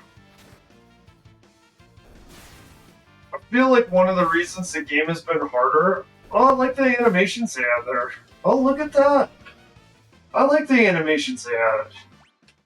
Actually makes it doable too to just spam while we grind and do commentary. I think one of the reasons the game's been harder is because I've been streaming. I haven't had any grind sessions. I would occasionally have a grind session in certain areas to grind for magic and levels, and I realized something. The fact that I haven't been doing it, the game isn't tuned up. Our behavior has changed. We haven't been grinding for levels. It actually shows how much easier the game becomes if you do any grinding at all. And it's actually evidence to me. This is probably the least grinding I've done out of any of the runs. It is easily, I have to say, the hardest the game has felt in quite some time, maybe ever, because of the lack of grinding. Because I learned to grind in a game like this in Final Fantasy IV. At the time it was released in the States, of course, it was called 2. But you learn to grind in 4. When you play 6, you have an understanding that if you grind for stuff, you'll be able to buy more equipment, you'll be able to have more spells. It makes the time that you're playing so much more easier. So I think that has a lot to do with it. So if we grind, what's going to happen is the enemies are going to be a lot easier to handle. A lot easier. I'm assuming, because there's so many of these damn things, I'm assuming they give us good XP. It's just an assumption. Like, I wasn't paying attention. Man, brother, dude, those weapons are strong. XP 960? What's an arbitrary number if you don't know how much you have to gain, right? It's arbitrary unless you have a goal. I think that is a good, that's a good standard in life. It's arbitrary unless you have a goal. Okay, so let's keep going. We're going to do a grind session, and then we are going to end the stream. I think that... So I played the game once when it was released, once when Princess Diana was died. I know this because you know how they say you knew where you were where an event happened?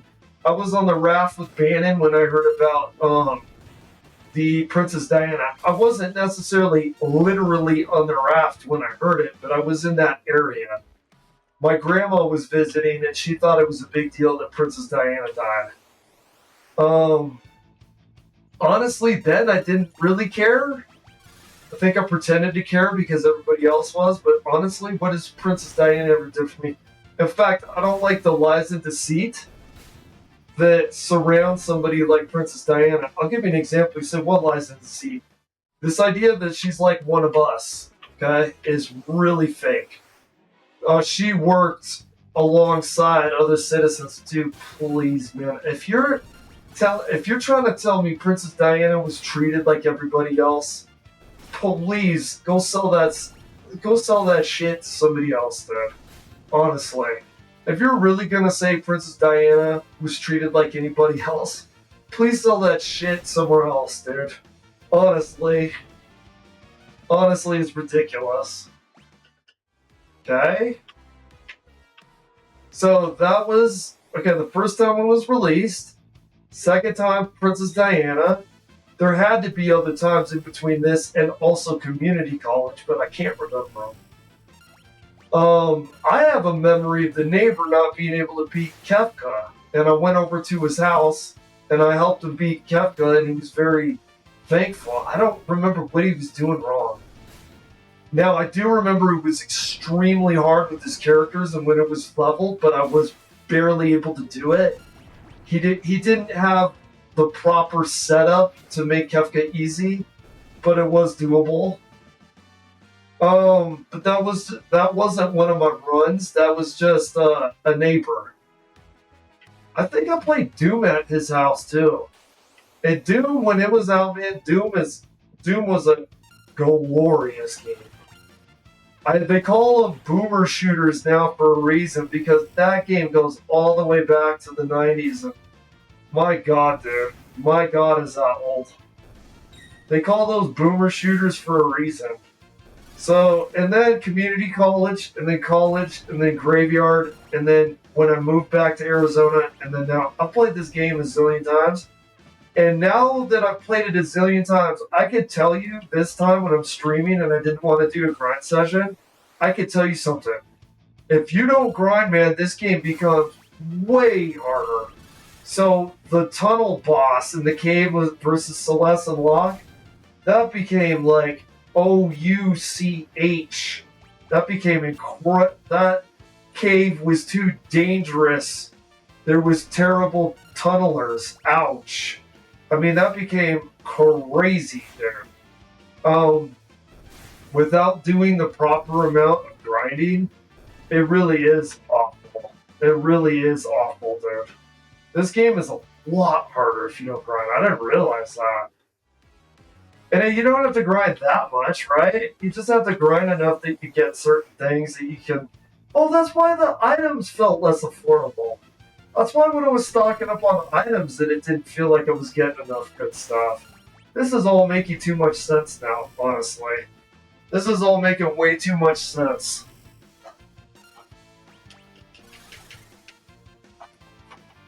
So, if you don't grind in these games, they become extremely difficult. Alright, let's go get a heal. And then we'll save.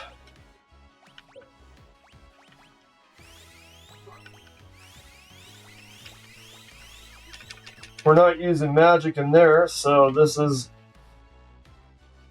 easily doable. Oh yeah, we could have just done this. Oh well. That's what we should have done in the beginning.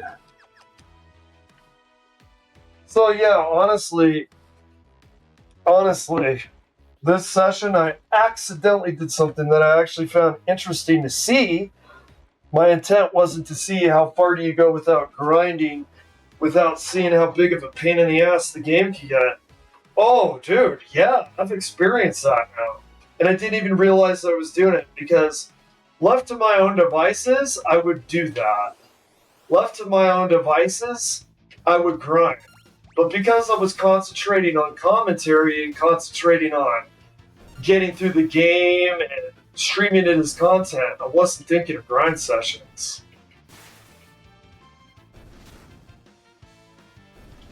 Man, they are doing hella damage, bro. Damn. Look at that animation, dude. Okay.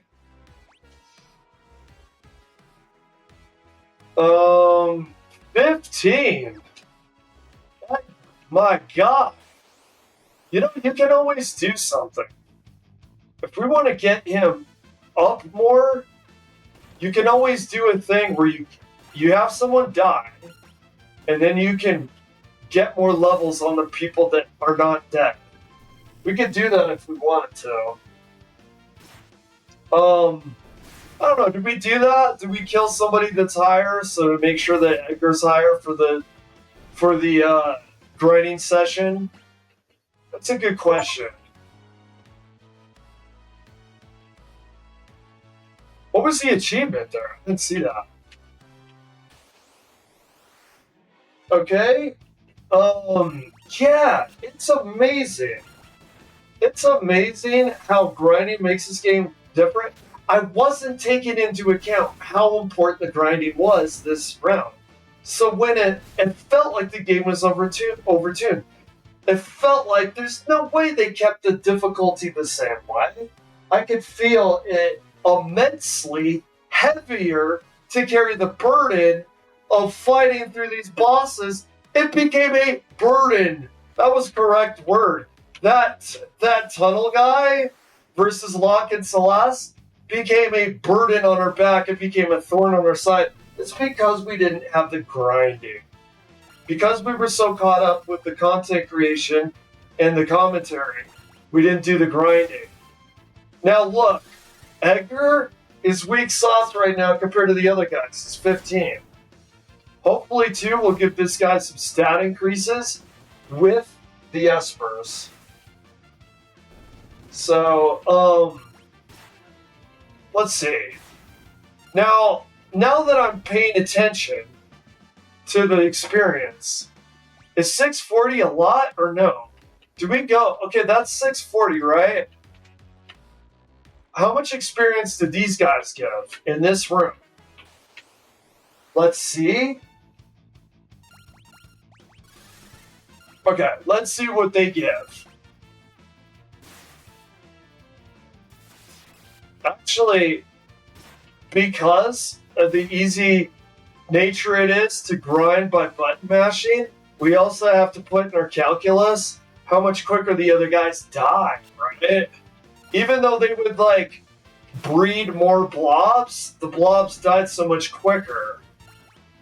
Oh, critical is critically underwhelming, actually. Okay, no, it's less experience, takes longer. Okay, we go back to this room.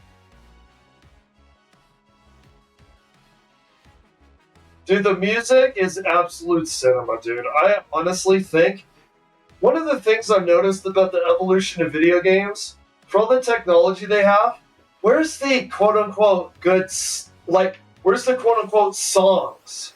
Where's the good songs? Like, you hear the tune here? The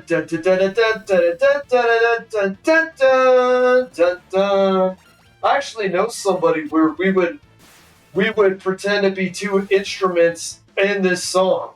We did this for a while. If I see the person, I go, Magitech facility, they will immediately go, psh, because that's the beginning of the music. It's so... These songs back in the day for the video games, they stuck in your head more. They were like actual songs. I want to say now, a really good example of this, is take Resident Evil, okay? Think of the typewriter rooms. Think of the typewriter rooms like in 2, in Code Veronica, and in 3. I want to say those are probably the 3 most iconic ones. Now, really pay attention here. Pay attention. It's beautiful, right? Go to a save point now. Where's the music? Look at Code Veronica. Look at the music. There was certain tunes in Code Veronica. Absolute cinema, horror orchestral music that was as good as cinema. Now, it may not have been like a live band like a cinematic composer would do, but the inspiration behind the songs were just as good. Now listen to this. Listen how catchy it is. What's happened to music now?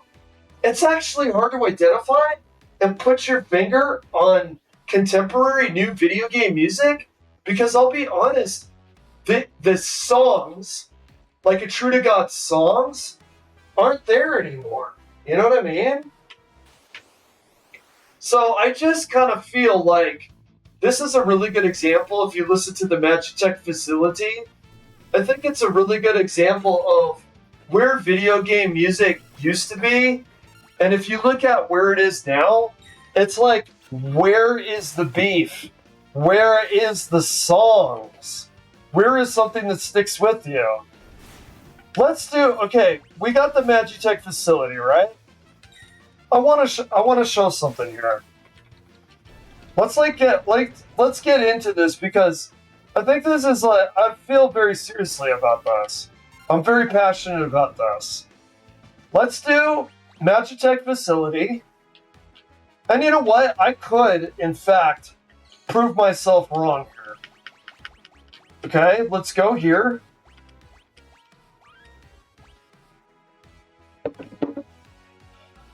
Okay, let's go. Oh, shit. Here, let me turn this off. Okay, because I really want to showcase what I'm talking about here. Okay, if you do Final Fantasy,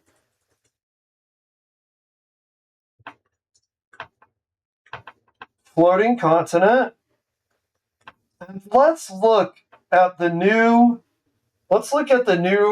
Final Fantasy game. Let's not compare apples to oranges. Let's not compare apples to oranges and compare it to Resident Evil 9. That would be a bad idea, because it's an obvious bias in comparison. Okay? Now listen to this, right? Listen to that, dude. Okay, when it does the... It's like gets you pumped. And then combined with the background, it's so intense, man. It gives you a feeling of adventure, gives you a feeling of danger, it gives you a feeling of fantastical exhilaration. Few things would. Okay, you hear that? Now, I'm going to be honest. If I find something that kills here, I'm not going to be disingenuous. Is it 14? My God, wait, it's not 14. 16? Is it 16?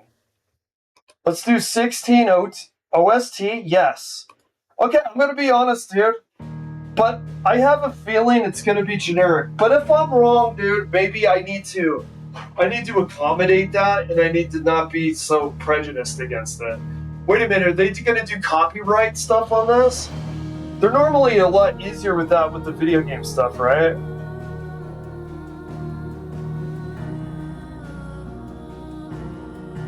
Actually, I'm worried about the copyright stuff. Let's not necessarily do this.